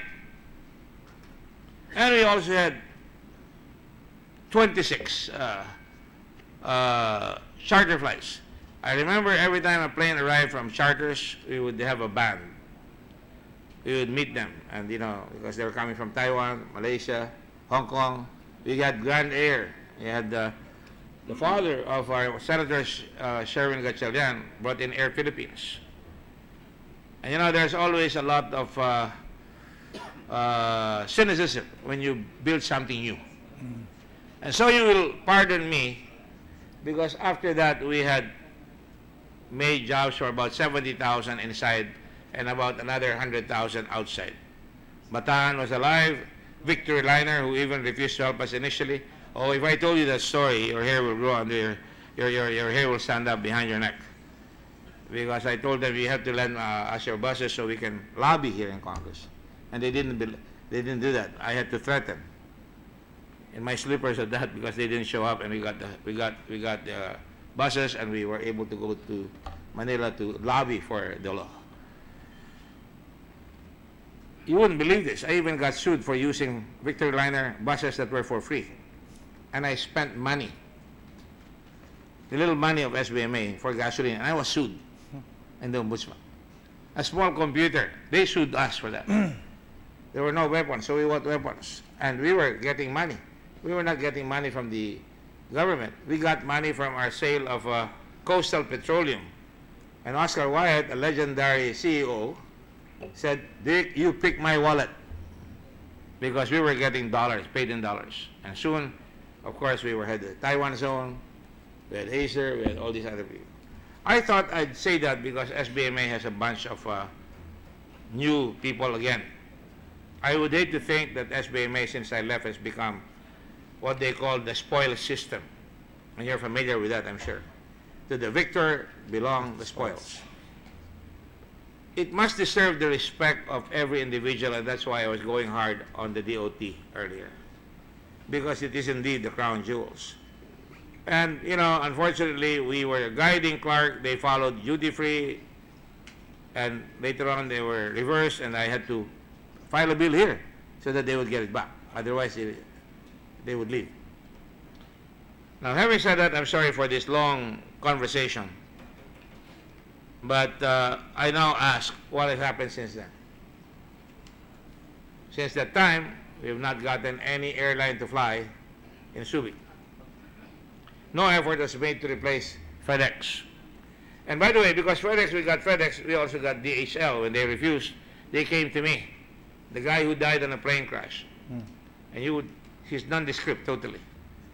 And he came to me and said, I'm sorry, Dick, my people didn't do their homework. I should have gotten you. I should have got it. Can we still go? He said, the airport cannot handle two. I've committed. But I can get you either in Clark or in Manila. And they went to Manila. I got UPS, and I met them in Washington. I said, go to Clark. And we got UPS. Nobody, and I don't care, nobody acknowledges that anymore. Important thing is we have a future. Yeah. We have a future for our people.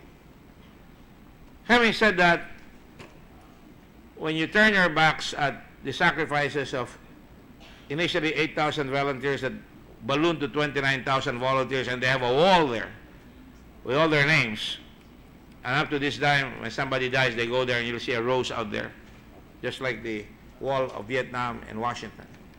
That's the only thing I could do for them. The monument of the tree, the family with the light coming out into the night,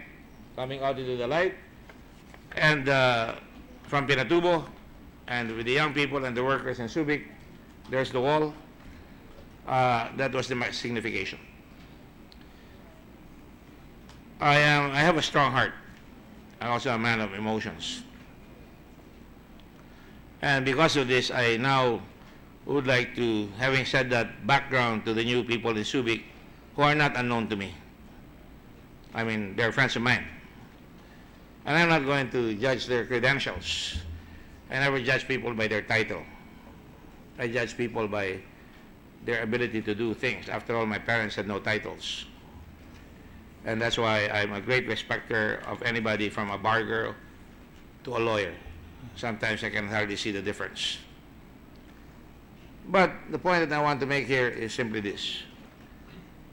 As I asked the Department of Transportation a while ago, I want to know what happened to all the equipment that we got there. The ASR-9 radar was destroyed by typhoon. It cost us $5.6 million then. We borrowed money from the World Bank, and we paid all of that. Hindi naman nakakaya yung ginawa dyan eh.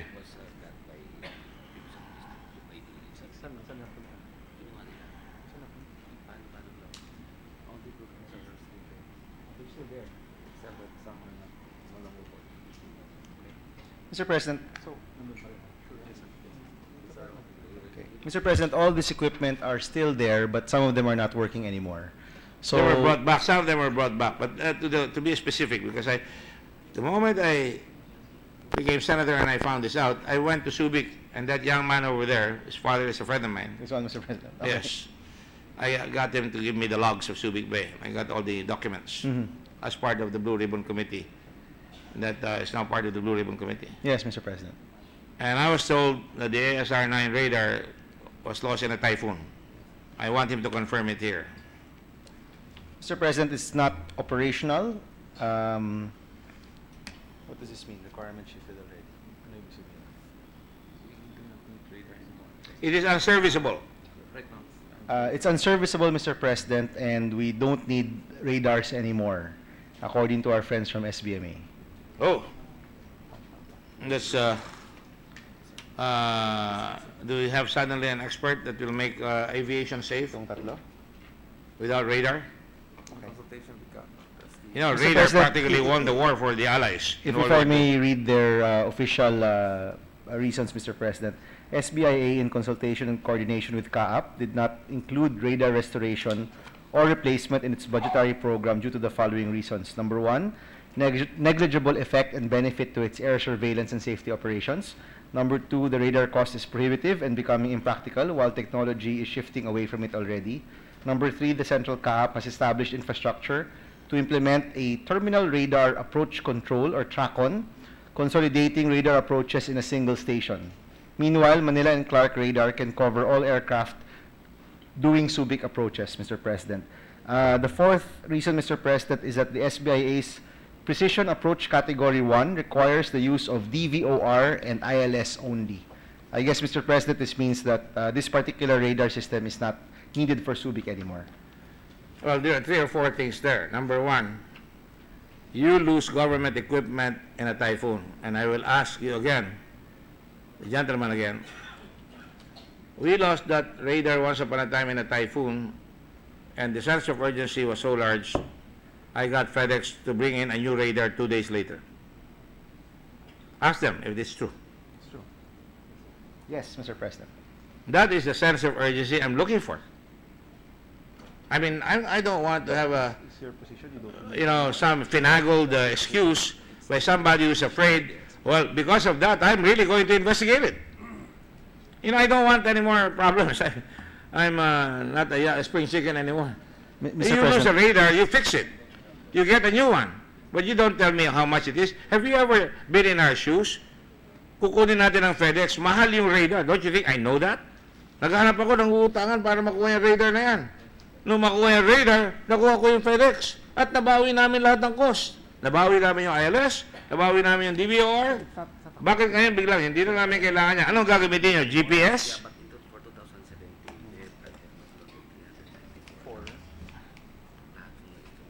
Makikiram kayo ng radar sa Clark at saka sa Manila? Eh samantalang narinig namin dito, nasira yung ILS sa Maynila pagkatagal-tagal, kaya nagkakagulo-gulo sa Maynila. Excuse me. You don't need this. Sir, because we can be covered by the Manila Mr. President, and again, I'm getting this from our friends from SBMA. There's budget for a DVOR, a VHF air-to-ground communication system. I know there's a budget. An AWOS and an ILS. And their position, Mr. President, is that these 4 equipment is what we need. And they don't need anymore the ASR-9 because the Manila and Clark TRACON actually covers Subic already. So, Mr. President, So why is not Manila servicing Clark? Clark is nearer to Manila than Subic.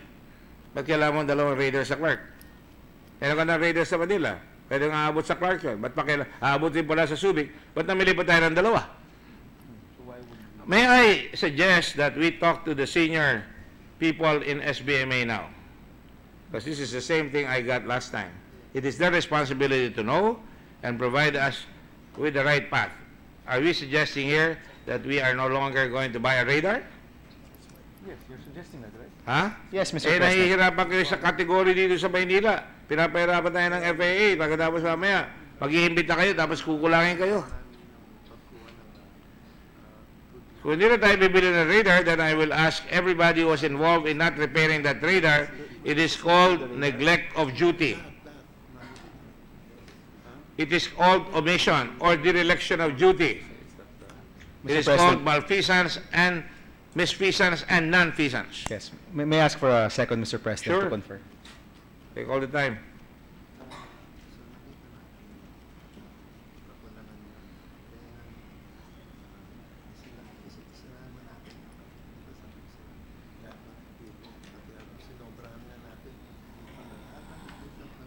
Kung nagtitipid lang kayo, huwag niyo kami bubulahin dyan, ha?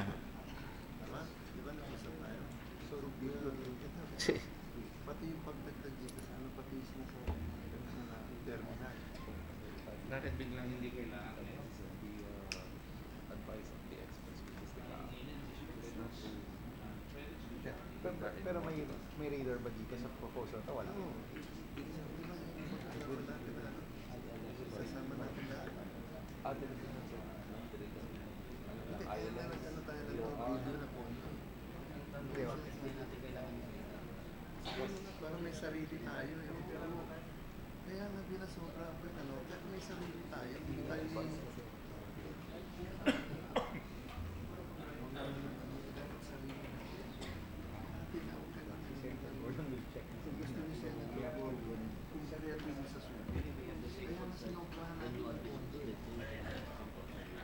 yung concern natin, huwag na tayo mga So, kukuha tayo ng radar sa mga. opo, sarili. Kaya nga lahat na kailangan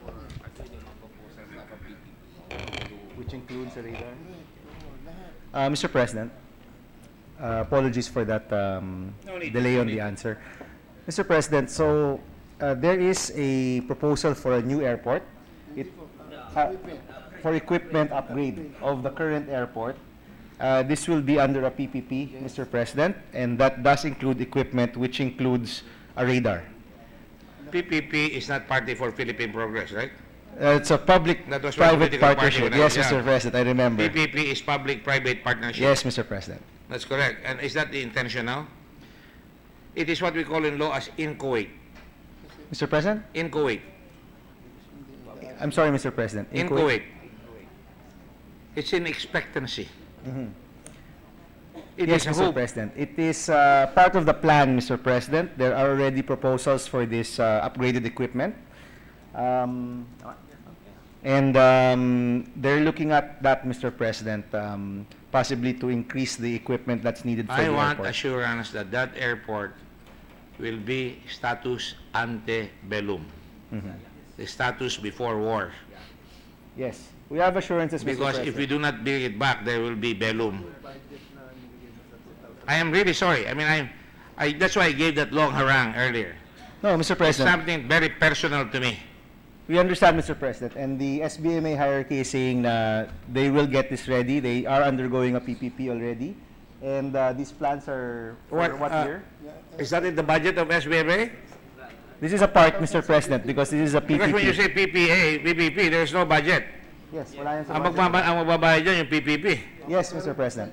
In 2017, di ba may Alam nyo, ang tagal ko dyan sa SBMA, marami nangako sa akin pero hindi na lahat hindi natuloy. Talagang pagpapatuloy niyan, araw-araw hanggang matuloy. Kayo maniniwala na makukuha niyo yan. Hanggang hindi niyo nakukuha, wala yan. That's my advice to you. Habang wala yan, hindi niyo nakukuha yan. Mr. President, there is 394 million or so pesos in the 2017 budget for the airport. But this is apart from the PPP, which is about 2 billion pesos worth, Mr. President. When you have a PPP, you will allow a company to run the airport, is it not? Yes? Is that correct? Yes. Yes, Mr. President. You can get, let's say, Schiphol from Netherlands. You will run the airport like they did run New York, JFK. Yes, Mr. President. I mean, Sinong kinukuha nyo maglala ng airport? Wala pang merkado proposals yan. pa lang, di ba? They have some proposals now, Mr. President. It is like the Nothing, proposal of a bachelor who has evil plans upon a beautiful lady that he is going to eventually seduce and then leave behind crying. Well, Mr. President, I don't know the quality of these proposals, but there are currently proposals. Take it from Ano ba me. yung meron? I've seen it all. I've been there, done Mr. that. President, the SBMA said they are willing to share this with you if you wish to give your comments. Oh, I also don't these need to be proposals. shared anything. All I need is the assurance that we are going to have the airport as it was before. Yes, Mr. Nagawa ko President. yun eh. Ba't di nyo kayang gawin? Chairperson Dino is saying yes, Mr. President. I'm sorry. I mean, Chairperson Dino has not shown me anything concrete to show that he can do it. Sinasabi niya PPP. I don't believe in PPPs. Ang dami ko ng PPP. By the way, there was an airport manager that wanted to use the airport in Subic. They never got around to doing it. Remember that British group? Halcro. They wanted to manage it. Excuse me. Parang si ginagaya ni Digong yung kaklase ko, si Jun Yasa. Ganun siya magsalita. Okay. So, But Mr. President, there are plans already, Mr. I don't want to be President. vulgar here, pero nakakaasar yan eh. Yung ginagawa ninyo? Mr. President, of the 1.5 billion or so budget, here's 394 of that is for the airport, Mr. So let me President. give you a bomb. ILS that we got in Subic did not work very, very well. Mahirap maglagay ng ILS sa Subic. Are you aware that FedEx did not use that ILS? Instead, they used an ALS or a TLS? TLS ba o ALS? TLS, which means Transponder Landing System. You're talking to a guy who does his homework now. So, kukuha kayo ng ILS. Ang nire-recommend pa, 2 ILS. Okay, teka muna. Ano ba ang plano dyan? Meron bang mga sweetener yan? You may be buying equipment that you don't really need, but you do need a radar. It's good to have a radar, isn't it? With the radar. Para nasira yung Manila, katulad nung nasira yung ILS nila, meron pa tayong radar. Do you remember, Mr. Chairman, Mr. President, sometime in 1993 or 94, there was a plane that crashed in Manila at the airport, and the whole airport was closed. And at that time, I had Bill Patton of Hong Kong. And he was checking out Subic because I was patterning Subic after Hong Kong. And we were in the officers club that had a view of Cubic International Airport. I said, by the way, Dick, do you have a 747 lands here? And I said, hey, C5s landed here. It's peanuts for these guys. Oh, by the way, there's a plane coming in, 747. It's commercial. Dito nga tuwa ako. Swerte ko naman. Oh, another one. And another one. And another one. Divert na. No Mr. radar, no ILS. We had 14 aircraft there. Do you remember what happened that evening with Singapore Airlines? Or you were not there yet? Mr. Muski, sorry, I don't want to talk to the witness. Can you ask Mr. Muski if he remembers what happened with Singapore Airlines? Mr. Sankey? Sankey, Yes. sorry. During that time, the plane was diverted to Subic and all the employees were. Mr. President, at that time, the planes were diverted to Subic, and you were able to get all of the employees to rally together and assist all of the They were passengers. bringing down Mr. President. suitcases. They were putting them in hotels used by the U.S. Navy. And by the way, that was the time when Contemplacion was hanged. And I talked with the people in Singapore crying. I said, huwag nyo nang bitayin yan. Domestic na tao yan. Hindi naman niya kasalanan. Nagpunta lang siya dyan para mabuhay. Hindi ko pinagbigyan. So, when I asked the guard to go after the Singapore airline plane, and there was a purser, said, why don't you tell that guy to come up here and tell me himself? So I did go up the plane, and I told him, and I'm going to be unparliamentary here, you don't go down that plane, and this plane doesn't leave here until you go down that plane and you kiss my ass. Quote unquote. And that plane did not leave until the Singapore Airlines arrived, and I told them, just because you think you hanged our maid doesn't give you the excuse to insult us here. We're trying to service you, trying to help you. We're not ready for you, but wala kayong problema. And what happened? They had to apologize to every passenger there. I made them apologize to everybody. I'm not saying that's talk big, but that's how I react. And this is how I'm reacting again. If you're going to give me this cock and bull story that you cannot do it when that was done 24 years ago, 23 years ago, and we had the radar, we had the ILS, we got FedEx, and you ain't got any spit to show since FedEx. Subic has not shown spit. No airline. Is that correct? Yes. Huh? None. Is that correct? None, Mr. President. None. That is what you call dereliction of duty. Every guy there who goes there must get a locator that will replace FedEx, must get airplane painting, airplane repair, must get repair and run, must get all this. Otherwise, that airport is way. You should be promoting tourism there. You can advertise, wow, Subic. Come in your swimming trunks, because when you get off the plane, you can jump off in the beach already, right there beside the airport. Nothing. Nothing. That's why we're going to be here for the next 6 hours. So I would like to see, and I'm venting here, I'd like to see some semblance of goodwill, some semblance of sincerity, some semblance that things are going to happen, it's going to change. Because I'm on the twilight of my life. I may look young, but I'm on the twilight of my life as well. And I've gone through a lot, an awful, awful lot in this life. And I've been fairly successful. And I'd like to see the things that we gave our life to, especially the people of Olongapo, finally get their chance. So, you cannot get anybody to go there. In fact, I have a letter here from one of the locators in Subic. And he even came down here complaining, saying, we came down here and we cannot land a plane. And we've been going after them. I'm sure when they find out that you're going to finally get a radar and ILS, they'll be thanking us. Just like that guy in Clark the other day, I read it here on the floor, because in Clark they were not being given the chance to get import permits, and then I complained. And the next day, 2 days later, he wrote me a letter thanking us na nagpunta pa dito. The guys in Clark came to me and we showed them the plant, and they realized that this is the business, that we have to have our goods on time for Christmas, and they gave us our permits, and they promised us to mabilis lahat siya. This is the kind of world we live in. Subic is not a rest area.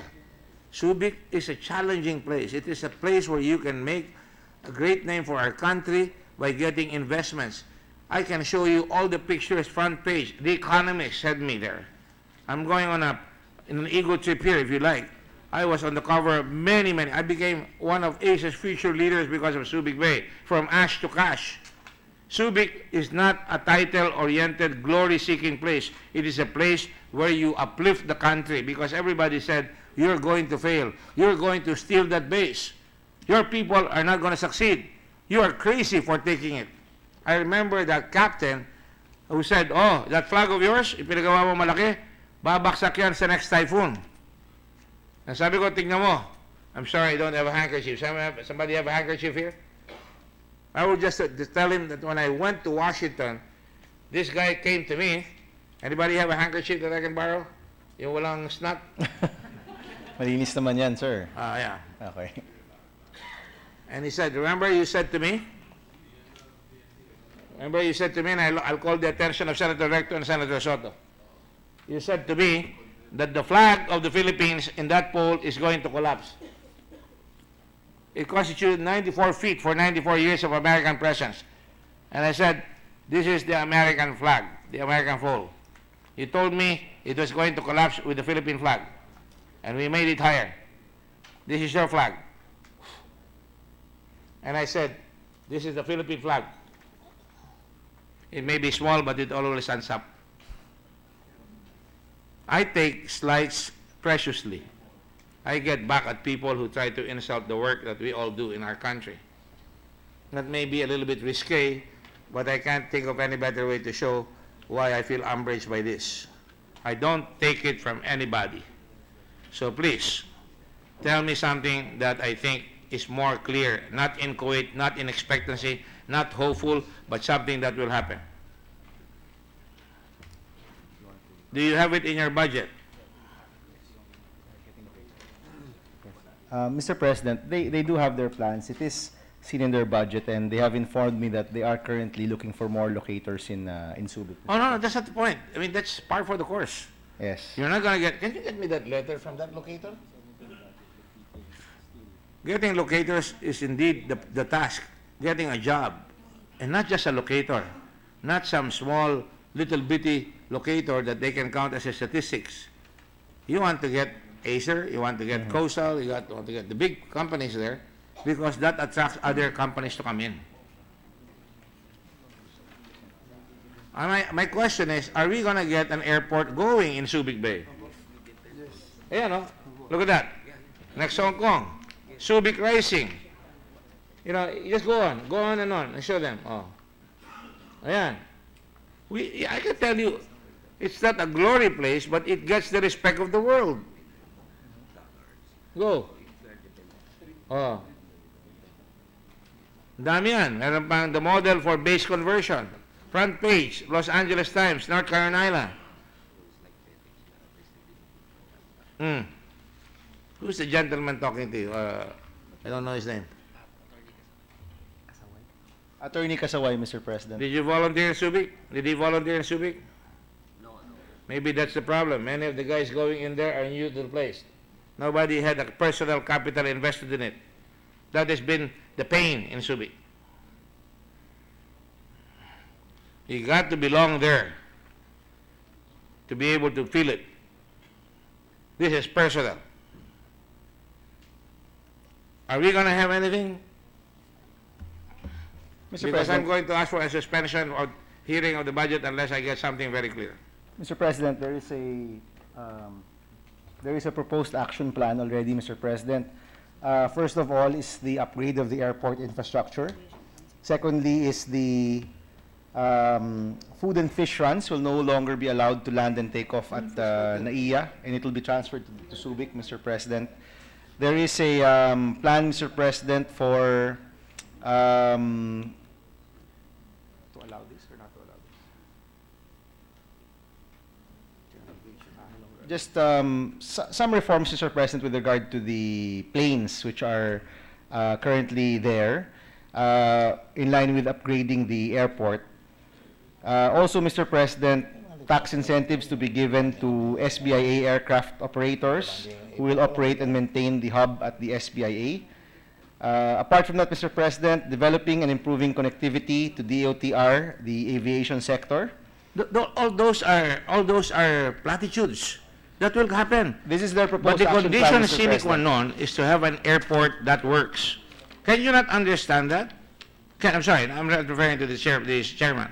Can we not understand that? Without that airport, I have a letter here from Terry Hubbock. Whatever you have, I'll get it.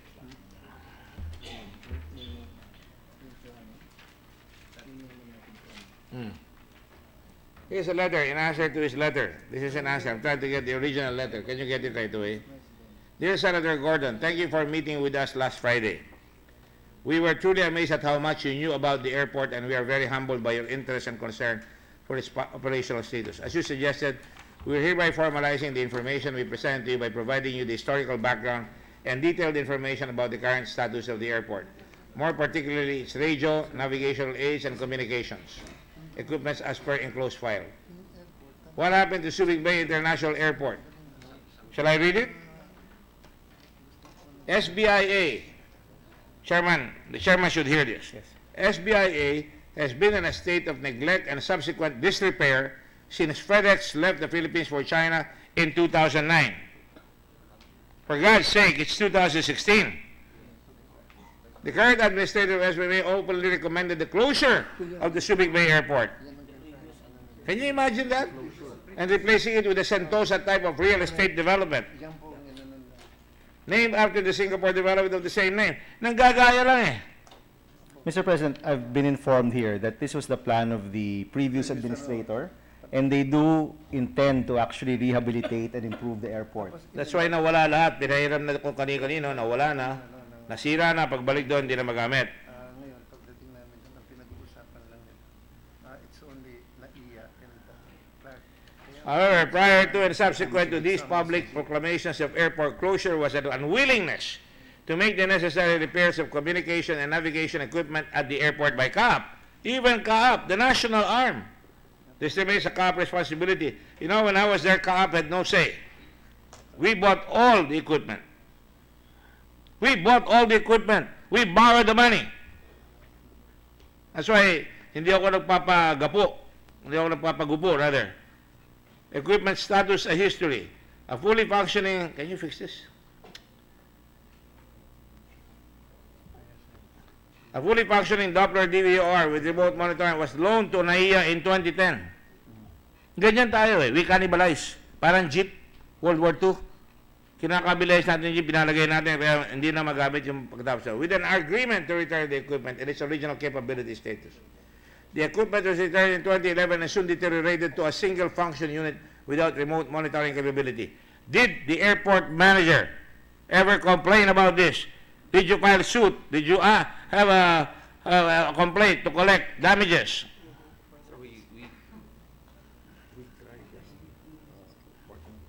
There's the letter.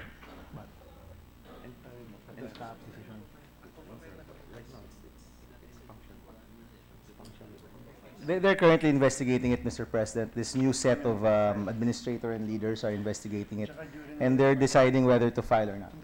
The sponsor is a very, very much respected young man here in the Senate, and I'm just giving you dates. The dates are already shocking by itself. ILS, out of service since August 22, 2012, 4 years ago. Localizer DC power supplies and glide slope RF switch were found defective. Localizer equipment cabinet fell off the wall last February 2013. ILS 25, out of service since June 2011 due to a lightning strike. You might imagine that if you're operating an airport, which was the alternate international airport of the Philippines, it was the alternate international airport, you would have it repaired right away. No, it was not repaired. And approximately 1 million were spent on ILS equipment parts as recommended by CAAP, later to be declared as unfit. We spent money, some more money, only to have it declared unfit. And both ILS have since been deemed beyond economic repair. Wow! They are so free in giving the statements beyond economic repair, cannot fix it, it is already obsolete, it is no longer functional. Very liberal when it comes to these terms. But no, not a scintilla, not a drop of sweat for hard work. I don't want to work with the government with people like you. ATC Communication, the lightning strike on December 24, 2008, took out 12 of 15 receivers and has been in service for ever since. You know, Mr. Chairman, when that airport was functioning, I would take people out there and they would ooh and ah. They would say this is the best airport, best fit. Now it's gone. Radar antenna was destroyed by Typhoon Pedring on September 8, 2011. The airport was uninsured. Good gravy, uninsured. That is negligence of the highest order. Kung in-insure mo yan, bawi ka agad yung cost. So you can see I have grounds to go and take these people to jail. Not to court, to jail. Graft and corruption yan eh. Negligence is considered graft and corruption. I can go on and on if you like. Yes, Mr. President, surely you can go on, but I already have commitment from the SBMA hierarchy here that they have put budget to improve the equipment needed. They are undergoing that PPP to improve the airport, and I was informed by Chairperson Dino. I don't believe the PPP. I'm sorry, Mr. Chairman. I cannot buy that PPP arrangement. I heard the gentleman who's running this Subic Airport at 12 midnight the other night in the show of Rod Izon. And I heard that, and I said, wow, if you believe PPP, we're in trouble. How many PPPs do you know have happened here? I am not familiar, Mr. Well, President. I am. A lot of them have gone by the wayside. That's the nature of business. They come in, and I'm sure Senator Villar will agree with me. A lot of people, some of them are carpetbaggers. They come in, oh, baka may pag-asa ito, papasok tayo, tapos mangangako, tapos hindi darating. So I cannot accept PPP. I know this for a fact. Nagyayabang nung araw ang SBMA, siraya mga equipment, hindi susweldohan na maayos ang mga tao sa Subic, humihingi ng taas ng sweldo, nagiging ordinary yung mga employees dyan. Pagkatapos, isasauli yung pera, kunyari, sa national government, as if ang galing namin magpatakbo. Kita nyo, kumita kami, pinabalik namin yan. Yan ang nangyari sa Subic. Mr. President, Please look at them and tell them, ask them if I'm lying. they're agreeing with you, Mr. President. Of course. So what are we going to do? Well, Are Mr. we going to President, put this in the budget or not? yes, Mr. President. I mean, their budget is 1.5 billion. There is 394 million for the airport. They will look again if the PPP will be viable or not, but I think they will still have to No, study no. that. What I'd like to them to do is set aside money. Tighten your belts, set aside the money, and put it in the budget so that by 2017 you have equipment in that airport. Then I would even join you in promoting that airport. They're very thankful, Mr. President. They would really like that. Oh, of course, Mr. President, it would be much simpler if it is budgeted rather than going through a PPP. So they would be very happy if there would be more budget for this equipment, Mr. President. Ako, mangiinis ako ng konti. Perhaps if you go less to the Sabong and Subic and concentrate on what we have to do in the community, then perhaps we will have more investors. Believe me, I know. I sold the Philippines for DOT, and you must admit that we were very successful. We were very successful in Subic Bay. I'd like to help you out, and I don't have to be invited, but I cannot sell an airport. If somebody comes to me and says, you know, ang mahal-mahal lang kuryente nyo, tapos yung airport nyo, may airport kayo. I don't think sa atin ng tao. Meron binigyan kayo ng airport, ginawa na ninyo, nasa FedEx, pinabayaan nyo, tapos sasabihin nyo, mag-invest ako dyan? You think papasok ang investor dyan? You tell me. Common sense lang yan. Tanongin ko, oh, you have an airport. O, ma-under ba yan? Eh, wala kaming kun eh. Wala kaming pera eh. Hindi namin magawa yung ILS. Hindi namin magawa yung ESA. Paano papasok yan?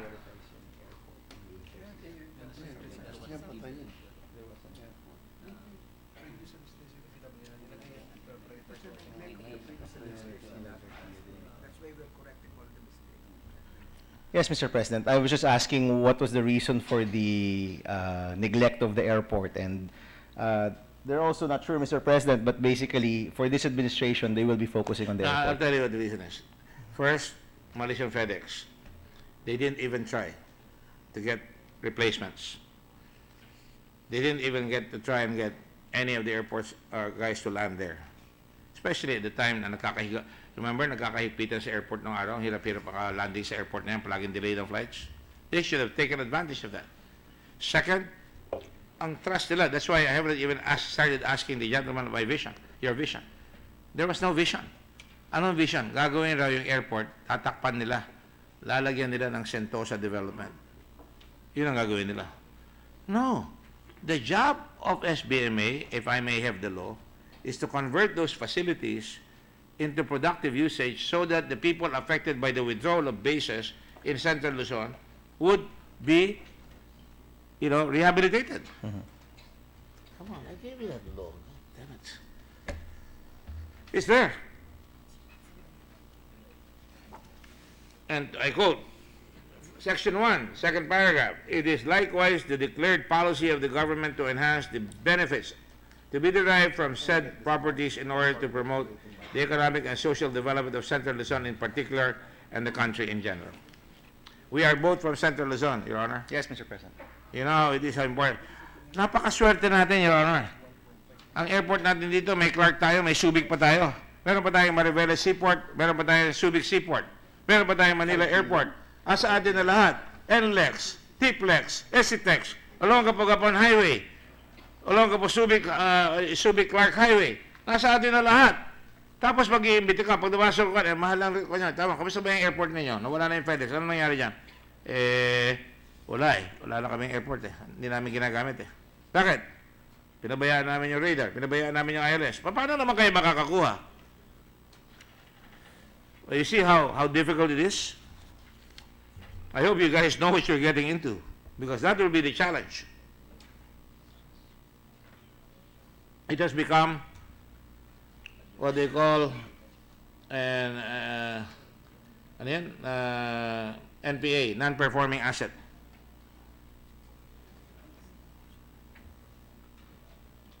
So, I'm not laying it on you, Mr. Chairman. I think Of course, you know Mr. that. Chairman. But you have to admit that talagang kailangan malaman ko dito. Oh, lalabas ba? Maglalagay ba kayo ng pera?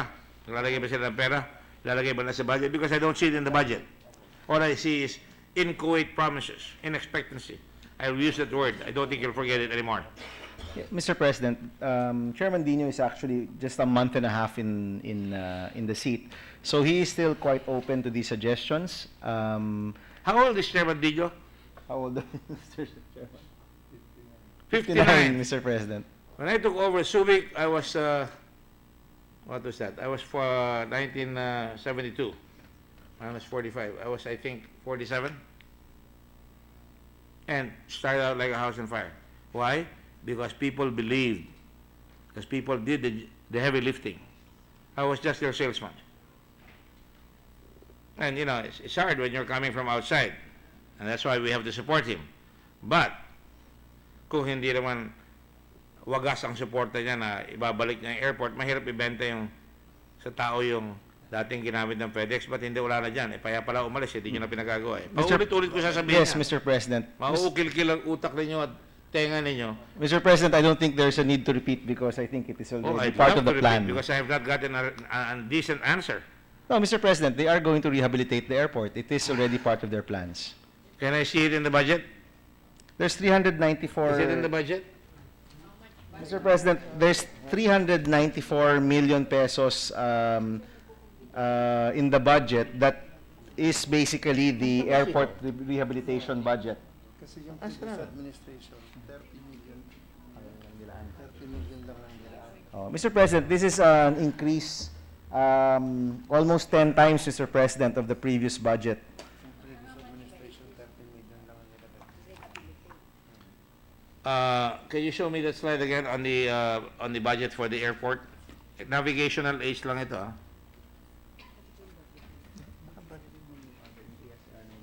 Saan natin dyan? Turo mo lang sa akin ang sinasabi ng budget. Where is Kelly? Ano ba? Ilabas nyo nga yung budget yung binili natin in 2004. Saan? 1994. Yan lahat. Mr. President, all of those except the ASR 9 is already budgeted for replacement or repair.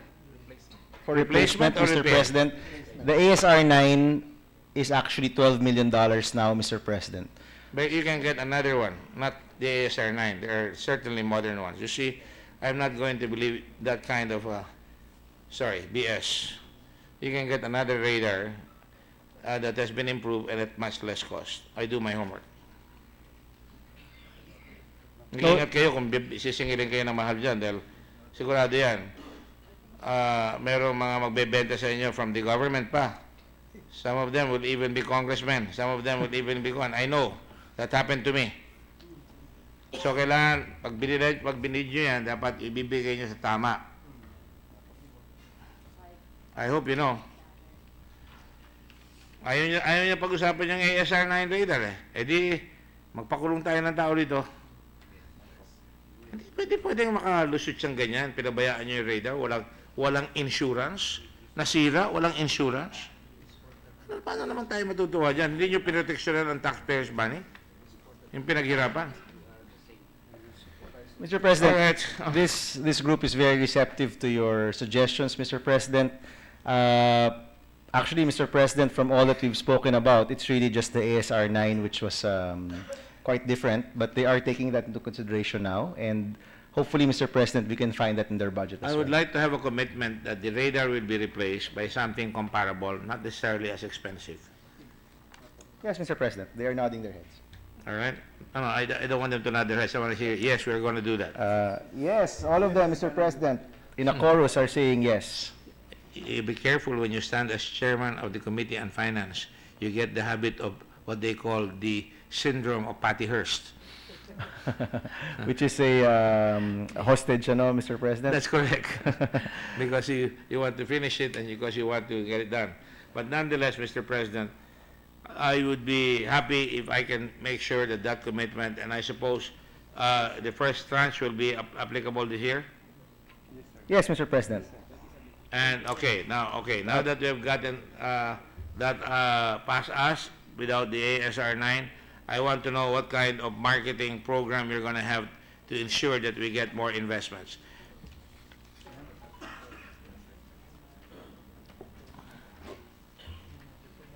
What are you targeting for Subic? When I was there, I targeted Subic as a logistics hub, a free port. That's why everybody like to go there, because you don't have to pay taxes. It's a transaction only. You know, it is designed like Hong Kong.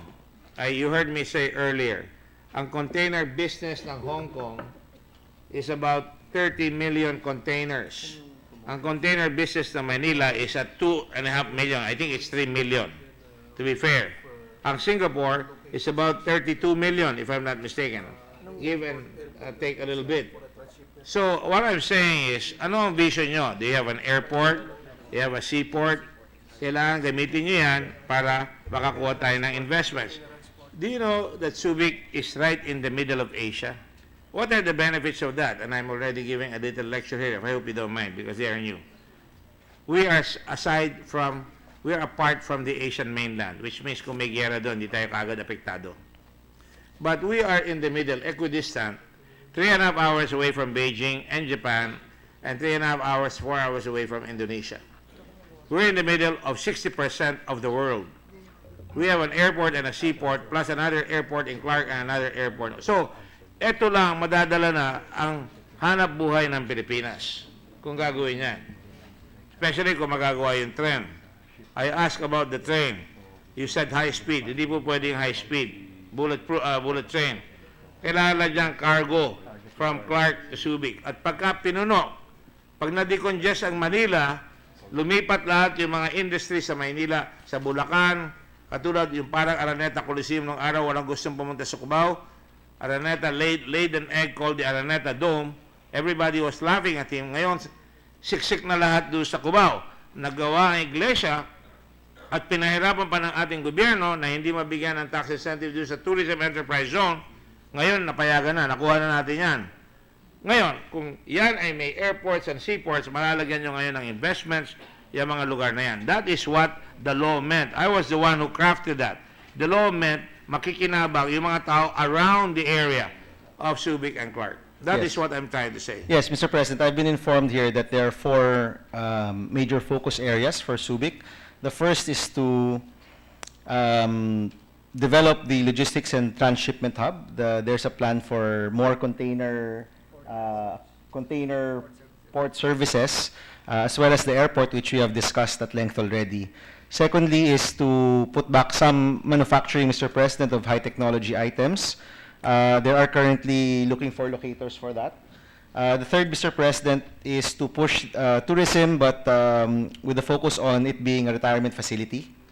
And the fourth, Mr. President, is to also get some BPOs to be able to locate at the Subic base, Mr. President. Sad to say, alam niyo hindi kasamang Subic ngayon doon sa tourist destination ng Department of Tourism. Nagpunta ako sa nakita ko yung brochure, wala ang Subic doon. Is it already nakasama na ba? Ngayon wala po. Mr. President, they also told me that previously Subic was not included in the tourism sites of DOT, and they're currently talking to DOT to again be included as one of the tourism sites. That's good, but it was never, even during my time, was never included. We had to do it ourselves. I never relied on the national government. And let me just say this, your aim, the aim of Subic must be to get the ambassadors to be able to say, meron kami maibebentang lugar dyan sa Subic, either tourism or investments. I have heard, as a retirement, I've said that. I put that in the law. Not only in this law, but in the other law, Tourism Enterprise Zone. In fact, we have laws to encourage that, but hindi nangyayari. We have a medical facility there. Anong nangyari doon sa QB Hospital? Wala. May kumuha, hindi naman natuloy. Ang nangyari po ngayon ay ang Subic ay competing with Olongapo. It is just like any other town na. Nawala ang luster. Because lahat ng klaseng negosyo pinapasok na hindi naman world class. So, ang tingin doon, nawala. I remember how many people tell me that they enjoyed themselves when they went to Subic. But, ngayon, nawala pati yung tinatawag nating master planning. And the master plan made by one of the best people named Kenzo Tange. And then I will now ask the question, are they familiar with that big land area near Building 229 in front of the beach called Marina Bay? Moon Bay Marina. Yes, Mr. President. May I ask how much rental charge for that 17 hectares, which may as well be 1,700 hectares. Ganon ka halaga yon. Wala kaming ganon kalaking lupa eh. 17 hectares. Magkano sinarge? You better be sure I know what's going on there. Do not lie. Mr. President, 2.75 pesos per square meter, Mr. President. Pesos. Hindi dollars. Pesos, Mr. President. And they are investigating this, Mr. President. We used to charge dollars in Subic. So ngayon, kung mag-charge ka ng dollars, lamang ka ngayon. But who is the renter? Who was it rented to? A certain Danny Fernandez, Mr. Hindi ba President. Nani Fernandez. Hindi ba nag-aaway ang mga yan ngayon nung isang governor magsaysay? Pamilya? Dahil pinasublease. Nasa board ang mga magsaysay ng araw, pero nakuha nila yan, yung pala kasama sila sa nagre-rent. Is that true? Is it true? Don't lie. Yes, Mr. In President. fact, there is a suit. Is that correct? I'm not saying anything new here. There's a suit. Yes, Mr. Came President. out in the newspaper. Is that true? It's true, Mr. President. Ang tanong ko, how much are these people leasing it to the private owners there? Magkano yung... Magkano? Sinasublease eh. Sabi kayo totoo. Puti. 17 hectares yan. Alam mo yung parang Israel na Subic, ang liit-liit yan eh. Around $5 to $7 per square meter, Mr. President. So something 2 pesos plus is being rented at $5 to $7. So let's say, Mr. President, times 50, 250 pesos, Mr. President. So tubong nilugaw. Times 200 times, Mr. President. Hindi ba, nilagay ko dyan sa law dyan, doon sa rules natin, meron tayong share doon kahit na paano. Magkano yung share ninyo? 5%, di ba? Ha? 10%. Nakukuha nyo ba yun? Of the $5. Of the $5. 5 to 7. Of the $5. They're getting 10% of the sublease rate, Mr. President. Ang yumayaman yung nag-lease, hindi yumayaman ang Subic. Yes, Mr. President. What do they intend to do about it? Para may pambili They are kayo ng investigating radar. it, Mr. President, and they're reviewing the contract, Mr. President. They're allowed to sublease, but certainly they're allowed in a, on a conscientious manner. Yes. They are reviewing the contract, Mr. President. Until when is the contract? 50 years. How many years has passed, Mr. President? Huh? How many years has passed? Wala. How many years has passed? Kailan ba yung lease yan? 2010? Not 2000? 2012, Mr. President. So 2012, 38 wow. more years. Huh? 38 more years of Would this. you Mr. like to President. get a lease like that? Wouldn't you like to get a lease like That's a great deal, Mr. President. Right. But not a great deal for the government, though, Mr. that? Yeah, President. of course. See what I mean? I'm just beginning. Mr. Senator, as of now, we only have one director appointed, one chair. Oh, hindi pa ba nyo ini-increase yung rent? Oh, yun, ini-increase nyo. 2 pesos. Dati 1 peso lang yan eh. Di ba? That's the first. Answer my question. Di ba 1 peso lang yan dati? Ha? Answer my question, please. Was it 1 peso previously? In-escalate nila 100%, naging 2 pesos. It started at 275, Mr. President. No. Started what? Mr. President, I'm $275. informed it is pesos. Dollars? Pesos, Mr. Pesos. President. 2.75 O, magkano pesos. na in-increase nyo?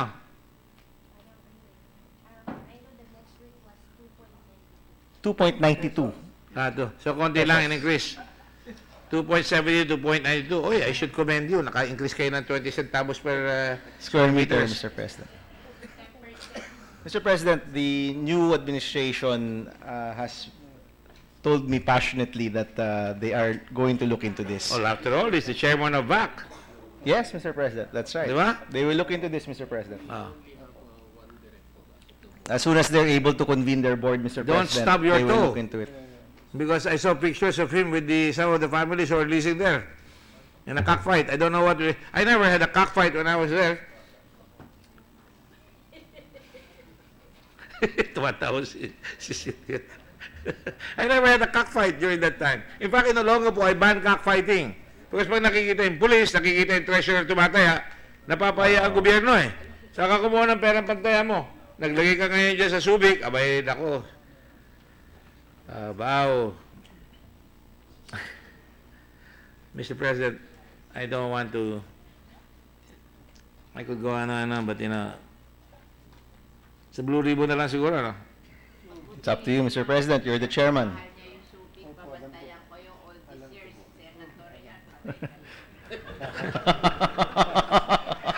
It is far from my mind to go after people.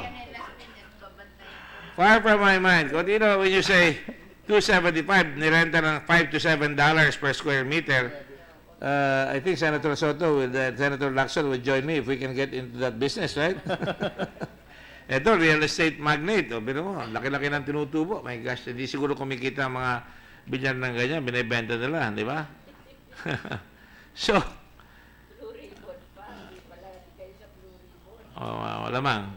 So anyway, Mr. Chairman, I don't want to, nahihiya na ako sa mga kasama natin dito. I just have an imploration. Those of you who are new, make sure you do your job. I am not a bad person. I support people who do well. I will not support people who are evil. And that's all I have to say. Yes. I don't make threats. I just say acta non verba. Thank you very much. Thank you, Mr. President. Mr. President, I truly appreciate the passion of the good gentleman from Olongapo. In many ways, the father of Subic. In many ways, the father of Subic, Mr. President. And I'm certain that this new administration have taken all of these points into consideration, and they will surely do their best to improve your beloved Subic, Mr. President. And in unison, they are here to support, Mr. President. Maraming salamat, Mr. Chairman. Thank you, Senator Gordon. Majority Floor Leader.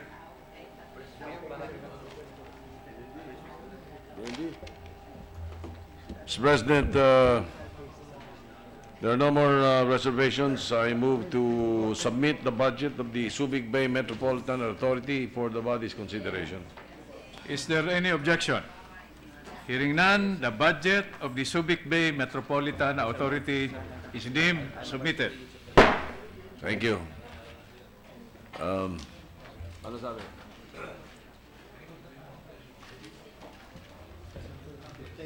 I move for a suspension, Mr. President. There are only two more departments that we will call. We will call them after the suspension of a few minutes.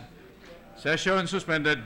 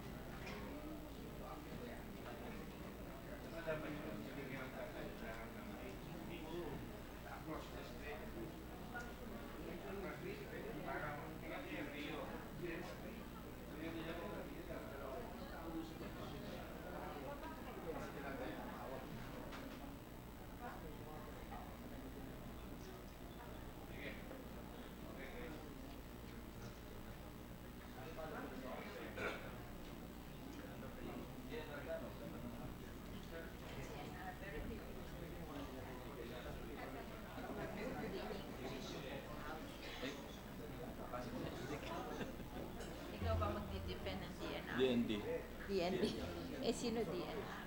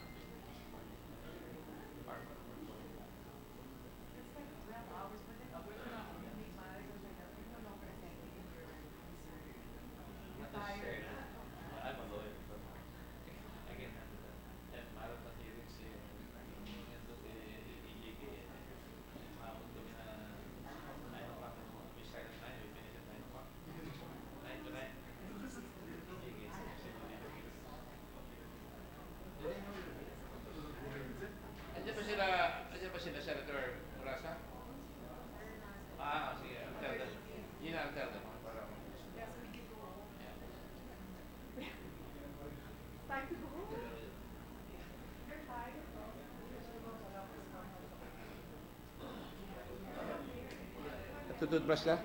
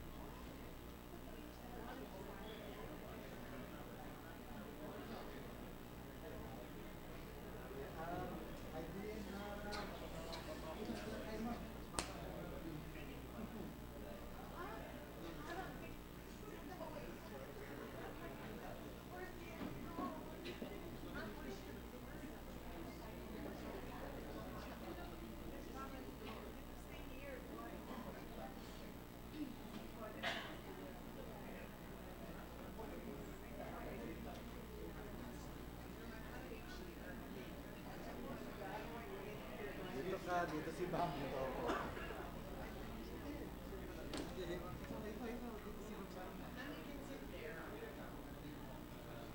Dito po sa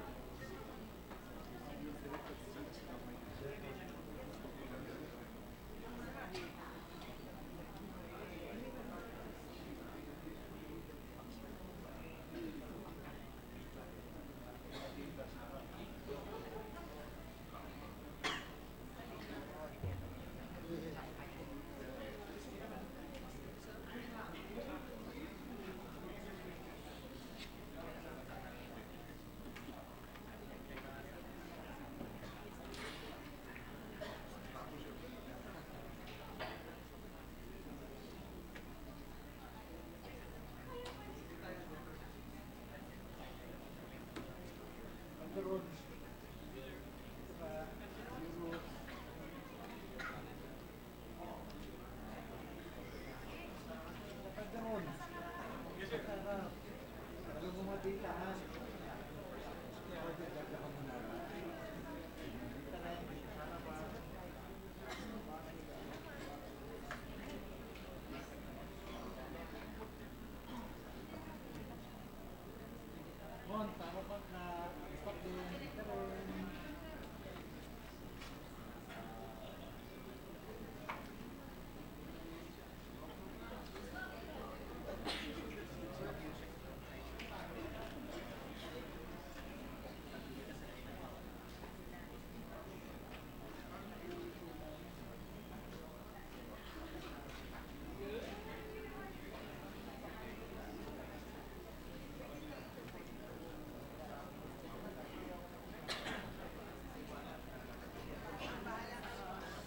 Dito si Lito, sa harapan. Dito ka rin. Harapan, dito ka dito. Si Lito din. Yung mga likely may tanong, dito sa harapan. Malay mo. Dito. Dito ka. Dito.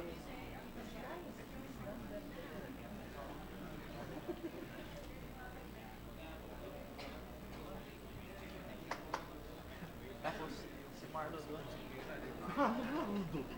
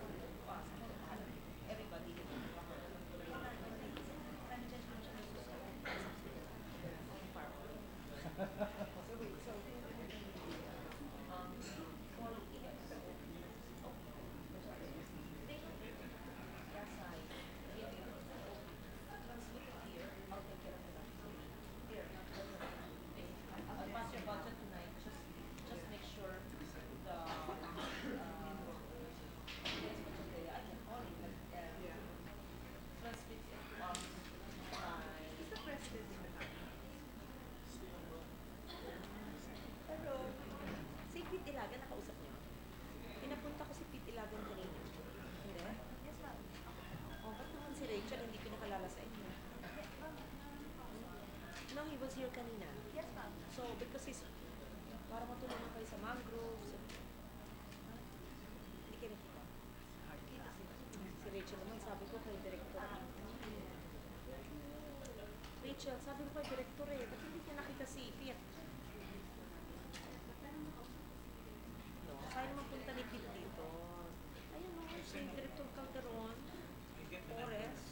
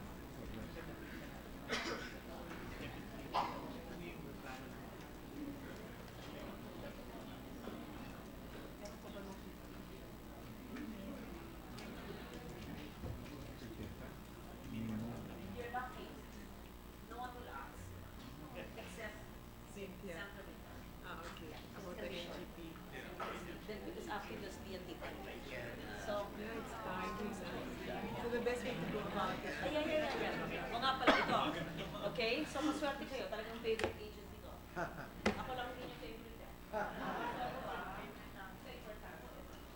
Sino si MG? Sino head ng Okay. So, I'll submit this to you. I don't have a copy. Ginawa ko na lang si Secretary Joe, si Senator Joel Villanueva. I think he's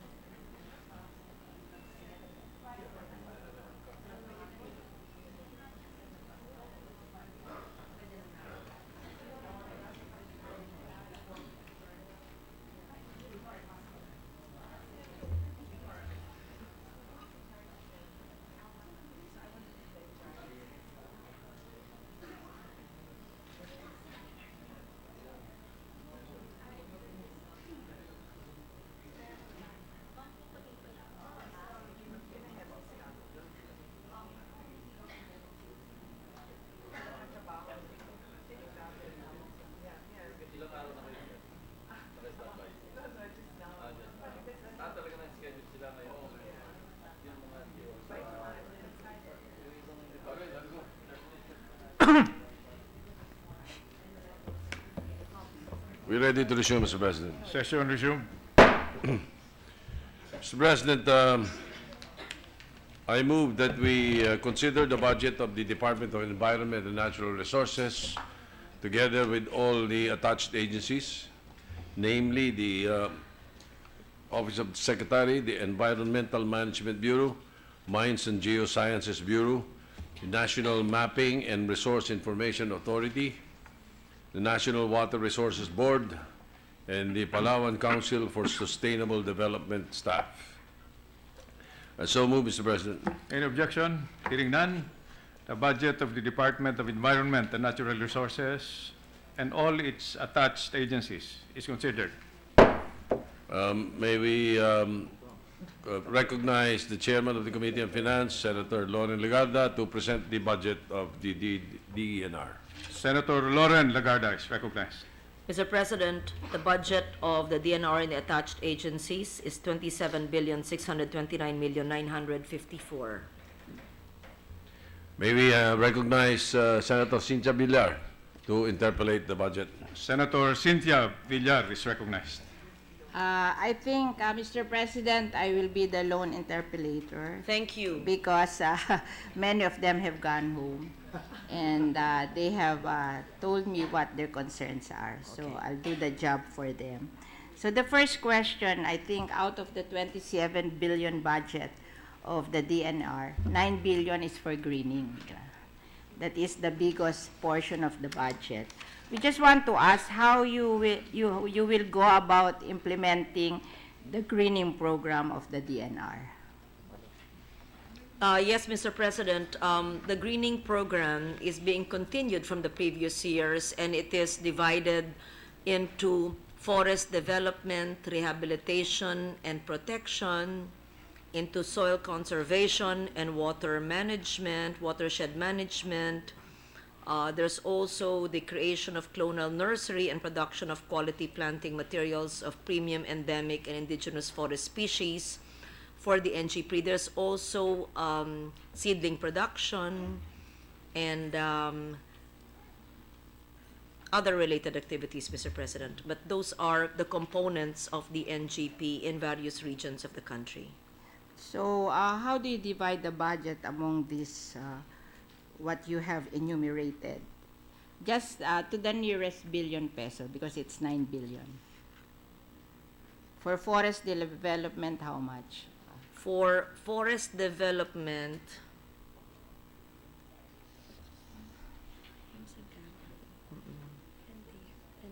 plantation maintenance and protection, this is 1.6. That's 1.6 billion, Mr. President. And then the soil conservation and water management. 325 Yes, million. Yes, That's 325,630,000, Mr. President, and the nursery. for clonal nursery. That's 131,214,000, Mr. President. And then seedling production. 3,055,000,000, Mr. President. Okay. In that seedling production, do you intend to buy the seedling or you produce it yourself?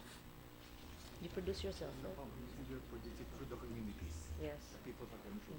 People produce it, so that they make the money. You buy it from them, right? Yes.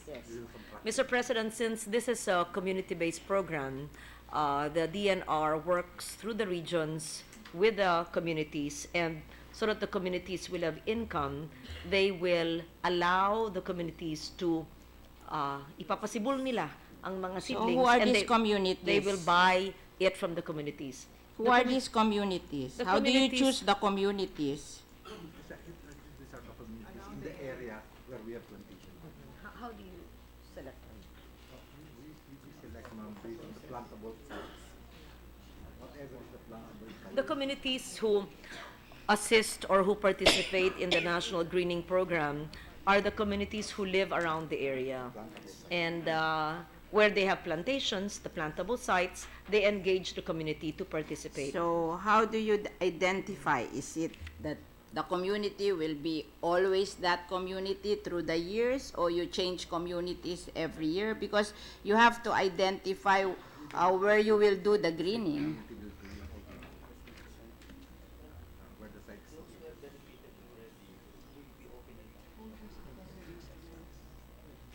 Yes, Mr. President. Wherever there are plantations, in the plantation sites, the communities who have planted in the past years will be given a chance to maintain the plants that they've started to plant, but it will be open to other communities within the area, and those who have tenorial instruments. So you're not changing the places where you do the greening because you have identified the communities, or you change, Do you expand the area? identify other places? But how long has NGP been there? Like 8 years? 6 years.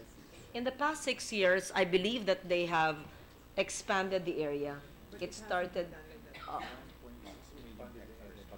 total 1.6 million. Mr. President, when it started, it did not cover the 1.6 million hectares yet. And so this hectarage has grown in the past 6 years, and the communities around the area in the first tranche, in the first year, of course, the communities are expanded to include this year's project. And I would assume, correct me if I'm wrong, that this would not be the same families, the same communities all the time. They must open it to all communities who are willing and able to help out in this community-based program. Can you, Mr. President, give us a list of these places where you Yes. do the greening? Yes. Can In fact- we have that? And I just want to ask, because can we identify other areas where you can do the greening? Yes, of course. So what is your criteria in choosing where to do the greening? No, how did you identify the area? In the past 6 years.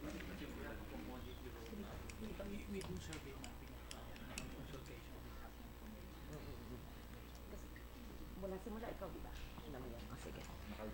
Yes, Mr. President. For the past 6 years, they've utilized technology like GIS, survey mapping, and even drone technology, Mr. President. And they have and consultation with the local communities as well. In short, they select what are the areas that need reforestation, what are the areas suitable for this kind of plants, and what we will do is to provide you, as chairman of the Environment Committee, and I, as chairman of the Finance Committee, to see how the NGP evolved from day one, from the first year to the present year. Because so much billions were poured into the NGP, and in a way, we would like to do an environment performance audit of the NGP to see in the regions of the country where have most of the funds gone, insofar as terrestrial and mangrove reforestation has ensued, what communities have benefited or have assisted in those regions down the line, and provinces. Right? That is what you want. That's also what I'm asking the agency to provide. If, Mr. President, if, for example, there are people from different places in the Philippines who would come to us and ask us to be able to avail of the greening program, are they qualified, or do you have some things that they have to fulfill in order to qualify sa greening program? Yeah, there are standards, Mr. President. First, they must be an organized group, an association, a registered cooperative, or they could also be a local government, right? They could be a barangay, they could be a local government, a Any local municipality, government unit. any local government, people's organization, as SUC, State University can also qualify. They could be a registered cooperative. And this is actually, we can use a template of what NGOs and LGUs. I heard you're very proud of your greening in army base ba yun sa Nueva Ecija? What army base is that? Fort Magsaysay, Yeah, so the bases are qualified. the military bases, yes. any government property, military reservations, in fact, the state universities and colleges, some of them have their clonal nurseries, na? We initiated that collaboration years ago. Local governments can also have. It says in your greening program that coffee and cacao are qualified. Yes. Yeah, so if, the coconut farmers are the poorest in this country, and cacao and coffee are the most suitable High value. intercropping for coconut. I have asked this before in the committee hearing, if they will allow the farmers and the the farmers, the coconut farmers, to be part of the greening, and they can intercrop the cacao and coconut with their coconut trees. Yes, Mr. President, as long as it is within forest land, because they can only invest. No, I asked this to the secretary, and she said she will look into it, that it can be done in the places where it's owned by the poor farmers, the poor coconut farmers. They will look into it if it can be done in a system, because it's very important that we help the poor coconut farmers. Yes, because they are the poorest in the country. If you rely only on coconut, you earn 50 pesos a day or 1,500 a month. And since coffee and cacao are in your greening program, maybe we can share and let the coconut farmers avail of the greening program. Kung wala silang perang pantanim ng cacao and coffee sa kanilang mga kasama ng kanilang mga coconut trees, baka pwede na natin silang i-exempt yung coconut farmers, kasi ang cacao and coffee and cacao are the best intercropping sa coconut tree. I am informed, Mr. President, insofar as a DNR is concerned, insofar as a national greening is concerned, they can only plant on public land or government land. However, they can embark on convergence programs with the Yes. other agencies of government, like the Department of Agriculture, and they can go into production areas where DA operates, and I believe that the Department of Agriculture can do it both on government land and on private land. So if it is a So- convergence effort of the so- DNR and the DA, then private land can come in, correct? Yeah. But this is a matter which perhaps we could seek the opinion of the Commission on Audit just to be sure. Yes, we will appreciate it very much, because I think the PCA and the Department of Agriculture cannot carry the burden of providing intercropping to all the Yes. 3.5 million coconut farmers. Maybe because the intent of this administration is to help reduce poverty, this is one of the best ways to reduce poverty. I recall, was it 2 years ago, when I requested the Philippine Coconut Authority to coordinate with Director Calderon of the Forest Management Bureau, because I wanted to make sure that all areas planted to coconut, especially those in coastal areas, because coconut palms are natural windbreakers against strong winds, wind velocity.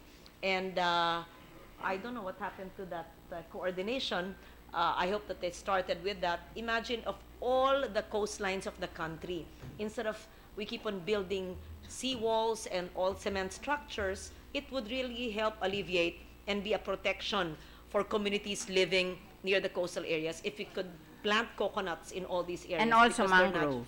Yes, as natural windbreakers for coconut palms, and mangroves as natural buffer against storm surge. Is mangrove planting part of the greening program? Mangrove planting is part of the marine ecosystem. It is part of the So national no greening problem with program. mangroves? No. Anywhere? Yes. Anywhere. Mangroves Okay. are very important, and not just mangroves, but also seagrass beds and the whole ecosystem for marine ecosystem. Beach forest, seagrass bed, mangroves, coral reefs. Okay. So another problem is bamboo. For the information of DNR, there was an executive order issued by Gloria Macapagal Arroyo which provided Executive Order 879, Series of 2010. Okay.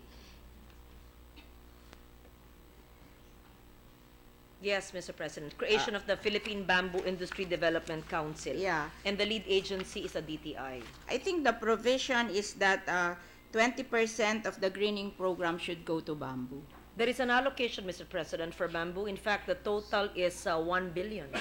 1 billion so for it's bamboo, okay. for the establishment of a bamboo plantation. That and is seedling. different from the greening program, that's separate, This or is, part of the earmarked. 9B? It is earmarked of the greening it is earmarked in the greening program, So- seedling production and establishment of bamboo plantations. So that is part of the, what you said, 3 billion, ano ba yun?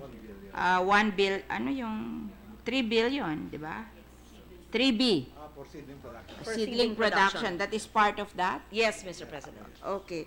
Because Senator Bam Aquino was telling me before he left, he had a hearing in 2016 with the DNR, and they wouldn't agree that bamboo should be part of the greening program. For the information of the good senator, 2 years ago also, when I vice-chaired or chaired this committee, I asked the same thing. I was pushing for both bamboo and coconut. Yeah. And I was told at that time, maybe it has changed now, that they could not plant bamboo because it was not a tree, But a because it is a grass. grass. Okay. And they could not plant coconuts because it is not a tree, it is a palm. Oh, But, so this now, It's a COA issue. it was a COA issue Uh-huh. because they had to plant forest timber.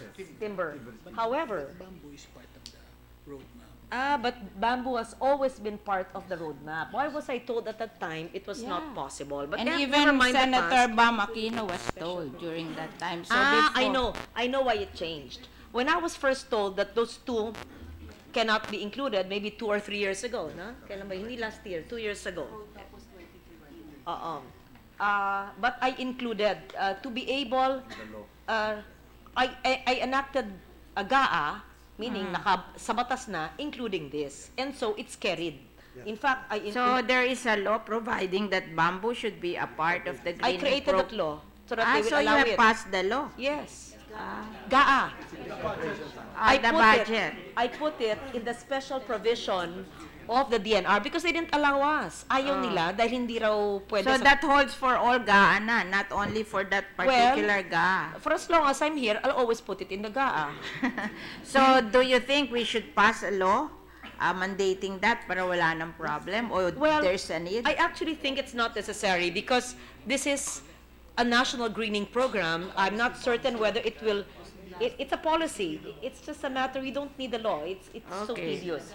And if I may, because of that, not argument, of that issue years ago, I said, hindi pwedeng bamboo at hindi pwedeng mangrove. Gusto ko ng bamboo at saka mangrove. Yung nakapasa. Ito nga, Ang palm, coconut tree, nakapasa. Nandito, sabi ko dito, planting material should also include fruit-bearing trees, sap-bearing trees, rubber trees, bamboo and palm oil trees subject to the result. Basta nandyan lahat yan. Okay. O yun. Now, Palm I oil. just want to inform DNR, that we are really pushing for bamboo planting because there is also an executive order that directing the use of bamboo for at least 25% of the desk and other furniture requirements of the public elementary and secondary school, and prioritizing the use of bamboo in furniture, fixtures, and construction requirements of government facilities, and allocating funds therefore. Yes. So parang may market na create for bamboo Yes. production. In fact, if Secretary Gina will recall, when she was head of the Pasig River Commission, again, years ago, we talked about doing bamboo planting, massive, with the Army. At the time, it was General Bautista. Yes. Natuloy. I introduced you to General Bautista, who was AFP chief, to plant bamboo in all the river banks in the Pasig River. Natuloy ba kayo nun? Ayun. Okay, good. So, nagbunga pala yun. Give me naman a picture. 500 hectares na. No? What do you say, Helen? Natuloy ba yun? Pinag-usapan natin yun The sa one in the isang committee room military. 3 years ago. So, We already have 500 hectares. Where? The 500 hectares, where? In the Pasig River? No, or in other places? No, I'm talking about the convergence at that time of the PRRC and the NGP and the Philippine Army when I requested them to work together so that the banks, the embankments could be planted with bamboo since it's a good anti-erosion material. So maybe we should see through that Yes. project. In fact, i-earmark na naman yan. Alam mo sa special provision, ilagay natin na kailangan mag-converge with PRRC. Paano yung gawa ko ng 2 years ago? PRRC and NGP. NGP and PCA. PCA for the coconut. No, but you want it in the Pasig River. May kawalan ka rin, tsaka Pasig River. Yeah. Okay. Let's also include, if I may, the Manila Bay office. Who is the head now? Yes, it's a small office. Mahalaga yung opisina. Manila Bay Dapat- Coordinating Yes, Council. so it should be more than a council. It should be more active because you have 3 regions there, NCR 3 and 4A. Then lahat na nakapaligid sa Pasig River, tamyan na ng bamboo where applicable. First, you implement the RA 9003 in all communities around Manila Bay. Number 2, you plant bamboo around. So that should be earmarked in the NGP in all 148 LGUs around Manila Bay. O, ginagawa ba nyo yun? Parang 3 taon na ako, ganyan, ulit-ulit. Hindi na ginagawa. So ilagay mo na sa O yun, GAA. ilagay nga. Ito sinasabi ko, ilagay sa GAA. Tapos tatayo ako dito next year, may rear view provision itong budget. Pag hindi ginawa, hindi approve ng budget. Yun ang aming kalakaran ditong gagawin ngayon. Kasi papagod na ako paulit-ulit, taon-taon yung sinasabi ko, bamboo, ganyan. Manila Bay, i-earmark nyo lahat. 148, no? LGUs ba? 148? 78, mas marami pala. The 178 local governments around Manila Bay in the 3 regions of the country should be planted bamboo where applicable. Should segregate waste at source, recycle, and compost, and be the models for solid waste management. Then we will stand here 12 months from now and see your accomplishment if you actually followed it. Otherwise, you will have a problem with your budget with Senator Villar. No. I just want the implementation to be Yeah. good. Okay, so we are now, you have taken bamboo, coffee, and cacao, mangrove. We go to the Manila Bay Coordinating Council. Oo. Because that is a mandate from the Supreme Court that the Manila Yes. Bay Coordinating Council together with 15 government departments Yes. that they will help in cleaning Manila Bay. So what do we intend to do with that this term? Okay? Because we were given from 2008 to 2018 ba? To comply. 10 years to There's a comply. continuing mandamos on Yes. the Supreme Court Supreme Court. decision. Oh. Yes. So what do we do now to be able to do something? Actually, You know, all my observation is if I fly over Manila Bay, there are many informal settlers in the port. And one of the agencies or the agencies mandated by the Supreme Court is the Philippine Ports Authority, PPA. And they're not supposed to allow those informal settlers to live in Manila Bay because how can we clean Manila Bay if these informal settlers are all in Manila Bay without any toilets? Of course. So I just But why want is it to the ask. PPA? It's in PPA territory, property. Yes, and they are one of the 15 that should do it. I'm Yes. looking for the head of the Philippine Ports Authority He because was here this afternoon. So we just want to know what they're going to do about it. Okay. Kasi yung mga ports, pag titingnan mo, habang lumalayo yung mga build-up ng ports, kasunod din yung informal settlers sa tabi. You're And correct. they are over water. Okay. And how can they have toilets there? They are living over water. So that means, dumadami na rin yung nagdudumi ng Manila Bay. Eh yung Ambaseco na nasa land, wala rin toilet, ito pang nasa water. So what do we intend to do about this? The Manila Bay Well, Coordinating. first of all, office. I've long wanted to include a provision in our budget under DOH perhaps to provide toilets because there's millions, how many millions of families? 8 million individuals or families? 8 million individuals, families. Families. siguro. Families in our country who still do, pardon me for saying it, open defecation. Yeah. It was In- just International World Toilet Day 2 days ago. And there's a need for the creation of more toilets. Perhaps we can lodge the budget under the Manila Bay office or the DOH with their so much savings can put a budget for toilets in the Manila Bay area or Baseco area. In because- Baseco, there are 10,000 families, 4,500 of them are under the CCT, and 5,000 families have no toilets. So, the DOH provide us with initial 500 toilets to build, but we're building 5,000 toilets in Baseco only. Can you imagine that? So, I think we have to solve this problem in order to clean Manila Bay, because those, if you include those families hanging on to the vicinity of all the ports, there are plenty. And I think they have no toilets because they're living over water. So perhaps what we need to do with the Manila Bay office is for them to meet, but there's meeting fatigue Yeah. with all the agencies that are Yes. tasked with implementing the Supreme Court decision.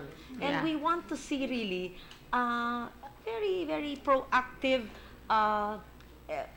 plan with a timeline on first bamboo. Let's be very detailed. Bamboo planting. Second, strict observance of solid waste management. Mangrove also. Yeah. So bamboo, mangrove, solid waste management, and then the relocation of informal settler families and the provision of toilets. If we're able to do all that, lilinis ang Manila Bay eh. Yeah, Oo eh. that's why. Yun lang eh. Yun ang gawin yung 5 yon. So, i-meeting. Kaya lang meeting na ng meeting, 7 years na. Si Justice Velasquez. Yeah, we're running out of time Yes. because it will be 2018. Now is 2016, 2 years to go. The Department of Public Works have agreed to buy equipments for us to get the plastic out of Manila Bay. But the problem is we cannot identify. I saw that abroad, but I cannot remember. So maybe DNR can identify that equipment that can absorb lahat yung plastic sa Manila Bay. Kasi sabi nung mayor ng Naik, pag nag-dive ka daw doon sa Naik, in front of Manila Bay, there's a 1 meter of plastic under. I can Oo. imagine. Yeah. And yung aming La Papachea, every Friday, pag naglilinis kami doon, puro plastic din. So maybe you can assign somebody that will Should it really be the work, and I DNR? will be very active in this because I do want to clean clean. Manila Bay. We will help each other in Yes. cleaning the bay. Could we request the Manila Bay office to actively coordinate with all agencies of government, including the Public Works Department, who can help you with all the equipment? Alam mo, and the payag DOH. naman silang tumulong, hindi lang nila alam paano sila tutulong. Kailangan lang direction. Kaya nga sinabi na natin, mangrove, bamboo, solid waste management. Sino Toilet. ng solid waste office? ESWM. Is Ellie here? Oh, yun. Yun. Oh, Okay, alam mo na so, yun, ulit na akong ganun. Sino who will take care of the bamboo? NGP. So, Oh, sagot bamboo. ng NGP will take care of bamboo and of mangroves. Mangrove. And Okay. then the Solid Waste Commission, Director Ellie, will take care of the implementation of solid waste management. Gina, Sec Gina was still in the private sector when she and I wrote the 178 local governments. Remember that? 2 signatures. You were still NHA. with NHA. Para sa Yeah. relocation of informal settlers, di ba? Yes. Ang DPWH equipment. Yes. And MMDA also. BIFAR can do, BIFAR, they're doing, what do you call this? Aqua Silvi in Baseco. Oh, I'm asking them to do Aqua Silvi in Baseco, and DOH will do the toilets. Okay. So maybe we can coordinate. Okay. I guess I just want to ask, what kind of seedlings do you use? Kasi alam mo, I have been doing greening on my own in my city. Pag nagtanim ka nung 1 foot, hindi na, walang survival yun. It should be minimum 4 feet. Yung mga mangrove, any tree. Kasi pag 1 foot, tatapakan lang yun ng mga tao, patay na yun eh. Oo. So, pero nakikita ko sa inyo, kasi I asked DNR to provide me with mangroves for Baseco. I did not use it kasi 1 foot. Nangamatay lang lahat doon. Humihingi ako sa Cavitex kasi ang kanilang mangrove seedlings 4 feet. So, I suggest na wag naman tayo magtanim ng 1 foot. It will take us forever. Huwag tayo magtanim ng 1 foot kasi ang survival rate nun ang sama. Who was with me in Nasugbu with Bifar, with Asis Perez when I went? Mga tinanim namin malalaki. Hindi ganyan pa. Yun nga ang binigay nila, ganyan kaliliit eh. Hindi, yung nagtanim kami Cavitex, ng ganyan Bifar, pataas eh, from here to here eh. Ano bang 3 ideal to 4 pagtanim ng feet mango? Baka kaya hindi kayo nagiging successful sa greening kasi 1 foot. Namamatay Talagang lang. maliit. There are different species of mangroves. Meron yung mga bakawan daw, malaki. Meron talaga mga mangrove species na maliliit. Hindi, maliit talaga yung inyo. 1 foot. Huwag mo akong ganyan eh. Kasi matagal na ako nagtatanim ng mangrove. I've tried. Namatay lang yun sa Baseco. So, isasuggest ko lang sa greening, huwag na kayong magtanim ng maliliit. Kaya walang nagsusurvive sa greening eh. Oh. Talagang maliit ang Director Calderon. Ano? Basta sila maliliit. Pag kayo maliliit, pero yung mga private na nagbibigay sa amin malalaki. So siguro palakihin naman natin kasi sayang lang eh. Tatapakan lang eh. Katulad nun, si nagtanim sa Iloilo sa kalye, si Senator Drilon. Liit-liit. Di kinain lang nung kalabaw doon. So, pinaltan ko nung galit na galit ako. Paltan lahat yan kasi hindi magsusurvive yan. Sa urban, kailangan malaki Ang baba-baba ng survival rate pag maliit. Palakihin natin. Kahit mas mahal, basta malaki. Huwag na tayo mag-antay ng 20 years. Wala Yun na tayo nga, dyan. mamamatay na Tama. kami, hindi pa lumalaki yung Tama. inyong tinatanim. So, can we request that from DNR? Huwag sige. niyo nang gamitin yung maliliit na yun. I-summarize lang natin Manila Bay, ha? Pagtulungan natin to Manila Bay, ha? Oo. 178 LGUs. Iisa-isahin Ano nyo yan. budget doon? NGP lang. Kukunin na lang dito sa greening, Oo, kukunin. Convergence yan, hindi kailangan Okay. addition, dami lang pera eh. So, lahat yung budget ng solid waste, meron yan. Yung budget ng greening, meron yan. Tapos ang DILG, ang laki-laki ng budget. Kailangan sila to compel the LGUs to comply with our laws also. Did you provide for equipment dun sa solid waste, National Solid Waste Management Commission? Are there equipments that can be given there? O magkano? Anong equipment nyo? Shredders. And what? Composters? Sieve for the vermicomposting? Kalahating milyon ng isa niya na. Baka mamaya pag humihingi na kami sa inyo, wala kayo. Magkano budget nyo?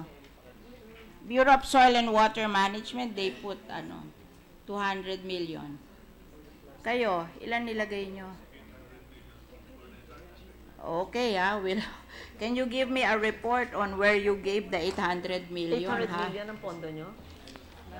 How much will go to equipments? How much will go to equipments? Hingin mo, break. Para magsusulat kami sa inyo. Meron silang capital outlay. Sige, magkano? 397 million. Okay, so that's it. We can ask. Nalagyan ko na yan, kasi taon. Wala nga kaming nakikita eh. Saan nyo binalagay? For 2017 pa lang. Parang meron kayong... Alam mo, ginagawa namin, sa mga public market all over the Philippines, kasi puro kitchen waste yun, lagyan mo lang ng tigi-tigisa, hindi na nila itatapon waste nila, ipoprocess na lang doon sa public market ng janitor, yung ano, para maging organic fertilizer. Magkano isang shredder? Hindi naman pwedeng shredder lang, di ba may composter? Shredder and composter. Yung bilog na doon mo ilalagay yung sinred mo, and for 1 week, pag 1 week, ano na yon, dry organic fertilizer na yon. Oh, you have to include that. Wag shredder, kasi kahit mo ishred, saan mo dadalhin? Hindi pwede sa mga cities yun. Sa mga, yung shredder na sinasabi mo, gagawa ka ng vermicomposting. O, sa mga ano yon, mga rural. Pero yung mga public market ng mga towns. Wala nang space to put the shredded, ano, kailangan may terno siyang composter. Oo, may katerno siyang composter. Kasi pag hindi pwede ang vermicomposting doon sa mga maraming tao, kasi mababaho yun, magagalit sa iyo. So you have to put it in a composter para drum yon, wag drum, hindi na moda yung drum. Meron talagang composter na nabibili. Drum composter, yes. Because that will, walang smell pag naandun. So it Ayun. will be more acceptable. Kung magawa nyo yan sa lahat ng LGUs around Manila Bay, magiging model ngayon. Yes, Yung mga yes. LGUs na yan. Okay. Ambisyon natin buong Pilipinas. Pero sige na, subukan na natin ng Manila Bay. Magawa lang natin yan in the next 2 years o 12 months para pagtayo natin dito, ayan, nagawa. I natin guess, yan. Mr. Chairman, Yes. Mr. President, we will ask them the list of what they have done next budget hearing. Yes. Diba? So please earmark the 178 LGUs for your shredders Yeah, because and composters and implementation of the solid waste management and the planting of mangroves and bamboo where applicable. Because if you have 397, 178, parang madali ibigay mo dalawa bawat isang LGU, di ba? Dalawang composter, one rotary composter and one vermicomposting in every LGUs in Manila Bay. 178 eh. Tama-tama yung budget mo. We'll see to it that it will be implemented. I promise you, Miss Chairman. Thank you. I will monitor. Ayan, may thank you. taga-monitor na ako kasi since how many years ago, sinasabi ko yung gawin nila. Hindi wala na akong time mag-monitor. Meron na akong taga-monitor na We'll do a list. Okay. Okay, thank you very much, Mr. President. Thank you, Senator Villar. Before we recognize the majority floor leader, Madam Chair, it is seldom that the two principal advocates of gross national happiness Huh? I'm are sorry. present under one plenary roof, and that the chair cannot let this opportunity pass. So, just one question. In the concept of gross national happiness, has this found its way in application in the plans and programs of the Department of Environment and Natural Resources? Yes, Mr. President. In fact, one of the staunchest advocates of GNH is the Secretary of DNR who brought the head of the Committee of GNH of the Kingdom of Bhutan. She practices it, she lives it, she breathes it, she sleeps with it. And so she is probably the happiest human being in this hall today. I believe that she has mainstreamed the concept of GNH into the programs and activities of the department, starting with the creation of sustainable resilient communities, which they are piloting in how many? In 29 areas nationwide. Just to give you an example, this will encompass the 4 pillars of GNH.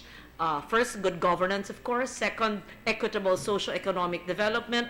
Third, the preservation of culture. And fourth, environmental conservation. So these 4 will be embodied in the model communities where we will have the use of renewable energy where possible, that we will have massive planting of trees and mangroves, etc., where we will protect the marine ecosystem, where the air we breathe will be a better quality than in the polluted urban areas, where we will have gulayan or edible gardens, where we will share the road with commuters and pedestrians and have bike lanes.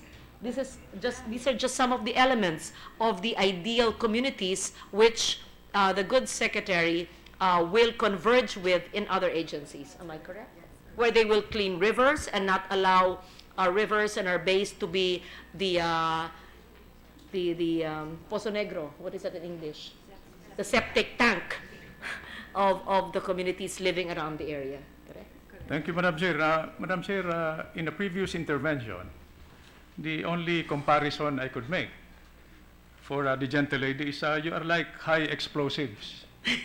All you need is a triggering mechanism. Now you have done it. You have provoked two additional short questions. One is, I shared with Your Honor the fact that Ecuador, Bhutan, Venezuela, and the United Arab Emirates have ministers of happiness. Is the Philippines in the near future moving in that trajectory? How interesting. I didn't even realize that Ecuador was way ahead of us. That's worth looking into. In fact, we should look into how they created it and what is the mandate of the Minister of Happiness. Perhaps that we could start with the committee of GNH, which Secretary Gina can create, just like we have a Manila Bay Coordinating Office, we have someone in charge of the National Greening Program, we can have a council of GNH or a committee of GNH, whichever. Why don't you create that? She can do it by DAO, by Department Administrative Order, right? Under DNR. Let's start with the DNR. Then maybe if you see DNR implementing its programs well, perhaps other agencies and departments and the president will be happier and issue an executive order. But let's start. Why don't you issue a GNH? We'll help you. I can't promise you that we will have a Minister of Happiness, but within the DNR, she can probably commit to creating a council of happiness, of happy people. Thank you, Madam Chair. It is also, I think this is the first department where happiness, the way we know it, not the way happiness is defined by macho men like you, perhaps, but but the happiness, the way the Bhutanese know it, that is included in the performance indicators of the DNR. Thank you, Madam Chair. Finally, as a last observation, I have noticed that Secretary Gina and the chairman of the Finance Committee look much happier than the senators present tonight. Thank you, Madam Chair. Majority Floor Leader. Yes, Mr. President, and I would just like to say, since this is the last department I am defending after 15, how many? One week and a half. 8 grueling days. It is so serendipitous that this is the last department. And somehow, I'm happiest now in defending my favorite department. I'm so awake. Magaling yung nagtanong. Yes, because the chairman of the Environment Committee, who is an agriculture expert and an environmentalist, and I'm here with my sisterhood, Secretary Gina, and of course, the presiding officer is the principal author of the Clean Air Act in 1999. And I would assume that the senators present here will help us defend and support for the quick ratification of the Paris Agreement, which will be transmitted to the Senate through the urging of Secretary Gina with Malacanang. And so all I'm saying is that I am happier now than defending the budgets earlier. Thank you so much, Senator Lagarde. Majority Floor Leader. Thank you, Mr. President. There being no other reservations for interpellation, I move that we submit the budget of the Department of Environment and Natural Resources together with its attached agencies for the body's consideration. Is there any objection? Hearing none. the budget of the Department of Environment and Natural Resources and its attached agencies is deemed submitted. 1 minute suspension, Mr. Session President. May we,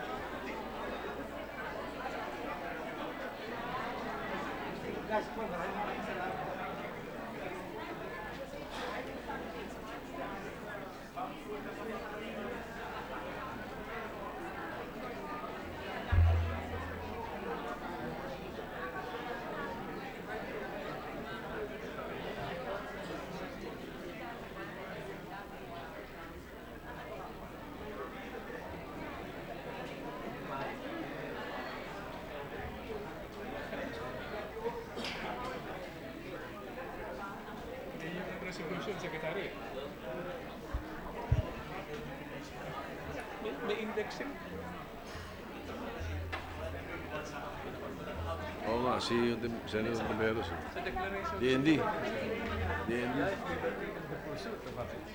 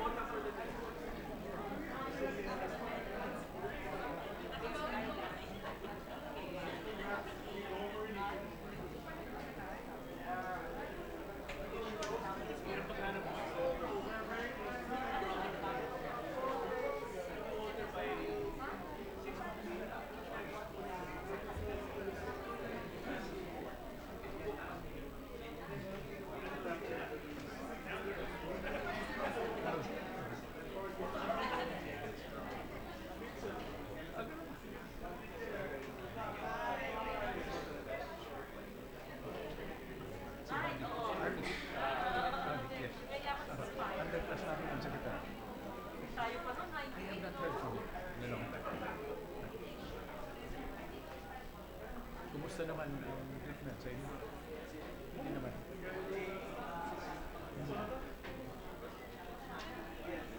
Ganun naman talaga. This is more telling. Tuntua ako kay Tito Gino, sabi niya, isang bang sa akin. Nag-wild. Okay, sana mo.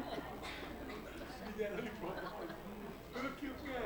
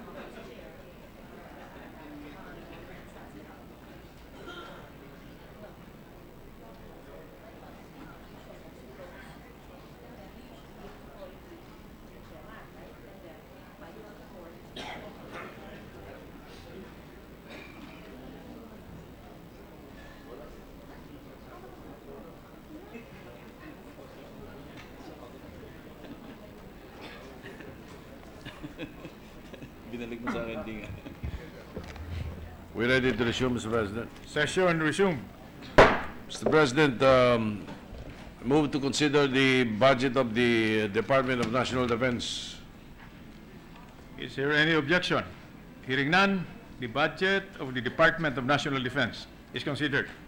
Thank you, Mr. President. Together with the entire budget is the Office of the Secretary proper, the Government Arsenal, the National Defense College of the Philippines, the Office of the Civil Defense, Philippine Veterans Affairs Office proper, Veterans Memorial Medical Center, Armed Forces of the Philippines, Philippine Army, Philippine Air Force, Philippine Navy, and General Headquarters, AFP and AFP-wide service support units. To present the budget, may we recognize Senator Pampilo Lacson. Senator Lacson is recognized. Thank you, Mr. President. The total proposed new appropriations of the Department of National Defense and all its attached agencies under the NEP is 134.287 billion pesos. This was increased to 134.3 billion by the House of Representatives and 134,425,830,000 by the Senate Finance Committee. Thank you, Mr. President. May we recognize the Chairman of the Committee on Finance for one question, and then we will recognize Senator Tiveros for the interpellation.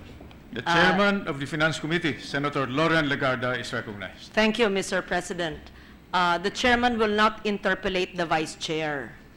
In short, hindi ako gaganti sa'yo. Thank you, ma'am.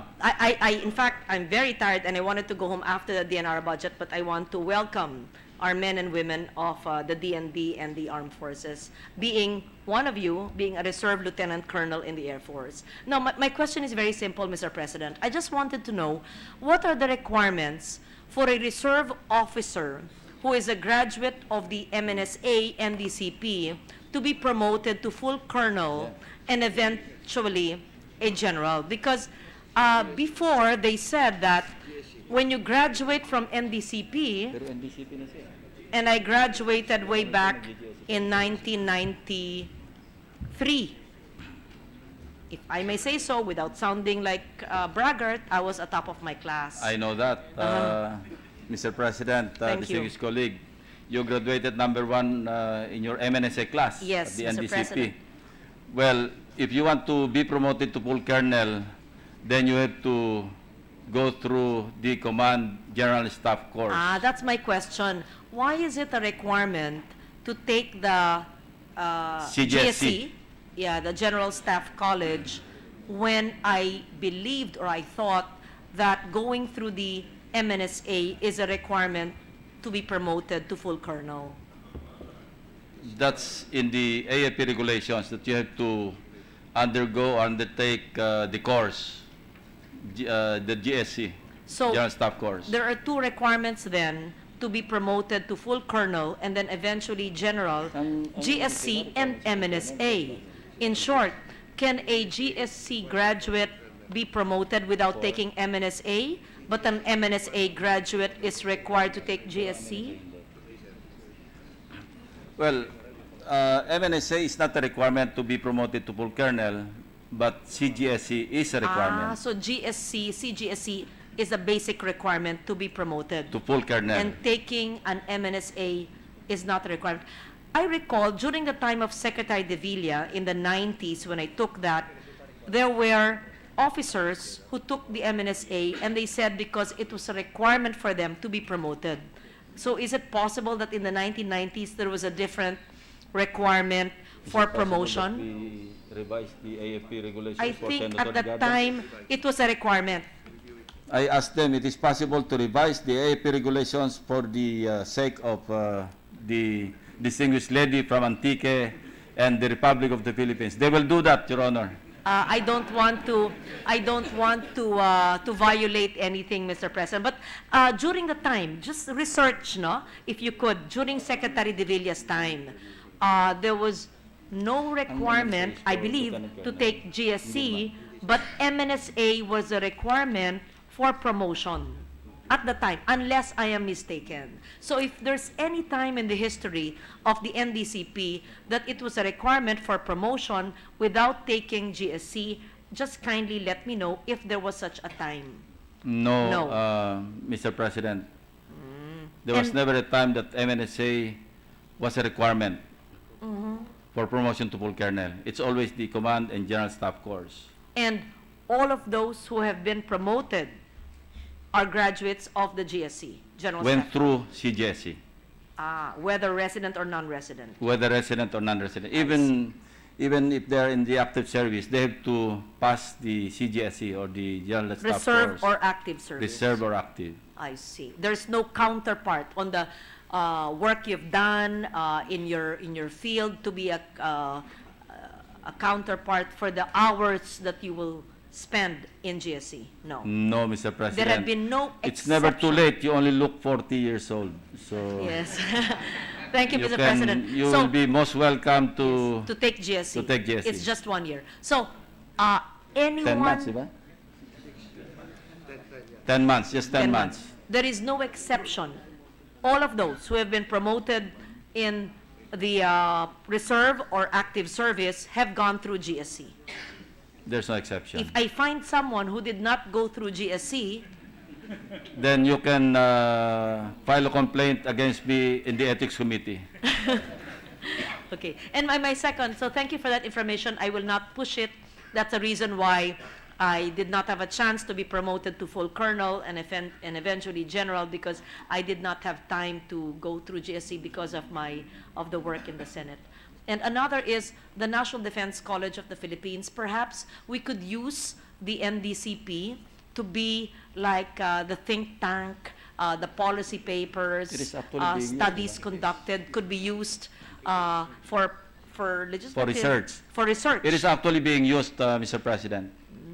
Perhaps they could share their papers with the Senate, their research studies on all security issues, on all the 4 dimensions of national security. If they could share that with the Philippine Willingly, Senate, Mr. President. with They legislators. will do that. That's all. I will no longer prolong, Mr. President, and of course, as your chair, I fully support your budget. If Senator Lacson wants to increase any provision, as long as may pagkukunan Narinig niyo yan, siya, basta may pagkukunan kang hindi magagalit. I know where to find the money, Mr. President. So, And, as a and matter of fact, we already we have prepared our recommendation for your committee amendments insofar as the defense family is concerned. oh yes, in fact, I think I've already accepted your amendments. Thank you very much, Including the Mr. barracks, President. etc. Yes, and just to let you know, and I was reminded by General Carolina that President Duterte had distributed the retirement. Is it the retirement of the veterans? No. When Disability the pension. The Disability pension. For so long, the pension was not given, but in the 2016 budget, more than 4 billion pesos was allocated for the pension, disability pension of our veterans. That is correct, Mr. President. So that there goes our support for the DND family. Thank you. That's all, Mr. President. Thank you, Thank Mr. you, President. Senator Legarda, Majority Floor Leader. Thank you, Mr. President. May we now recognize Senator Risa Ontiveros. Senator Ontiveros is recognized.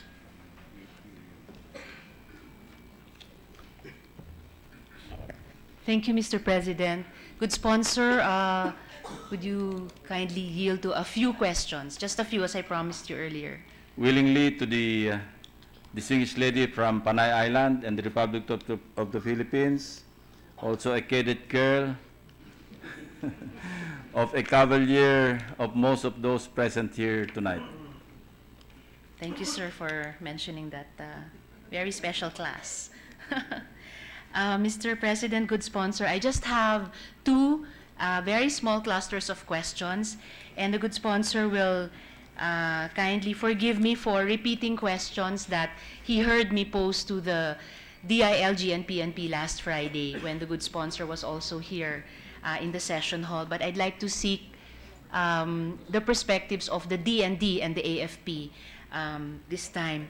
I'm in receipt, good sponsor, of a letter from Police Director General Ronald De La Rosa, my late husband's mista and my friend, in response to the questions I posed to the DILG and the PNP that evening. I posed 3 questions, which I will also ask the good sponsor. I thank Chief PNP for this letter, even though he was able to respond to only 2 out of the 3 questions, and I will pursue the other one with him through Please. other fora. Good sponsor, as an AFP family member, an AFP sister, who highly values the security sector reform efforts of the institution in the past 3 decades. In light of the controversial burial of the late dictator Ferdinand E. Marcos at the Libingan ng mga Bayani, whose legality is still disputed in our society and which was implemented by our security forces, I must ask these very serious questions and strongly request a thorough and satisfactory explanation of each of them. First, good sponsor, on reconciling the contradicting statements of the executive vis-a-vis the AFP and the Department of National Defense on the matter. To it, good sponsor, on that day, Malacanang said, we didn't know about the Marcos burial. The DND said, I do not know, I am here in Lima, Peru. And the AFP said, we executed the burial per the command of the Department of National Defense. And in fact, a good sponsor, 2 full months ago in August, there was indeed a memo that became public from the DND to the Chief of Staff on the internment of the late former President Ferdinand Marcos at the Libingan ng mga Bayani. And it made mention of a verbal order of the President, the overall OPR being the PVAO for this activity, and it also made mention of an implementing plan. So, good sponsor, how do we reconcile the contradictory statement of Malacanang vis-a-vis those of DND and AFP, which I just want to appreciate, even in comparing it with the statements of the PNP, those for the DND and AFP remain consistent until today. I will respond to the question in relation to the same memorandum addressed to General Ricardo R. Visaya, AFP, subject interment of the late former President Ferdinand Marcos at Libingan ng mga Bayani, reference verbal order of President Rodrigo Duterte on July 11, 2016. Would you like me to read for the record Thank you, good sponsor. the contents of the letter? Of the memo, in compliance to the verbal order of the President to implement his election campaign promise to have the remains of the late former President Ferdinand E. Marcos to be interred at the Libingan ng mga Bayani, kindly undertake the necessary planning and preparations to facilitate the coordination of all agencies concerned, especially the provisions for ceremonial and security requirements. Coordinate closely with the Marcos family regarding the date of interment and the transport of the late former President's remains from Ilocos Norte to the LNMB. The overall OPR for this activity, as you correctly pointed out, will be the PVAO, since the LNMB is under its supervision and administration. PVAO shall designate the focal person for this activity, who shall be the overall overseer of the event. Submit your implementing plan to my office as soon as possible. Signed, Delphine and Lorenzana, Secretary.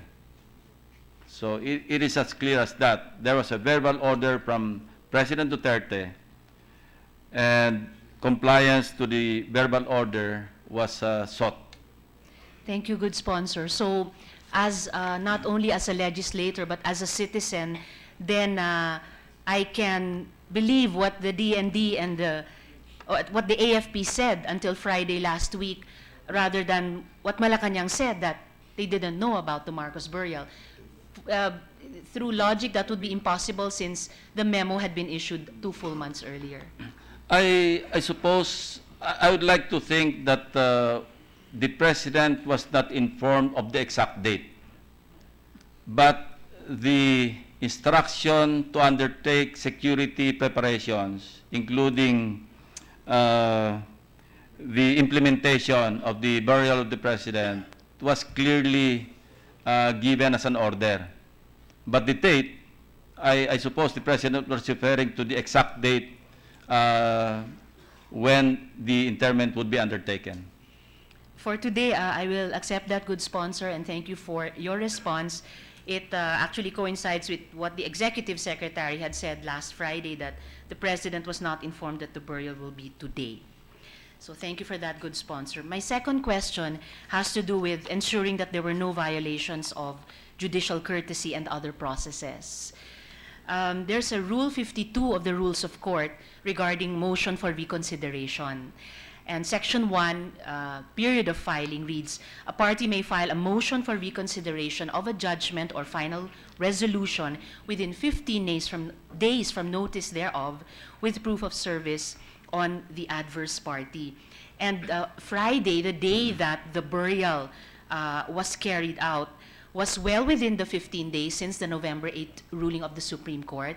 The petitioners had said they would file their motions for reconsideration. And in fact, the Supreme Court had scheduled to hear the MRs today, Tuesday. And yet, the burial proceeded.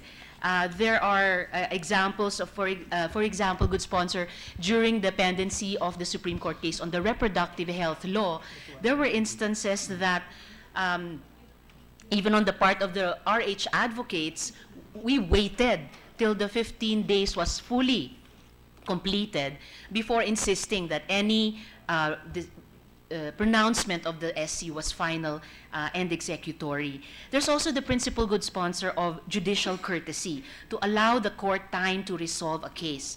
An example of that was the Heritage Hotel case. And I would have expected that in this case, when these cases regarding the burial of the former president at the LNMB were very much live, that principle of judicial courtesy should have been observed.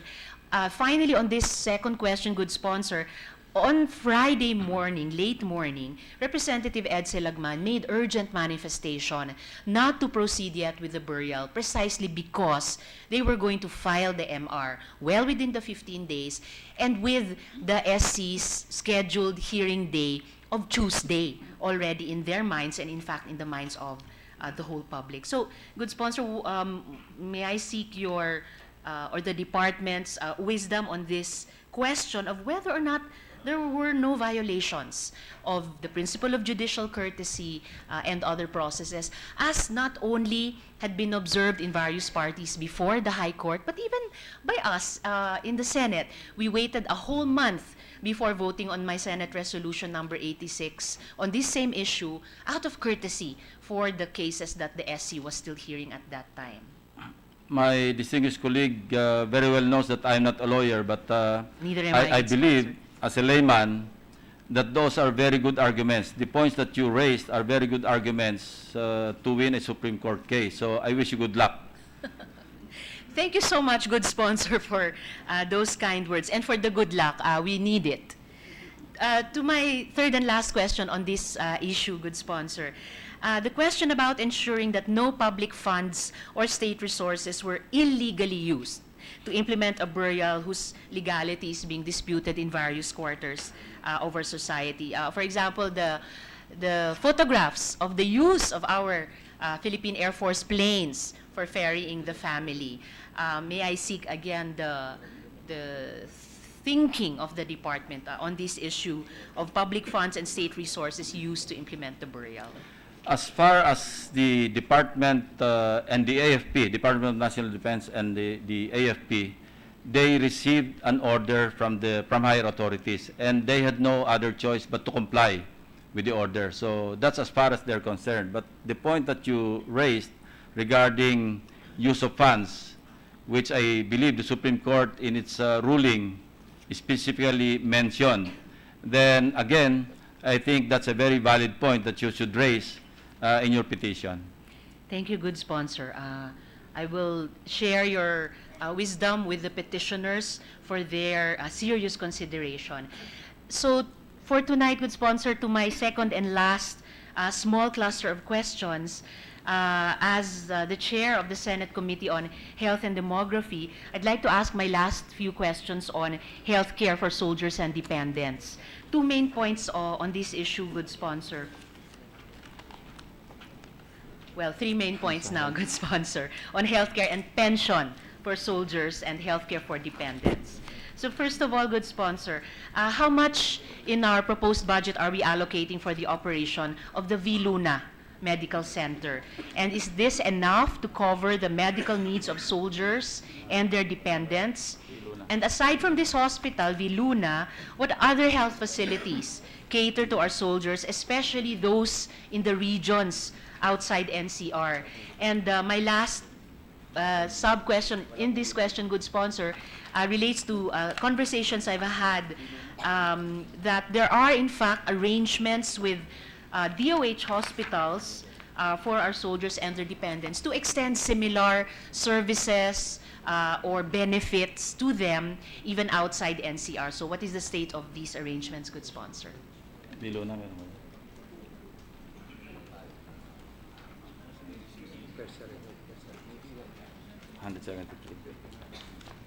173 million. 1.6. For tertiary healthcare services, Mr. President, it's 1.6 billion pesos.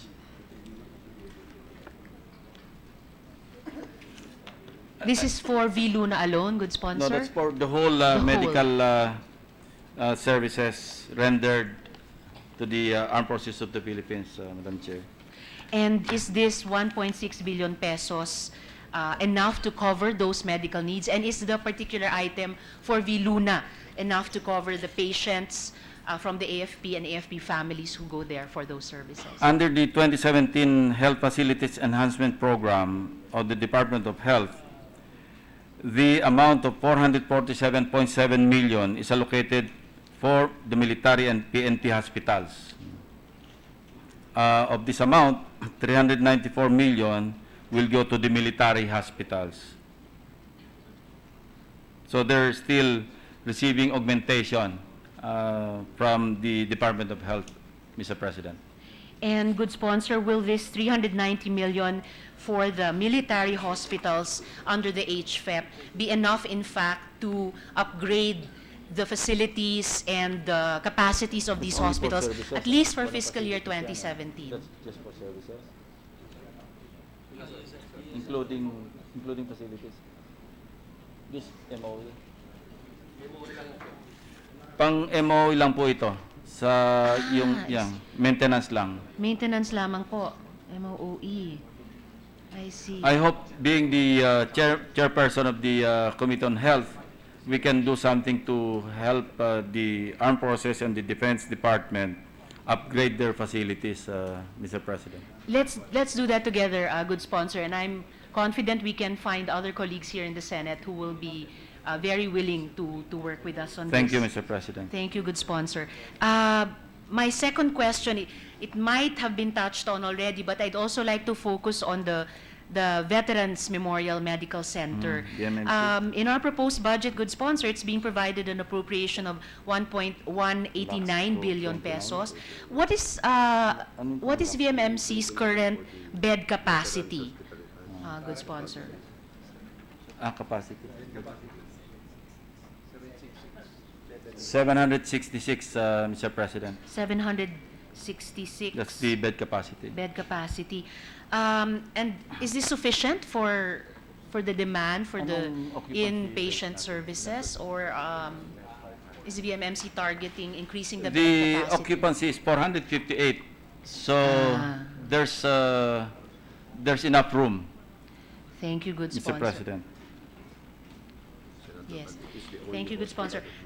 Still on VMMC, are the personnel and equipment sufficient for our veterans Although that's and the their only dependents? hospital, we have no veterans hospital in the Visayas and Mindanao areas. So, given that, good sponsor, I would assume that there may be a need for increased bed capacity, whether in other military hospitals or perhaps in other DOH run hospitals dedicated to the inpatient use of our veterans and their families. Yes, I cannot but agree, Mr. President. So perhaps, good sponsor, that's also something we can work on jointly in the committees on health and Anything for the armed Yes, process, sir. Mr. President. Thank you, good sponsor. I'd just like to note that unlike DOH hospitals, VMMC only gets to keep 25% of its income. Why not make it 100%, good sponsor, Pwede ba yun? income retention? 100%. Or are there certain 25% guidelines na retention. regulating or limiting this percentage at this point in time? Use of income. They're actually using 100% of their income, Mr. President. Sorry, I stand corrected. All right, that's good then. That's good then, good sponsor. A second look at the VMMC income. Yes, here, I stand corrected here. Sorry, my mistake. The 25% I earlier cited, good sponsor, should be for equipment upgrade. So just as a... That is correct, as a Mr. note President. To our earlier discussion. So for my second to the last point on healthcare and pensions. Good sponsor, social protection is one of our advocacies. I learned that the AFP pension fund system has been abolished. News reports state that 80% of the military budget accounts for pension payment. Would the good sponsor please update me on the status of the reforms being implemented with regards to the pension system? And is there any legislation needed in order to rationalize this and to provide social protection to our veterans and pensioners through these reforms?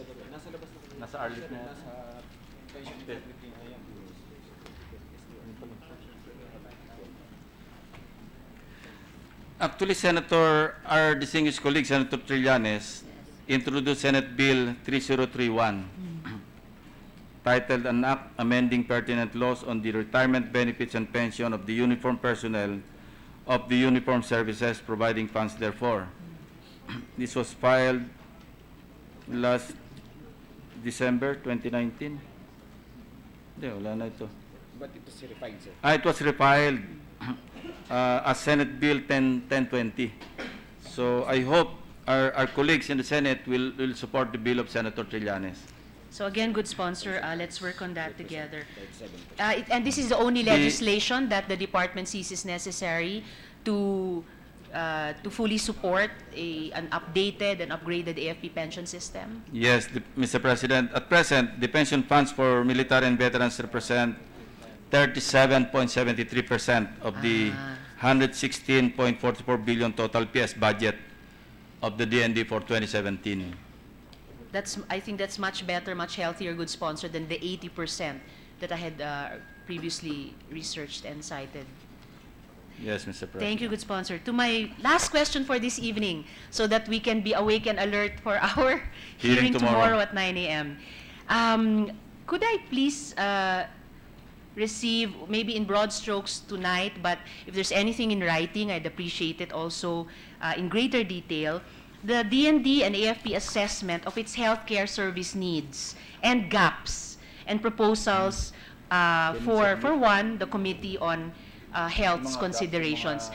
In a way, good sponsor, a legislative agenda from the AFP and DND on meeting the health needs of our men and women in uniform and their families.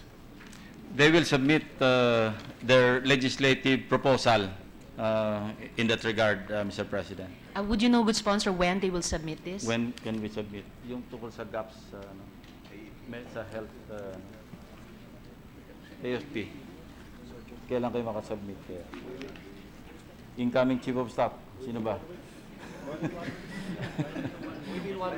Within 1 week, Mr. President. Great. Thank you very much, good sponsor. Thank you, Mr. President. Thank you, Mr. President. Thank you, Senator On Tiveros. behalf of the AFP family, the DND family, I would like to thank you, distinguished colleague, for your concern. Thank you, Mr. President. Thank you, Senator Lacson. Majority Floor Leader. Mr. President, there are no more reservations. Therefore, I move that we close the period of interpellation and consider the budget of the Department of National Defense and its attached agencies as deemed submitted for the body's consideration. Is there any objection? Hearing none, the budget of the Department of National Defense and its attached agencies is deemed submitted. Mr. President, I move to end the period of interpellation on House Bill 3408. Is there any objection? Hearing none. Period of Thank you, interpellation. Mr. President. I move to adjourn the session until 3 o'clock in the afternoon of Monday morning, Monday afternoon, I'm sorry. 3 o'clock in the afternoon of Monday,